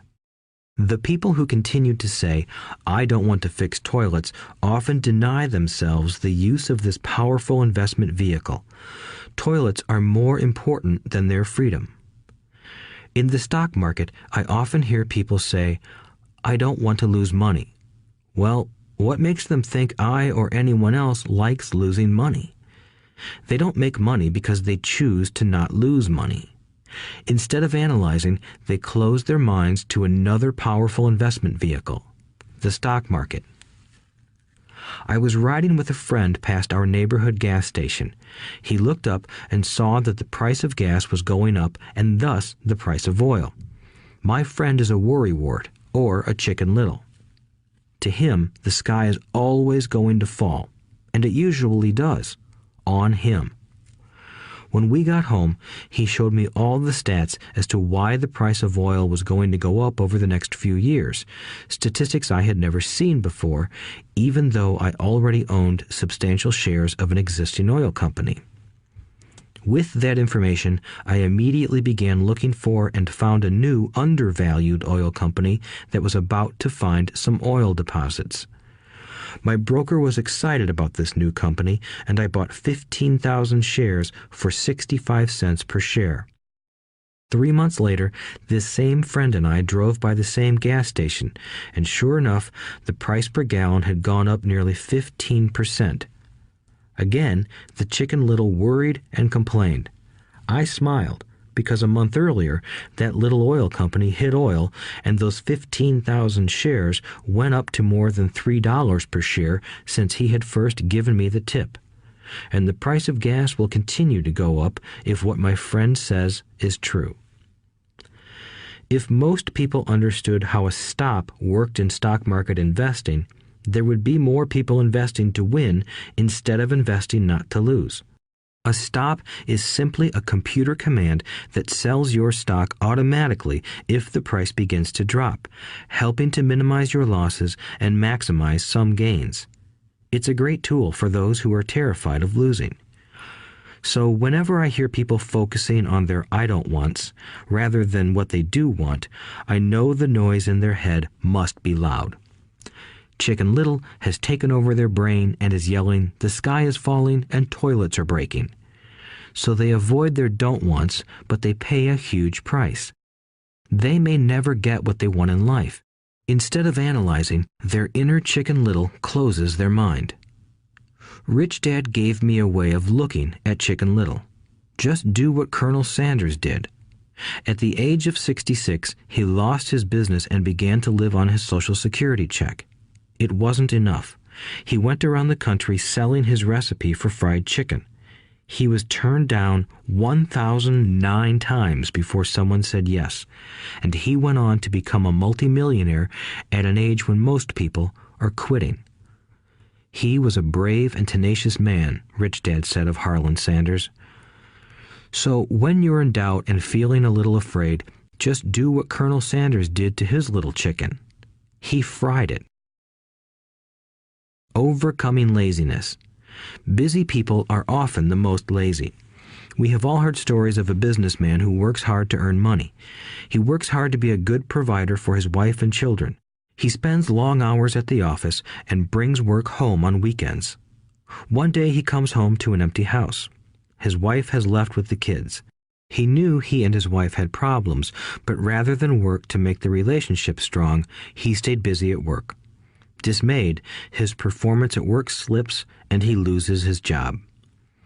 Today, I often meet people who are too busy to take care of their wealth, and there are people too busy to take care of their health. The cause is the same. They're busy, and they stay busy as a way of avoiding something they do not want to face. Nobody has to tell them. Deep down, they know. In fact, if you remind them, they often respond with anger or irritation. If they aren't busy at work or with the kids, they're often busy watching TV, fishing, playing golf, or shopping. Yet deep down, they know they are avoiding something important. That's the most common form of laziness. Laziness by staying busy. So, what is the cure for laziness? The answer is a little greed. For many of us, we were raised thinking of greed or desire as bad. Greedy people are bad people, my mom used to say, yet we all have inside of us this yearning to have nice, new, or exciting things.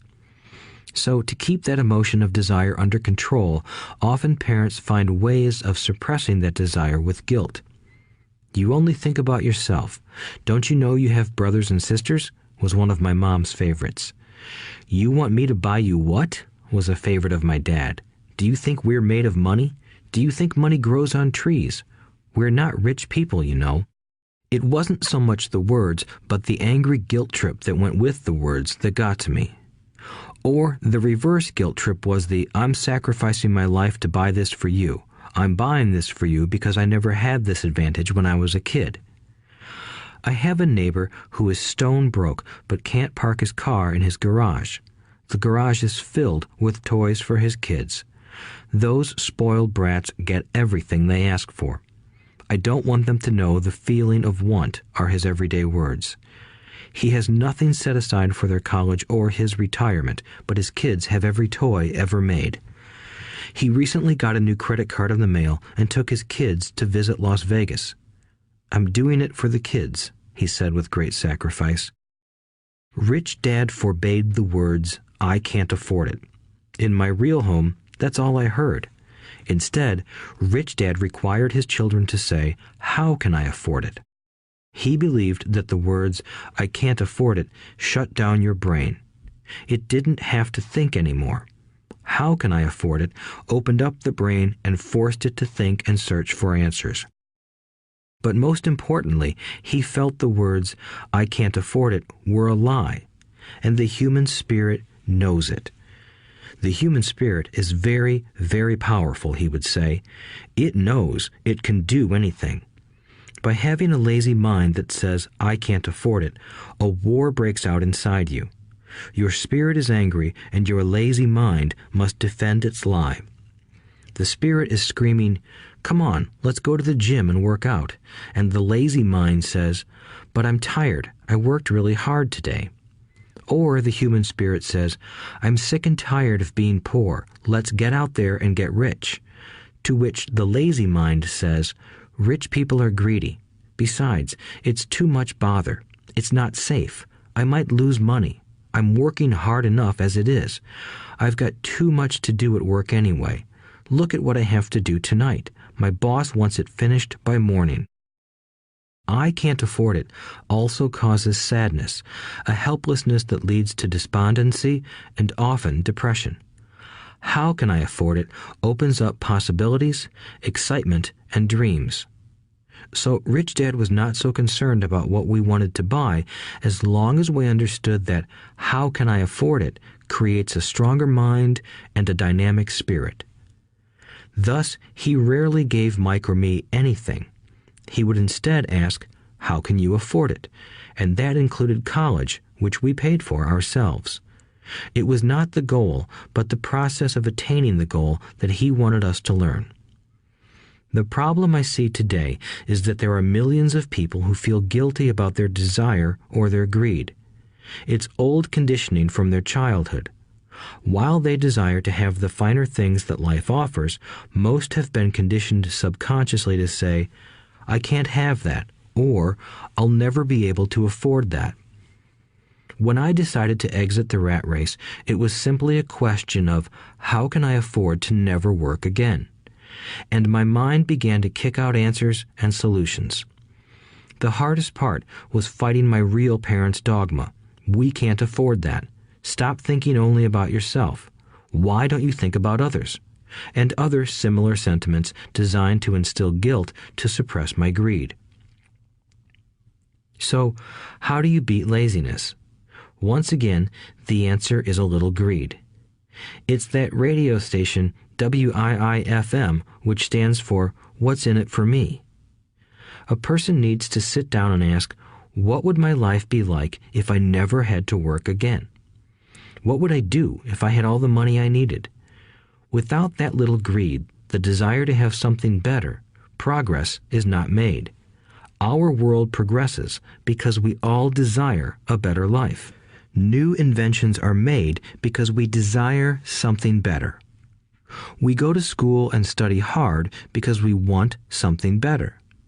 So whenever you find yourself avoiding something you know you should be doing, then the only thing to ask yourself is, what's in it for me? Be a little greedy. It's the best cure for laziness. Too much greed, however, as anything in excess can be, is not good. But just remember what Michael Douglas said in the movie Wall Street. Greed is good. Rich Dad said it differently. Guilt is worse than greed, for guilt robs the body of its soul. I think Eleanor Roosevelt said it best. Do what you feel in your heart to be right, for you'll be criticized anyway. You'll be damned if you do, and damned if you don't.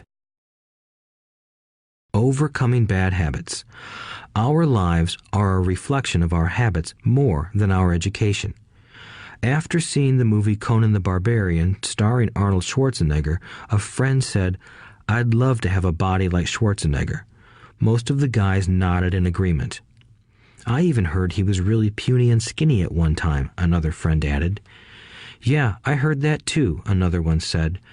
"I heard he has a habit of working out almost every day in the gym." "Yeah, I'll bet he has to." "Nah," said the group's cynic. "I'll bet he was born that way. Besides, let's stop talking about Arnold and get some beers."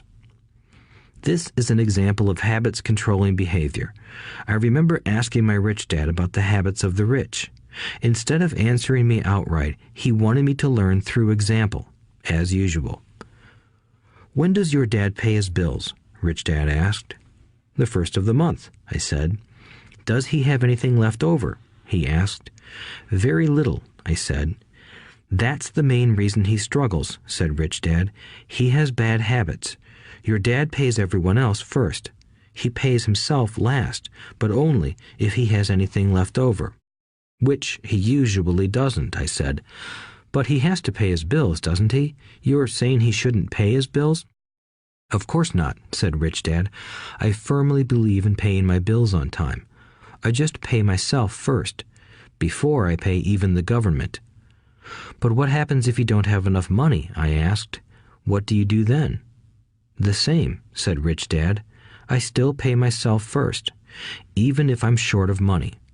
My asset column is far more important to me than the government." "But," I said, "don't they come after you?" "Yes, if you don't pay," said Rich Dad. "Look, I did not say not to pay. I just said I pay myself first, even if I'm short of money." "But," I replied, "how do you do that?" "It's not how. The question is why," Rich Dad said. "Okay, why?" "Motivation," said Rich Dad. "Who do you think will complain louder if I don't pay them? Me or my creditors?" "Your creditors will definitely scream louder than you," I said, responding to the obvious. "You wouldn't say anything if you didn't pay yourself." So you see, after paying myself, the pressure to pay my taxes and the other creditors is so great that it forces me to seek other forms of income. The pressure to pay becomes my motivation. I've worked extra jobs, started other companies, traded in the stock market, anything, just to make sure those guys don't start yelling at me. That pressure made me work harder, forced me to think, and all in all, made me smarter and more active when it comes to money. If I had paid myself last, I would have felt no pressure, but I'd be broke. So it is the fear of the government or other people you owe money to that motivates you? "That's right," said Rich Dad. You see, government bill collectors are big bullies. So are bill collectors in general. Most people give in to those bullies. They pay them and never pay themselves. You know the story of the 98-pound weakling who gets sand kicked in his face? I nodded. I see that ad for weightlifting and bodybuilding lessons in the comic books all the time. Well, most people let the bullies kick sand in their faces. I decided to use the fear of the bully to make me stronger. Others got weaker. Forcing myself to think about how to make extra money is like going to the gym and working out with weights. The more I work my mental money muscles out, the stronger I get. Now, I'm not afraid of those bullies. I liked what Rich Dad was saying, so if I pay myself first, I get financially stronger mentally and fiscally. Rich Dad nodded. And if I pay myself last, or not at all, I get weaker. So people like bosses, managers, tax collectors, bill collectors, and landlords push me around all my life just because I don't have good money habits. Rich Dad nodded, just like the 98-pound weakling. Overcoming arrogance. What I know makes me money. What I don't know loses me money. Every time I have been arrogant, I have lost money. Because when I'm arrogant, I truly believe that what I don't know is not important, Rich Dad would often tell me. I have found that many people use arrogance to try to hide their own ignorance.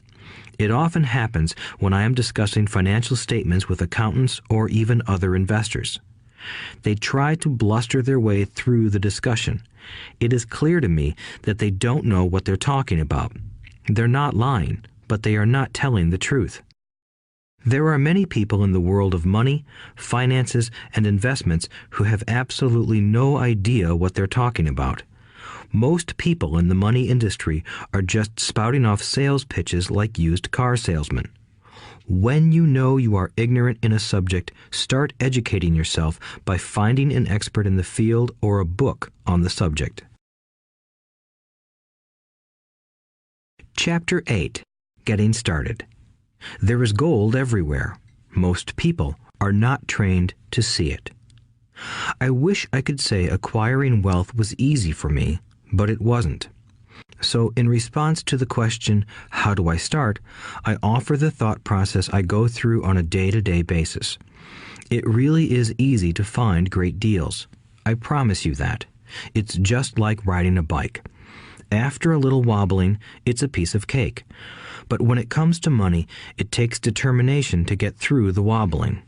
That's a personal thing. To find million-dollar deals of a lifetime requires us to call on our financial genius. I believe that each of us has a financial genius within us. The problem is that our financial genius lies asleep, waiting to be called upon. It lies asleep because our culture has educated us into believing that the love of money is the root of all evil. It has encouraged us to learn a profession so we can work for money, but failed to teach us how to have money work for us. It taught us not to worry about our financial future because our company or the government would take care of us when our working days are over. However, it is our children, educated in the same school system, who will end up paying for this absence of financial education. The message is still to work hard, earn money, and spend it. And when we run short, we can always borrow more. Unfortunately, 90% of the Western world subscribes to the above dogma, simply because it's easier to find a job and work for money. If you are not one of the masses, I offer you the following 10 steps to awaken your financial genius. I simply offer you the steps I have personally followed. If you want to follow some of them, great. If you don't, make up your own. Your financial genius is smart enough to develop its own list. While in Peru, I asked a gold miner of 45 years how he was so confident about finding a gold mine. He replied, "There is gold everywhere. Most people are not trained to see it." And I would say that is true. In real estate, I can go out and in a day come up with 4 or 5 great potential deals. while the average person will go out and find nothing, even looking in the same neighborhood. The reason is that they have not taken the time to develop their financial genius. I offer you the following 10 steps as a process to develop your God-given powers, powers over which only you have control. 1.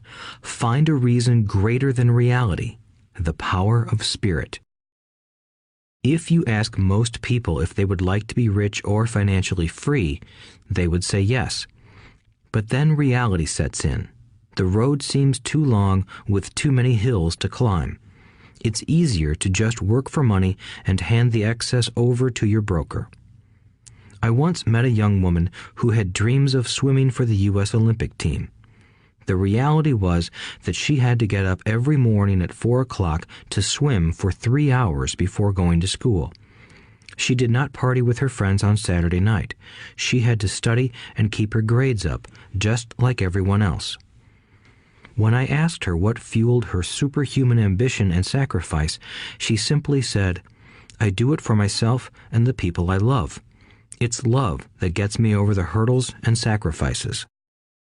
A reason or a purpose is a combination of wants and don't wants. When people ask me what my reason for wanting to be rich is, I tell them that it is a combination of deep emotional wants and don't wants. I will list a few. First, the don't wants, for they create the wants. I don't want to work all my life. I don't want what my parents aspired for, which was job security and a house in the suburbs. I don't like being an employee. I hated that my dad always missed my football games because he was so busy working on his career. I hated it when my dad worked hard all his life and the government took most of what he worked for at his death. He could not even pass on what he worked so hard for when he died. The rich don't do that. They work hard and pass it on to their children. Now, the wants. I want to be free to travel the world and live in the lifestyle I love. I want to be young when I do this. I want to simply be free. I want control over my time and my life. I want money to work for me. Those are my deep-seated emotional reasons. What are yours? If they are not strong enough, then the reality of the road ahead may be greater than your reasons. I have lost money and been set back many times, but it was the deep emotional reasons that kept me standing up and going forward.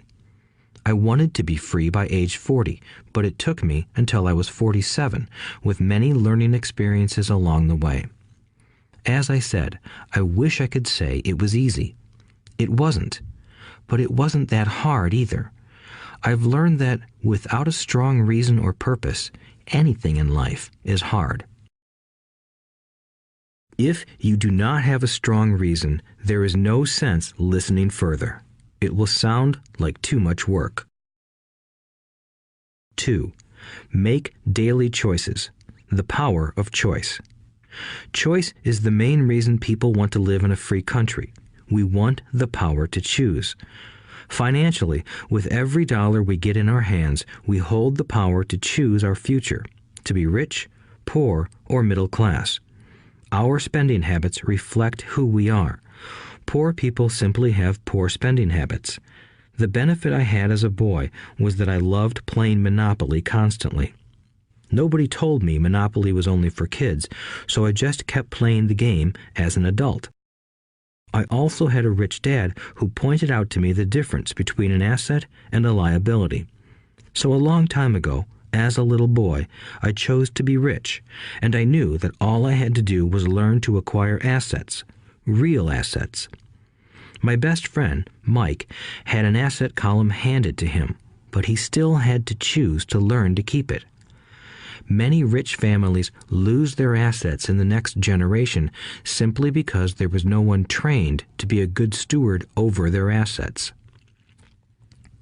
Most people choose not to be rich. For 90% of the population, being rich is too much of a hassle.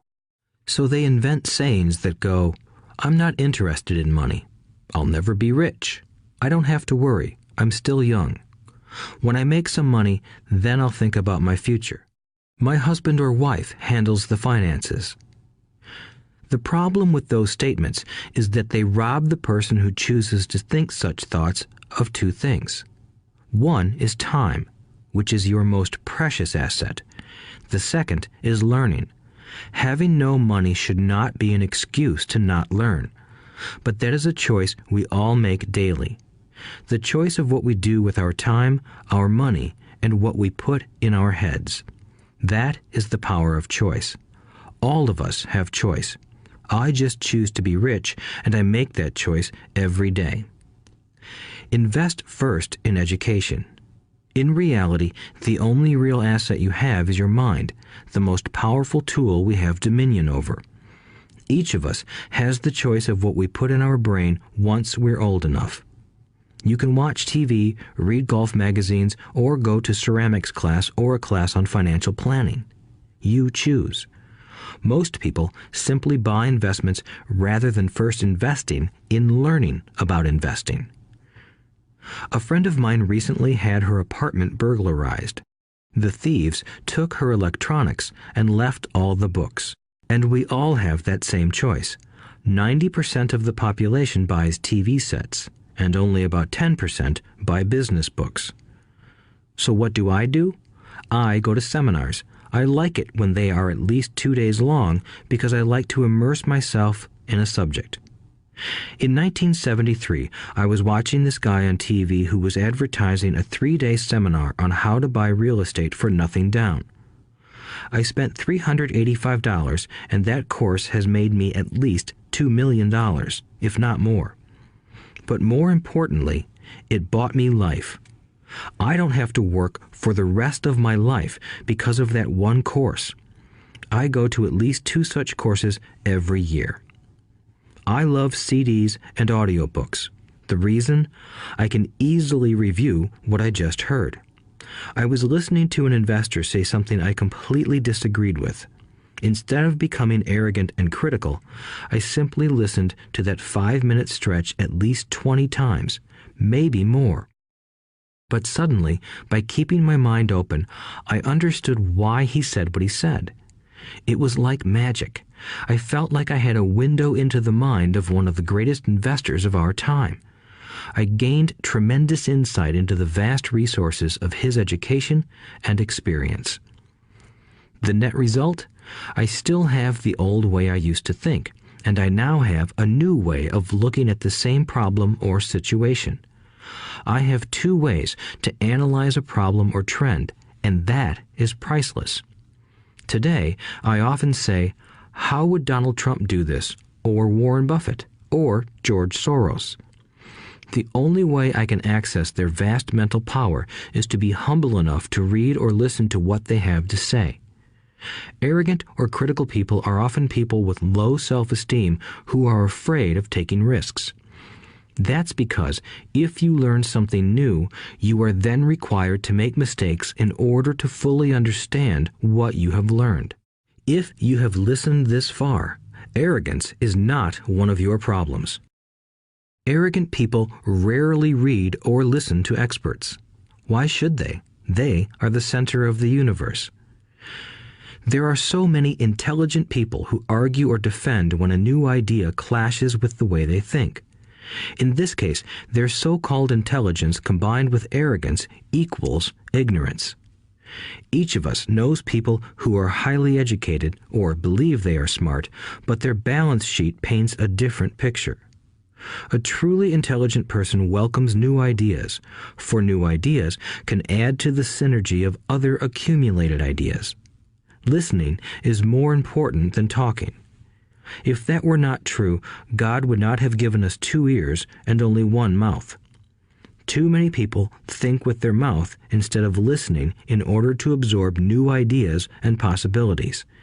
They argue instead of asking questions. I take a long view on my wealth. I do not subscribe to the get-rich-quick mentality most lottery players or casino gamblers have. I may go in and out of stocks, but I am long on education. If you want to fly an airplane, I advise taking lessons first. I am always shocked at people who buy stocks or real estate but never invest in their greatest asset, their mind. Just because you bought a house or two does not make you an expert at real estate. 3. Choose friends carefully. The power of association.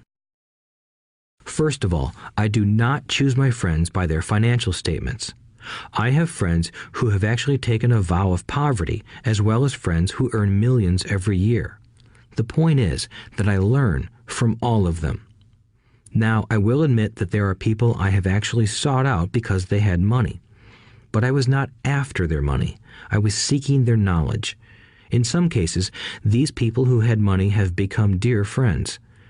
I've noticed that my friends with money talk about money. They don't do it to brag. They're interested in the subject. So I learn from them, and they learn from me. My friends who are in dire financial straits do not like talking about money, business, or investing. They often think it rude or unintellectual. So I also learn from my friends who struggle financially. I find out what not to do. I have several friends who have generated over $1 billion in their short lifetimes. The 3 of them report the same phenomenon. Their friends who have no money have never come to them to ask them how they did it, but they do come asking for one of 2 things, or both, a loan or a job. Warning: don't listen to poor or frightened people. I have such friends, and while I love them dearly, they are the Chicken Littles of life. To them, when it comes to money, especially investments, it's always the sky is falling, the sky is falling. They can always tell you why something won't work. The problem is that people listen to them. But people who blindly accept doom and gloom information are also Chicken Littles. As that old saying goes, birds of a feather flock together. If you watch business channels on TV, they often have a panel of so-called experts. One expert will say the market is going to crash, and the other will say it's going to boom. If you're smart, you listen to both. Keep your mind open because both have valid points. Unfortunately, most poor people listen to Chicken Little. I have had many close friends try to talk me out of a deal or an investment. Not long ago, a friend told me he was excited because he found a 6% certificate of deposit. I told him I earned 16% from the state government. The next day, he sent me an article about why my investment was dangerous. I have received 16% for years now, and he still receives 6%. I would say that one of the hardest things about wealth building is to be true to yourself and to be willing to not go along with the crowd. This is because, in the market, it is usually the crowd that shows up late that is slaughtered. If a great deal is on the front page, it's too late in most instances. Look for a new deal. As we used to say as surfers, there is always another wave. People who hurry and catch a wave late usually are the ones who wipe out. Smart investors don't time the markets. If they miss a wave, they search for the next one and get themselves in position. This is hard for most investors because buying what is not popular is frightening. Timid investors are like sheep going along with the crowd. Or their greed gets them in when wise investors have already taken their profits and moved on. Wise investors buy an investment when it's not popular. They know their profits are made when they buy, not when they sell.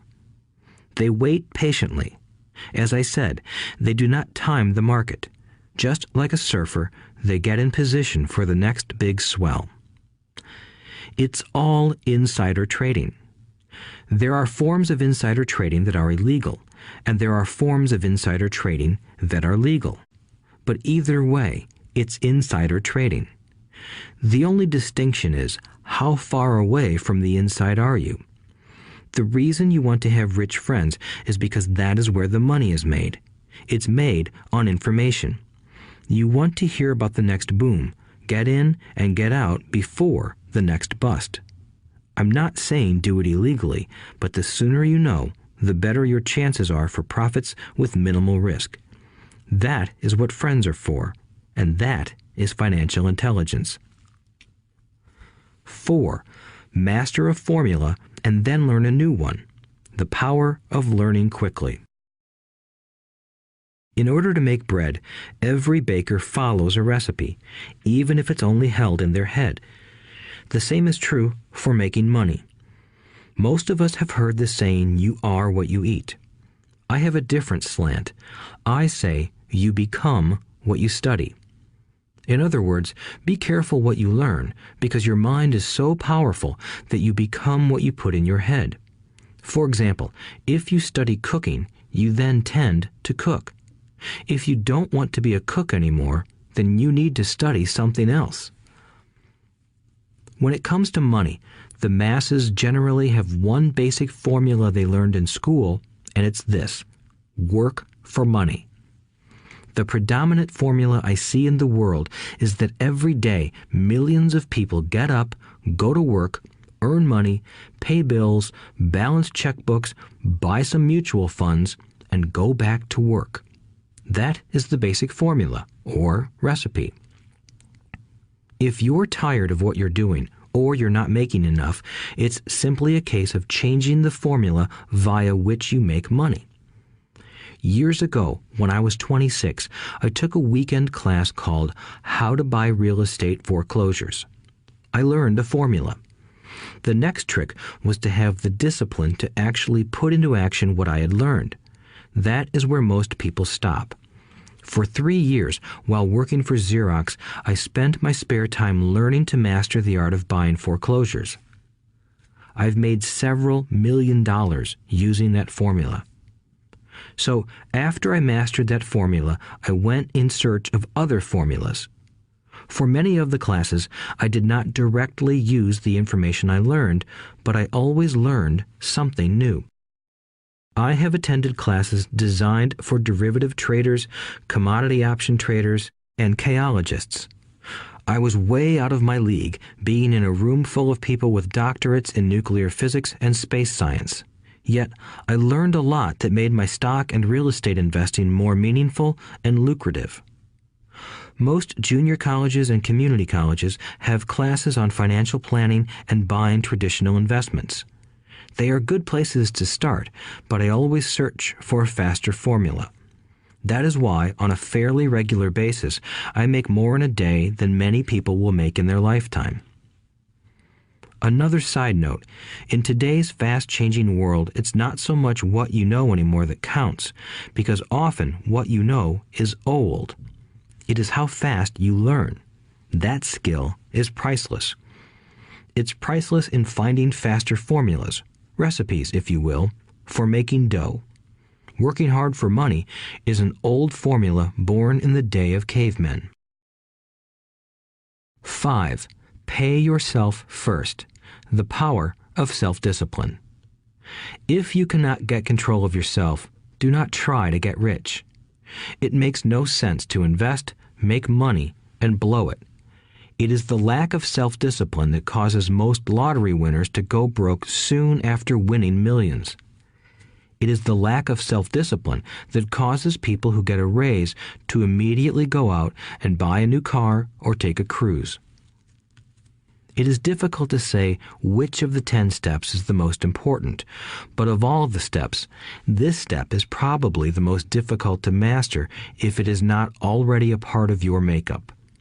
I would venture to say that personal self-discipline is the number one delineating factor between the rich, the poor, and the middle class. Simply put, people who have low self-esteem and low tolerance for financial pressure can never be rich. As I have said, a lesson learned from my rich dad was that the world will push you around. The world pushes people around, not because other people are bullies, but because the individual lacks internal control and discipline. People who lack internal fortitude often become victims of those who have self-discipline.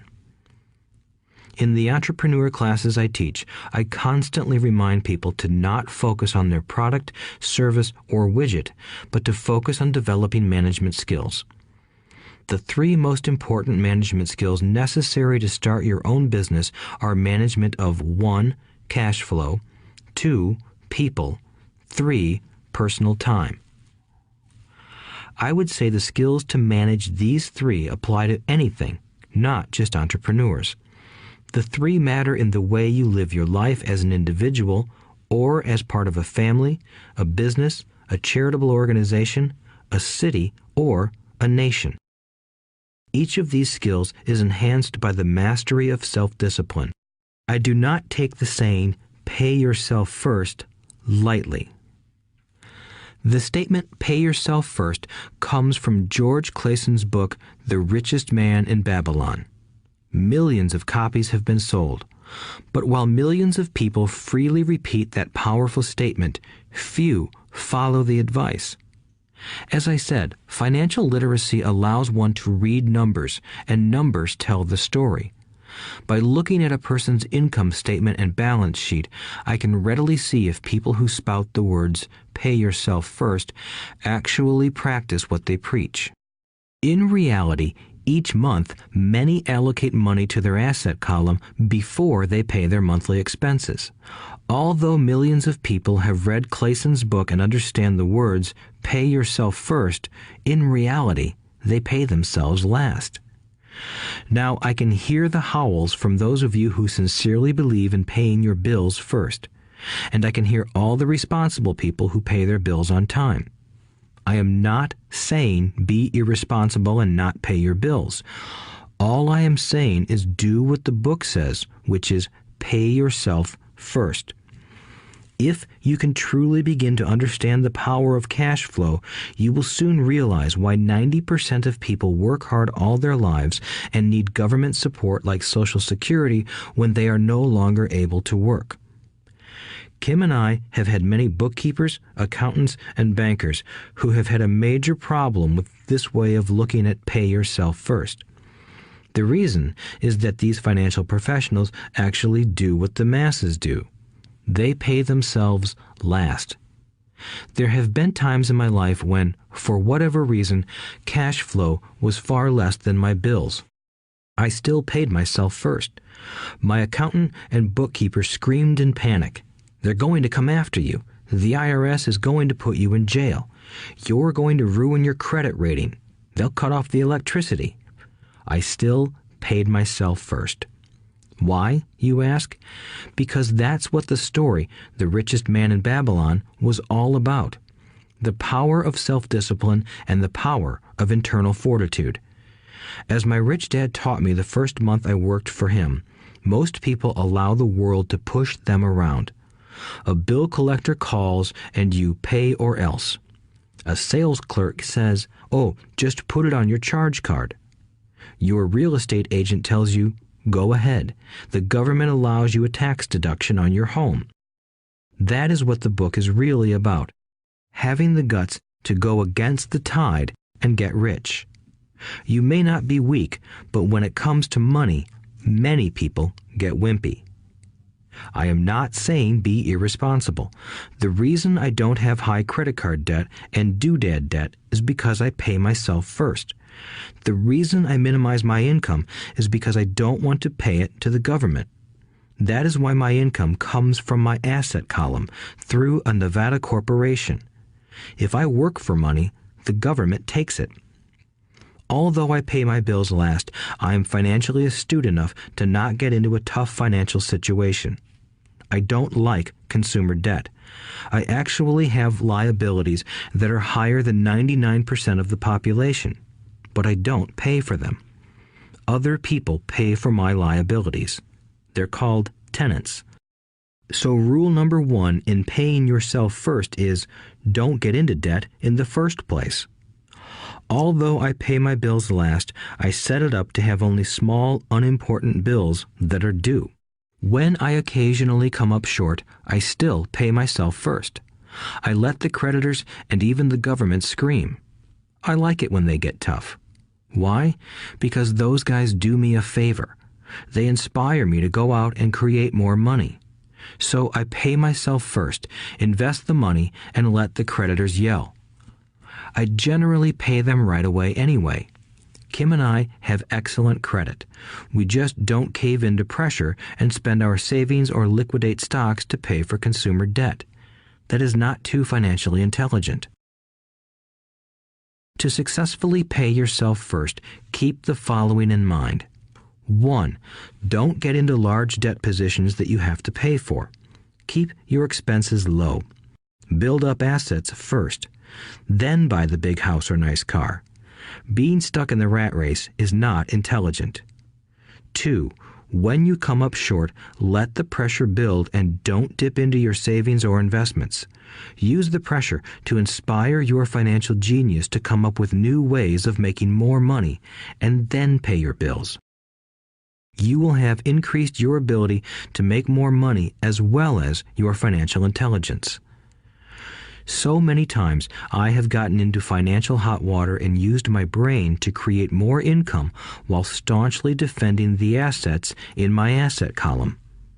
My bookkeeper has screamed and dived for cover, but I was like a good soldier defending the fort.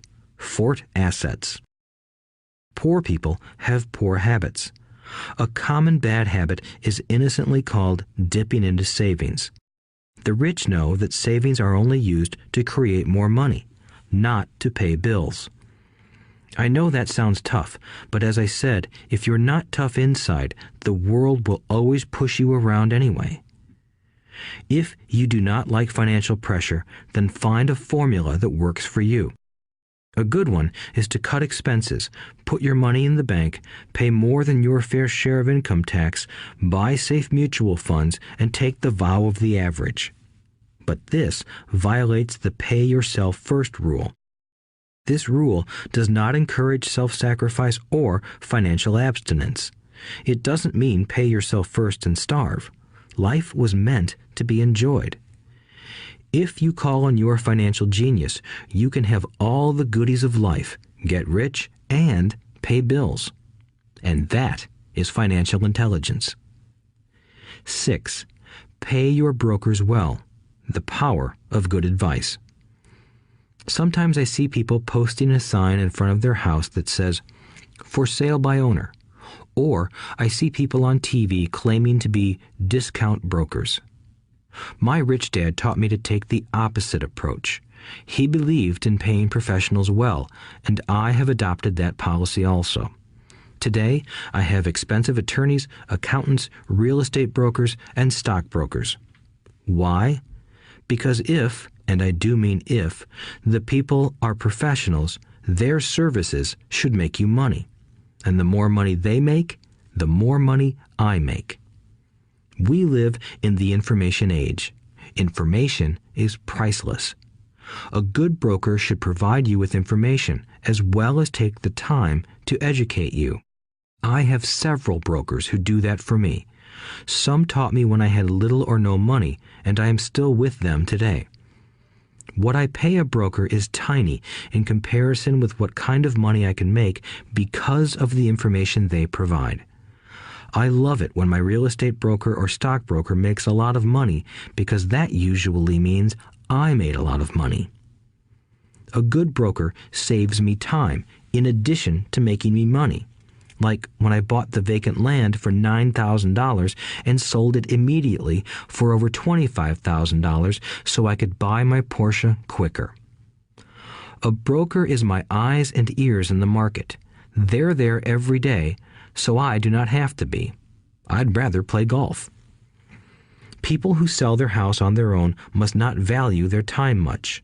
Why would I want to save a few bucks when I could use that time to make more money or spend it with those I love? What I find funny is that so many poor and middle-class people insist on tipping restaurant help 15 to 20%, even for bad service, but complain about paying a broker 3 to 7%. They enjoy tipping people in the expense column and stiffing people in the asset column. That is not financially intelligent. Keep in mind that not all brokers are created equal. Unfortunately, most brokers are only salespeople. They sell, but they themselves own little or no real estate. There is a tremendous difference between a broker who sells houses and a broker who sells investments. The same is true for stock, bond, mutual fund, and insurance, brokers who call themselves financial planners. When I interview any paid professional, I first find out how much property or stocks they personally own and what percentage they pay in taxes. And that applies to my tax attorney as well as my accountant. I have an accountant who minds his own business. His profession is accounting, but his business is real estate.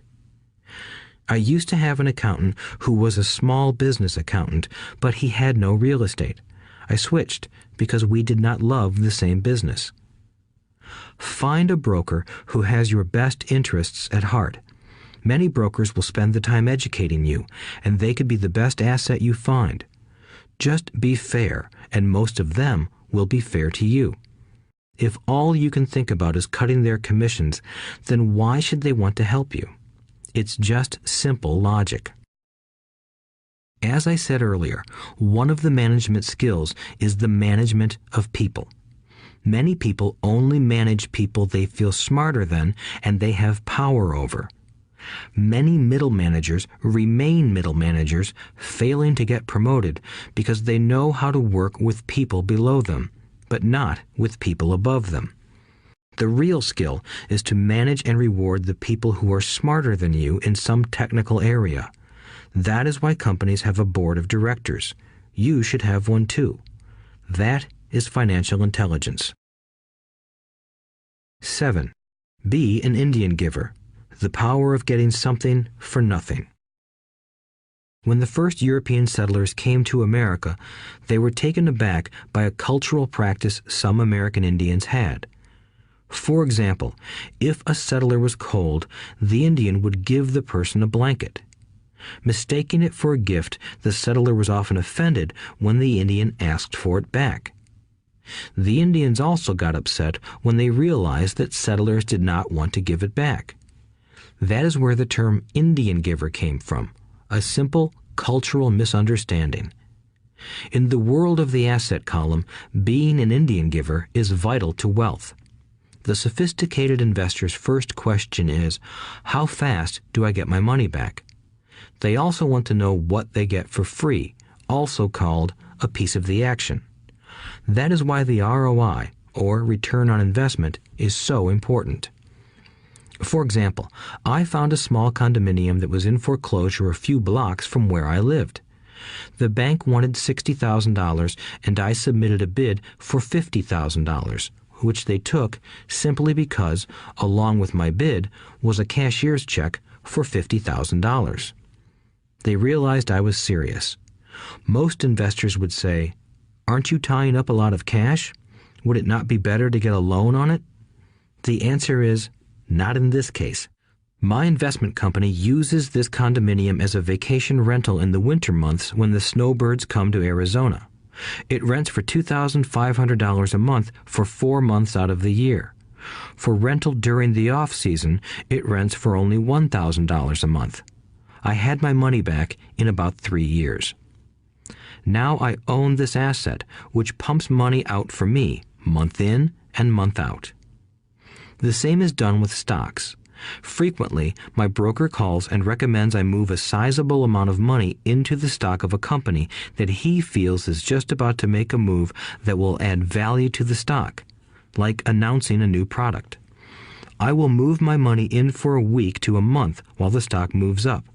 Then I pull my initial dollar amount out and stop worrying about the fluctuations of the market because my initial money is back and ready to work on another asset.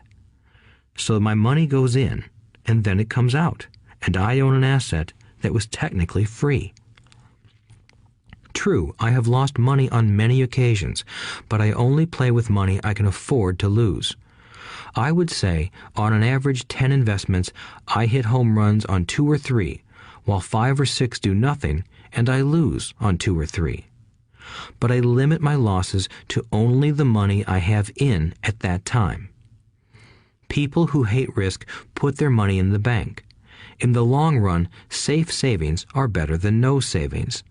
But it takes a long time to get your money back, and, in most instances, you don't get anything for free with it. On every one of my investments, there must be an upside, something for free, like a condominium, a mini storage, a piece of free land, a house, stock shares, or an office building. And there must be limited risk or a low-risk idea. There are books devoted entirely to this subject, so I will not talk about it here. Ray Kroc, of McDonald's fame, sold hamburger franchises, not because he loved hamburgers, but because he wanted the real estate under the franchise for free. So wise investors must look at more than ROI. They look at the assets they get for free once they get their money back. That is financial intelligence. 8. Use assets to buy luxuries. The power of focus. A friend's child has been developing a nasty habit of burning a hole in his pocket. Just 16, he wanted his own car. The excuse? All his friends' parents gave their kids cars. The child wanted to go into his savings and use it for a down payment. That was when his father called me and then came to see me. Do you think I should let him do it, or should I just buy him a car? I answered, it might relieve the pressure in the short term, but what have you taught him in the long term? Can you use this desire to own a car and inspire your son to learn something? Suddenly, the lights went on and he hurried home. 2 months later, I ran into my friend again. Does your son have his new car? I asked. No, he doesn't, but I gave him $3,000 for the car. I told him to use my money instead of his college money. Well, that's generous of you, I said. Not really. The money came with a hitch. So what was the hitch? I asked. Well, first we played your cash flow game. We then had a long discussion about the wise use of money. After that, I gave him a subscription to the Wall Street Journal and a few books on the stock market. Then what? I asked. What was the catch? I told him that $3,000 was his, but he could not directly buy a car with it. He could use it to find a stockbroker and buy and sell stocks. Once he had made $6,000 with the $3,000, the money would be his for the car, and the $3,000 would go into his college fund. And what are the results? I asked. Well, he got lucky early in his trading, but lost everything a few days later. Then he really got interested. Today, I would say he is down $2,000, but his interest is up. He has read all the books I bought him, and he's gone to the library to get more. He reads the Wall Street Journal voraciously, watching for indicators. He's only got $1,000 left, but his interest and learning are sky high. He knows that if he loses that money, he walks for 2 more years. But he does not seem to care. He even seems uninterested in getting a car because he's found a game that is more fun. What happens if he loses all the money? I asked. We'll cross that bridge when we get to it. I'd rather have him lose everything now than wait till he's our age to risk losing everything. And besides, that is the best $3,000 I've ever spent on his education. What he is learning will serve him for life, and he seems to have gained a new respect for the power of money. As I said earlier, if a person cannot master the power of self-discipline, it is best not to try to get rich. I say this because although the process of developing cash flow from an asset column is easy in theory, what's hard is the mental fortitude to direct money to the correct use. Due to external temptations, it is much easier in today's consumer world to simply blow money out the expense column. With weak mental fortitude, that money flows into the paths of least resistance. That is the cause of poverty and financial struggle. The following example illustrates the financial intelligence needed to direct money to make more money. If we give 100 people $10,000 at the start of the year, I believe that at the end of the year, 80 would have nothing left. In fact, many would have created greater debt by making a down payment on a new car, refrigerator, electronics, or a holiday. 16 would have increased that $10,000 by 5 to 10%. 4 would have increased it to $20,000 or into the millions. We go to school to learn a profession so we can work for money. It is my opinion that it's just as important to learn how to have money work for you. I love my luxuries as much as anyone else. The difference is I don't buy them on credit. It's the keep up with the Joneses trap. When I wanted to buy a Porsche, the easy road would have been to call my banker and get a loan. Instead of choosing to focus in the liability column, I chose to focus in the asset column. As a habit, I use my desire to consume to inspire and motivate my financial genius to invest. Too often today, we focus on borrowing money to get the things we want instead of focusing on creating money. One is easier in the short term, but harder in the long term. It's a bad habit that we as individuals and as a nation have gotten into. Remember, the easy road often becomes hard, and the hard road often becomes easy. The earlier you can train yourself and those you love to be masters of money, the better. Money is a powerful force. Unfortunately, people use the power of money against themselves. If your financial intelligence is low, money will run all over you. It will be smarter than you. If money is smarter than you, you will work for it all your life.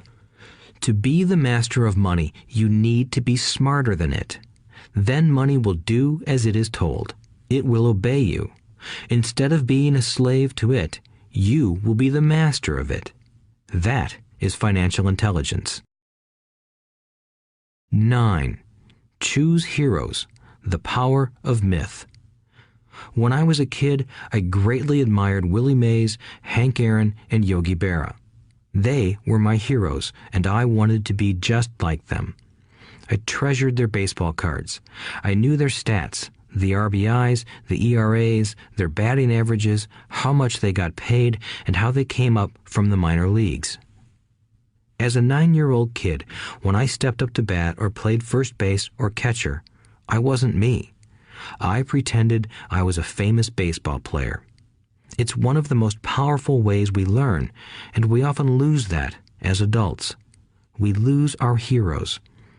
Today, I watch young kids playing basketball near my home. On the court, they're not little Johnny. They're pretending to be their favorite basketball hero. Copying or emulating heroes is true power learning. I have new heroes as I grow older. I have golf heroes, and I copy their swings and do my best to read everything I can about them. I also have heroes such as Donald Trump, Warren Buffett, Peter Lynch, George Soros, and Jim Rogers. I know their stats just like I knew the ERAs and RBIs of my childhood baseball heroes. I follow what Warren Buffett invests in, and I read anything I can about his point of view on the market and how he chooses stocks. And I read about Donald Trump, trying to find out how he negotiates and puts deals together. Just as I was not me when I was up to bat, when I'm in the market or I'm negotiating a deal, I am subconsciously acting with the bravado of Trump. Or, when analyzing a trend, I look at it as though Warren Buffett were doing it. By having heroes, we tap into a tremendous source of raw genius. But heroes do more than simply inspire us. Heroes make things look easy. Making it look easy convinces us to want to be just like them. If they can do it, so can I. When it comes to investing, too many people make it sound hard. Instead, find heroes who make it look easy. 10. Teach and you shall receive. The power of giving. Both of my dads were teachers. My rich dad taught me a lesson I have carried all my life, the necessity of being charitable or giving. My educated dad gave a lot of his time and knowledge, but almost never gave away money. He usually said that he would give when he had some extra money, but of course, there was rarely any extra. My rich dad gave money as well as education. He believed firmly in tithing. If you want something, you first need to give, he would always say. When he was short of money, he gave money to his church or to his favorite charity. If I could leave one single idea with you, it is that idea. Whenever you feel short or in need of something, give what you want first, and it will come back in buckets. That is true for money, a smile, love, or friendship. I know it is often the last thing a person may want to do, but it has always worked for me. I trust that the principle of reciprocity is true, and I give what I want. I want money, so I give money, and it comes back in multiples. I want sales, so I help someone else sell something, and sales come to me. I want contacts, and I help someone else get contacts. Like magic, contacts come to me. I heard a saying years ago that went, "God does not need to receive, but humans need to give." My rich dad would often say, poor people are more greedy than rich people. He would explain that if a person was rich, that person was providing something that other people wanted. In my life, whenever I have felt needy or short of money or short of help, I simply went out or found in my heart what I wanted and decided to give it first. And when I gave, it always came back. It reminds me of the story of the guy sitting with firewood in his arms on a cold, freezing night. He is yelling at the pot-bellied stove, "When you give me some heat, then I'll put some wood in you." And when it comes to money, love, happiness, sales, and contacts, all one needs to remember is to give first. Often, just the process of thinking of what I want and how I could give that to someone else breaks free a torrent of bounty. Whenever I feel that people aren't smiling at me, I simply begin smiling and saying hello. Like magic, the next thing I know, I'm surrounded by smiling people. It is true that your world is only a mirror of you. So that's why I say, teach and you shall receive. I have found that the more I teach those who want to learn, the more I learn. If you want to learn about money, teach it to someone else. A torrent of new ideas and finer distinctions will come in. There are times when I have given and nothing has come back, or what I have received is not what I wanted. But upon closer inspection and soul-searching, I was often giving to receive in those instances instead of giving for the joy that giving itself brings. My dad taught teachers, and he became a master teacher. My rich dad always taught young people his way of doing business. In retrospect, it was their generosity with what they knew that made them smarter. There are powers in this world that are much smarter than we are. You can get there on your own, but it's easier with the help of the powers that be. You only need to be generous with what you have. Chapter 9. Still want more? Here are some to-dos. Many people may not be satisfied with my 10 steps. They see them more as philosophies than actions. I think understanding the philosophy is just as important as the action. There are many people who want to do instead of think, and then there are people who think but do not do. I would say that I am both. I love new ideas, and I love action. So for those who want a to-do list on how to get started, I will share with you some of the things I do in abbreviated form. Stop doing what you're doing. In other words, take a break and assess what is working and what is not working. The definition of insanity is doing the same thing over and over and expecting a different result.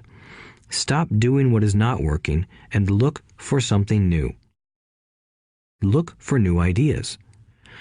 For new investing ideas, I go to bookstores and search for books on different and unique subjects. I call them formulas. I buy how-to books on formulas I know nothing about. For example, in the bookstore I found the book The 16% Solution by Joel Moskowitz. I bought the book and read it, and the next Thursday I did exactly as the book said. Most people do not take action, or they let someone talk them out of whatever new formula they are studying. My neighbor told me why 16% would not work. I did not listen to him because he's never done it.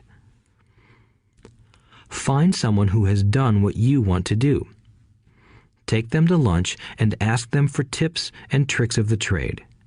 As for 16% tax lien certificates, I went to the county tax office and found the government employee who worked in that office. I found out that she, too, invested in the tax liens. Immediately, I invited her to lunch. She was thrilled to tell me everything she knew and how to do it. After lunch, she spent all afternoon showing me everything. By the next day, I found 2 great properties with her help that have been accruing interest at 16% ever since. It took a day to read the book, a day to take action, an hour for lunch, and a day to acquire 2 great deals. Take classes, read, and attend seminars. I search newspapers and the internet for new and interesting classes, many of which are free or inexpensive. I also attend and pay for expensive seminars on what I want to learn. I am wealthy and free from needing a job simply because of the courses I took. I have friends who did not take those classes who told me I was wasting my money, and yet they're still at the same job. Make lots of offers. When I want a piece of real estate, I look at many properties and generally write an offer. If you don't know what the right offer is, neither do I. That is the job of the real estate agent. They make the offers. I do as little work as possible. A friend wanted me to show her how to buy apartment houses. So one Saturday, she, her agent, and I went and looked at 6 apartment houses. 4 were dogs, but 2 were good. I said to write offers on all 6, offering half of what the owners asked for. She and the agent nearly had heart attacks. They thought it was rude and would offend the sellers, but I really don't think the agent wanted to work that hard. So they did nothing and went on looking for a better deal. No offers were ever made, and that person is still looking for the right deal at the right price. Well, you don't know what the right price is until you have a second party who wants to deal. Most sellers ask too much. It is rare that a seller asks a price that is less than something is worth. Moral of the story: make offers. People who are not investors have no idea what it feels like to try to sell something. I have had a piece of real estate that I wanted to sell for months. I would have welcomed any offer. They could have offered me 10 pigs and I would have been happy. Not at the offer, but just because someone was interested. I would have countered, maybe for a pig farm in exchange. But that's how the game works. The game of buying and selling is fun. Keep that in mind. It's fun and only a game. Make offers. Someone might say yes. I always make offers with escape clauses. In real estate, I make an offer with language that details subject to contingencies, such as the approval of a business partner. Never specify who the business partner is. Most people don't know that my partner is my cat. If they accept the offer and I don't want the deal, I call home and speak to my cat. I make this ridiculous statement to illustrate how absurdly easy and simple the game is. So many people make things too difficult and take it too seriously. Finding a good deal, the right business, the right people, the right investors, or whatever is just like dating. You must go to the market and talk to a lot of people, make a lot of offers, counter-offers, negotiate, reject, and accept. I know single people who sit at home and wait for the phone to ring, but it's better to go to the market, even if it's only the supermarket. Search, offer, reject, negotiate, and accept are all parts of the process of almost everything in life. Jog, walk, or drive a certain area once a month for 10 minutes. I have found some of my best real estate investments doing this. I will jog a certain neighborhood for a year and look for change. For there to be profit in a deal, there must be 2 elements, a bargain and change.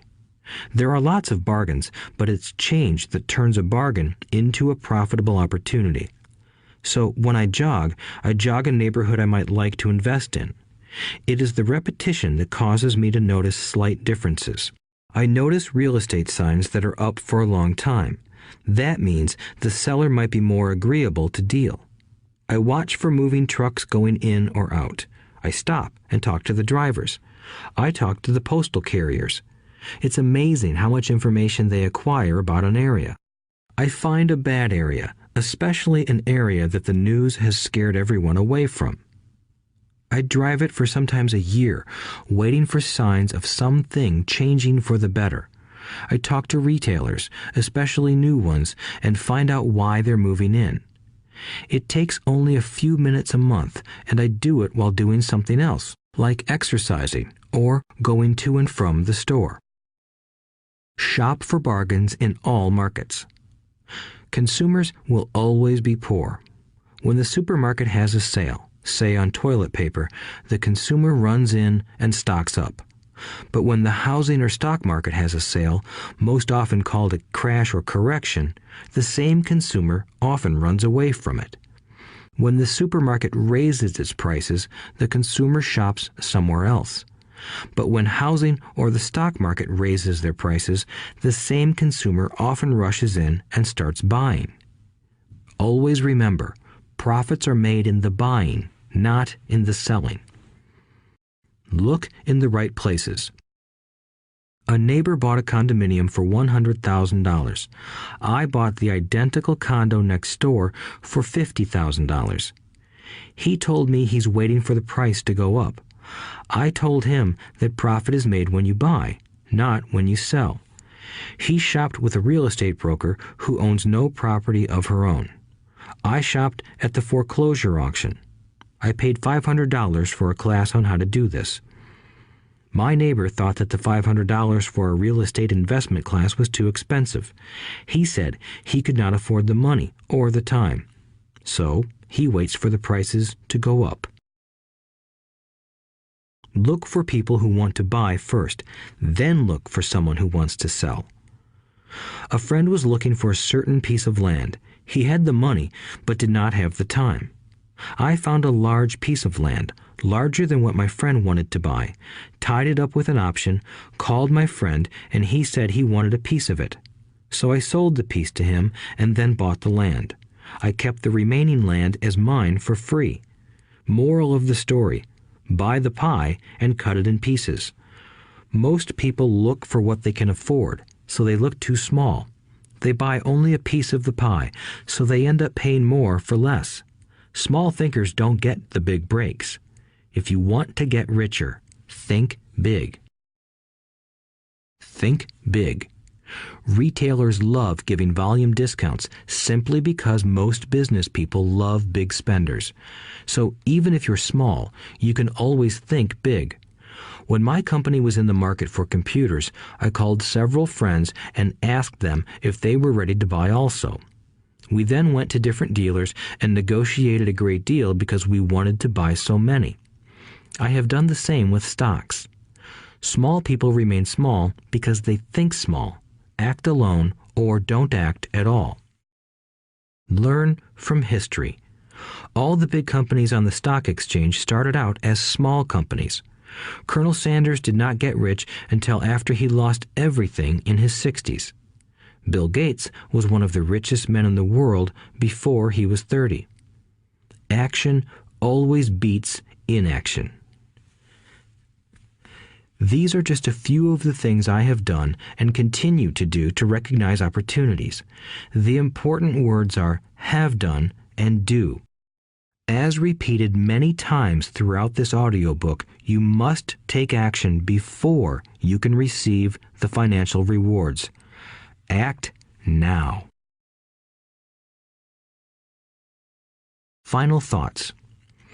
I would like to share some final thoughts with you. The main reason I wrote this book, and the reason it has remained a bestseller since 2000, was to share insights into how increased financial intelligence can be used to solve many of life's common problems. Without financial training, we all too often use the standard formulas to get through life. Work hard, save, borrow, and pay excessive taxes. Today, more than ever, we need better information. I use the following story as an example of a financial problem that confronts many young families today. How do you afford a good education for your children and provide for your own retirement? It requires using financial intelligence instead of hard work. A friend of mine was griping one day about how hard it was to save money for his 4 children's college educations. He was putting $300 away in a college fund each month and had so far accumulated only about $12,000. He had about 12 more years to save for college since his oldest child was then 6 years old. At the time, the real estate market in Phoenix was terrible. People were giving houses away. I suggested to my friend that he buy a house with some of the money in his college fund. The idea intrigued him, and we began to discuss the possibility. His primary concern was that he did not have credit with the bank to buy another house since he was so overextended. I assured him that there were other ways to finance a property rather than through the bank. We looked for a house for 2 weeks, a house that would fit all our criteria. There were plenty to choose from, so shopping was fun. Finally, we found a 3-bedroom, 2-bath home in a prime neighborhood. The owner had been downsized and needed to sell that day because he and his family were moving to California where another job waited. The owner wanted $102,000, but we offered only $79,000. He took it immediately and agreed to carry back the loan with a 10% down payment. All my friend had to come up with was $7,900. As soon as the owner moved, my friend put the house up for rent. After all expenses were paid, including the mortgage, he put $125 in his pocket each month. His plan was to keep the house for 12 years and let the mortgage get paid down faster by applying the extra $125 to the principal each month. We figured that in 12 years, a large portion of the mortgage would be paid off and he could possibly be clearing $800 a month by the time his first child went to college. He could also sell the house if it had appreciated in value. 3 years later, the real estate market greatly improved in Phoenix, and he was offered $156,000 for the same house by the tenant who lived in it. Again, he asked me what I thought. I advised that he sell it, using a 1031 tax-deferred exchange. Suddenly, he had nearly $80,000 to operate with. I called another friend in Austin, Texas, who then moved this tax-deferred capital gain into a mini storage facility. Within 3 months, he began receiving checks for a little less than $1,000 a month, which he then poured back into the college fund. A couple of years later, the mini warehouse sold, and he received a check for nearly $330,000 as proceeds from the sale. He rolled those funds into a new project that would now generate over $3,000 a month in income, again going into the college fund. He is now very confident that his goal will be met easily. It only took $7,900 to start and a little financial intelligence. His children will be able to afford the education they want, and he will then use the underlying asset, wrapped in his legal entity, to pay for his retirement. As a result of this successful investment strategy, he will be able to retire early. Thank you for listening to this audiobook. I hope it has provided some insights into utilizing the power of money to work for you. Today, we need greater financial intelligence to simply survive. The idea that it takes money to make money is the thinking of financially unsophisticated people. It does not mean that they're not intelligent. They have simply not learned the science of money making money. Money is only an idea. If you want more money, simply change your thinking. Every self-made person started small with an idea and then turned it into something big. The same applies to investing. It takes only a few dollars to start and grow it into something big. I meet so many people who spend their lives chasing the big deal or trying to amass a lot of money to get into a big deal. But to me, that is foolish. Too often, I have seen unsophisticated investors put their large nest egg into one deal and lose most of it rapidly. They may have been good workers, but they were not good investors. Education and wisdom about money are important. Start early. Buy a book. Go to a seminar. Practice. Start small. I turned $5,000 cash into a $1 million asset, producing $5,000 a month cash flow in less than 6 years. But I started learning as a kid. I encourage you to learn because it's not that hard. In fact, it's pretty easy once you get the hang of it. I think I have made my message clear. It's what is in your head that determines what is in your hands. Money is only an idea. There is a great book called Think and Grow Rich. The title is not Work Hard and Grow Rich. Learn to have money work hard for you, and your life will be easier and happier. Today, don't play it safe. Play it smart. The 3 incomes. In the world of accounting, there are 3 different types of income. 1, ordinary earned. 2, portfolio. 3, passive. When my poor dad said to me, "Go to school, get good grades, and find a safe, secure job," he was recommending I work for earned income. When my rich dad said, "The rich don't work for money, they have their money work for them," he was talking about passive income and portfolio income. Passive income, in most cases, is income derived from real estate investments. Portfolio income is income derived from paper assets such as stocks and bonds. Portfolio income is the income that makes Bill Gates the richest man in the world, not earned income. Rich Dad used to say, the key to becoming wealthy is the ability to convert earned income into passive income or portfolio income as quickly as possible. He would say, taxes are highest on earned income. The least taxed income is passive income.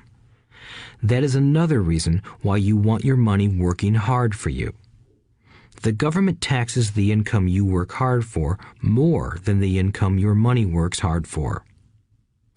In my second book, Rich Dad's Cash Flow Quadrant, I explain the 4 different types of people who make up the world of business. They are E, employee, S, self-employed, B, business owner, and I, investor. Most people go to school to learn to be an E or an S. The cash flow quadrant is written about the core differences of these 4 types and how people can change their quadrant. In fact, most of our products are created for people in the B and I quadrants. In Rich Dad's Guide to Investing, book number 3 in the Rich Dad series, I go into more detail on the importance of converting earned income into passive and portfolio income. Rich Dad used to say, all a real investor does is convert earned income into passive and portfolio income. If you know what you're doing, investing is not risky. It's just common sense. The key to financial freedom. The key to financial freedom and great wealth is a person's ability to convert earned income into passive and/or portfolio income. My rich dad spent a lot of time teaching Mike and me this skill. Having this ability is the reason my wife Kim and I are financially free, never needing to work again. We continue to work because we choose to. Today, we own a real estate investment company for passive income and participate in private placements and initial public offerings of stock for portfolio income. We also went back to work to build a financial education company so that we can continue to create and publish books and games. All of our educational products are created to teach the same skills my rich dad taught me, the skills of converting earned income into passive and portfolio income. The games we create are important because they teach what books cannot teach. For example, you would never learn to ride a bicycle by only reading a book.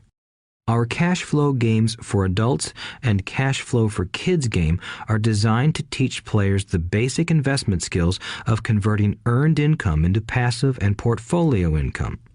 They also teach the principles of accounting and financial literacy. These games are the only educational products in the world that teach people all of these skills simultaneously. Cash Flow 202 is the advanced version of Cash Flow 101 and requires the game board from 101 as well as a full understanding of 101 before it can be played. Cash Flow 101 and Cash Flow for Kids teach the principles of fundamental investing. Cash Flow 202 teaches the principles of technical investing. Technical investing involves advanced trading techniques such as short selling, call options, put options, and straddles. A person who understands these advanced techniques is able to make money when the market goes up, as well as when the market comes down. As my rich dad would say, a real investor makes money in an up market and a down market. That is why they make so much money. One of the reasons they make more money is simply because they have more self-confidence. Rich Dad would say they have more self-confidence because they are less afraid of losing. In other words, the average investor does not make as much money because they are so afraid of losing money. The average investor does not know how to protect themselves from losses, and that is what Cash Flow 202 teaches. Average investors think investing is risky because they have not been formally trained to be professional investors. As Warren Buffett, America's richest investor, says, risk comes from not knowing what you're doing. My board games teach the simple basics of fundamental investing and technical investing while people are having fun. I occasionally hear someone say, your educational games are expensive, which poses the question of ROI, the return on investment, or the value returned for the price paid. I nod my head and reply, yes, they may be expensive, especially when compared to entertainment board games.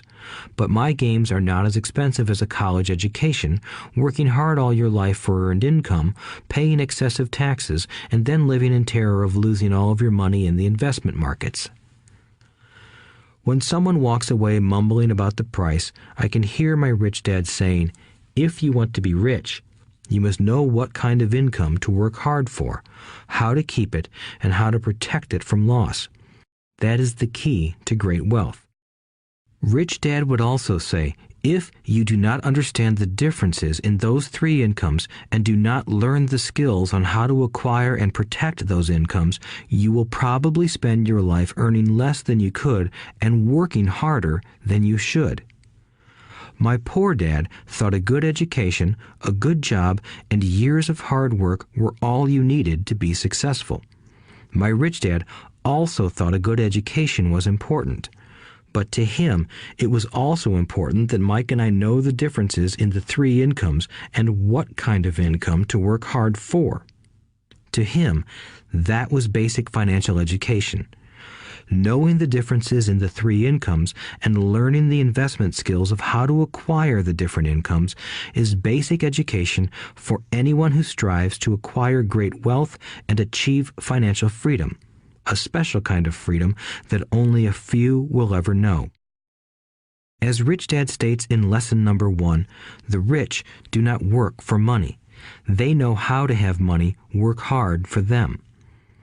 Rich Dad said, earned income is money you work for, and passive and portfolio income is money working for you.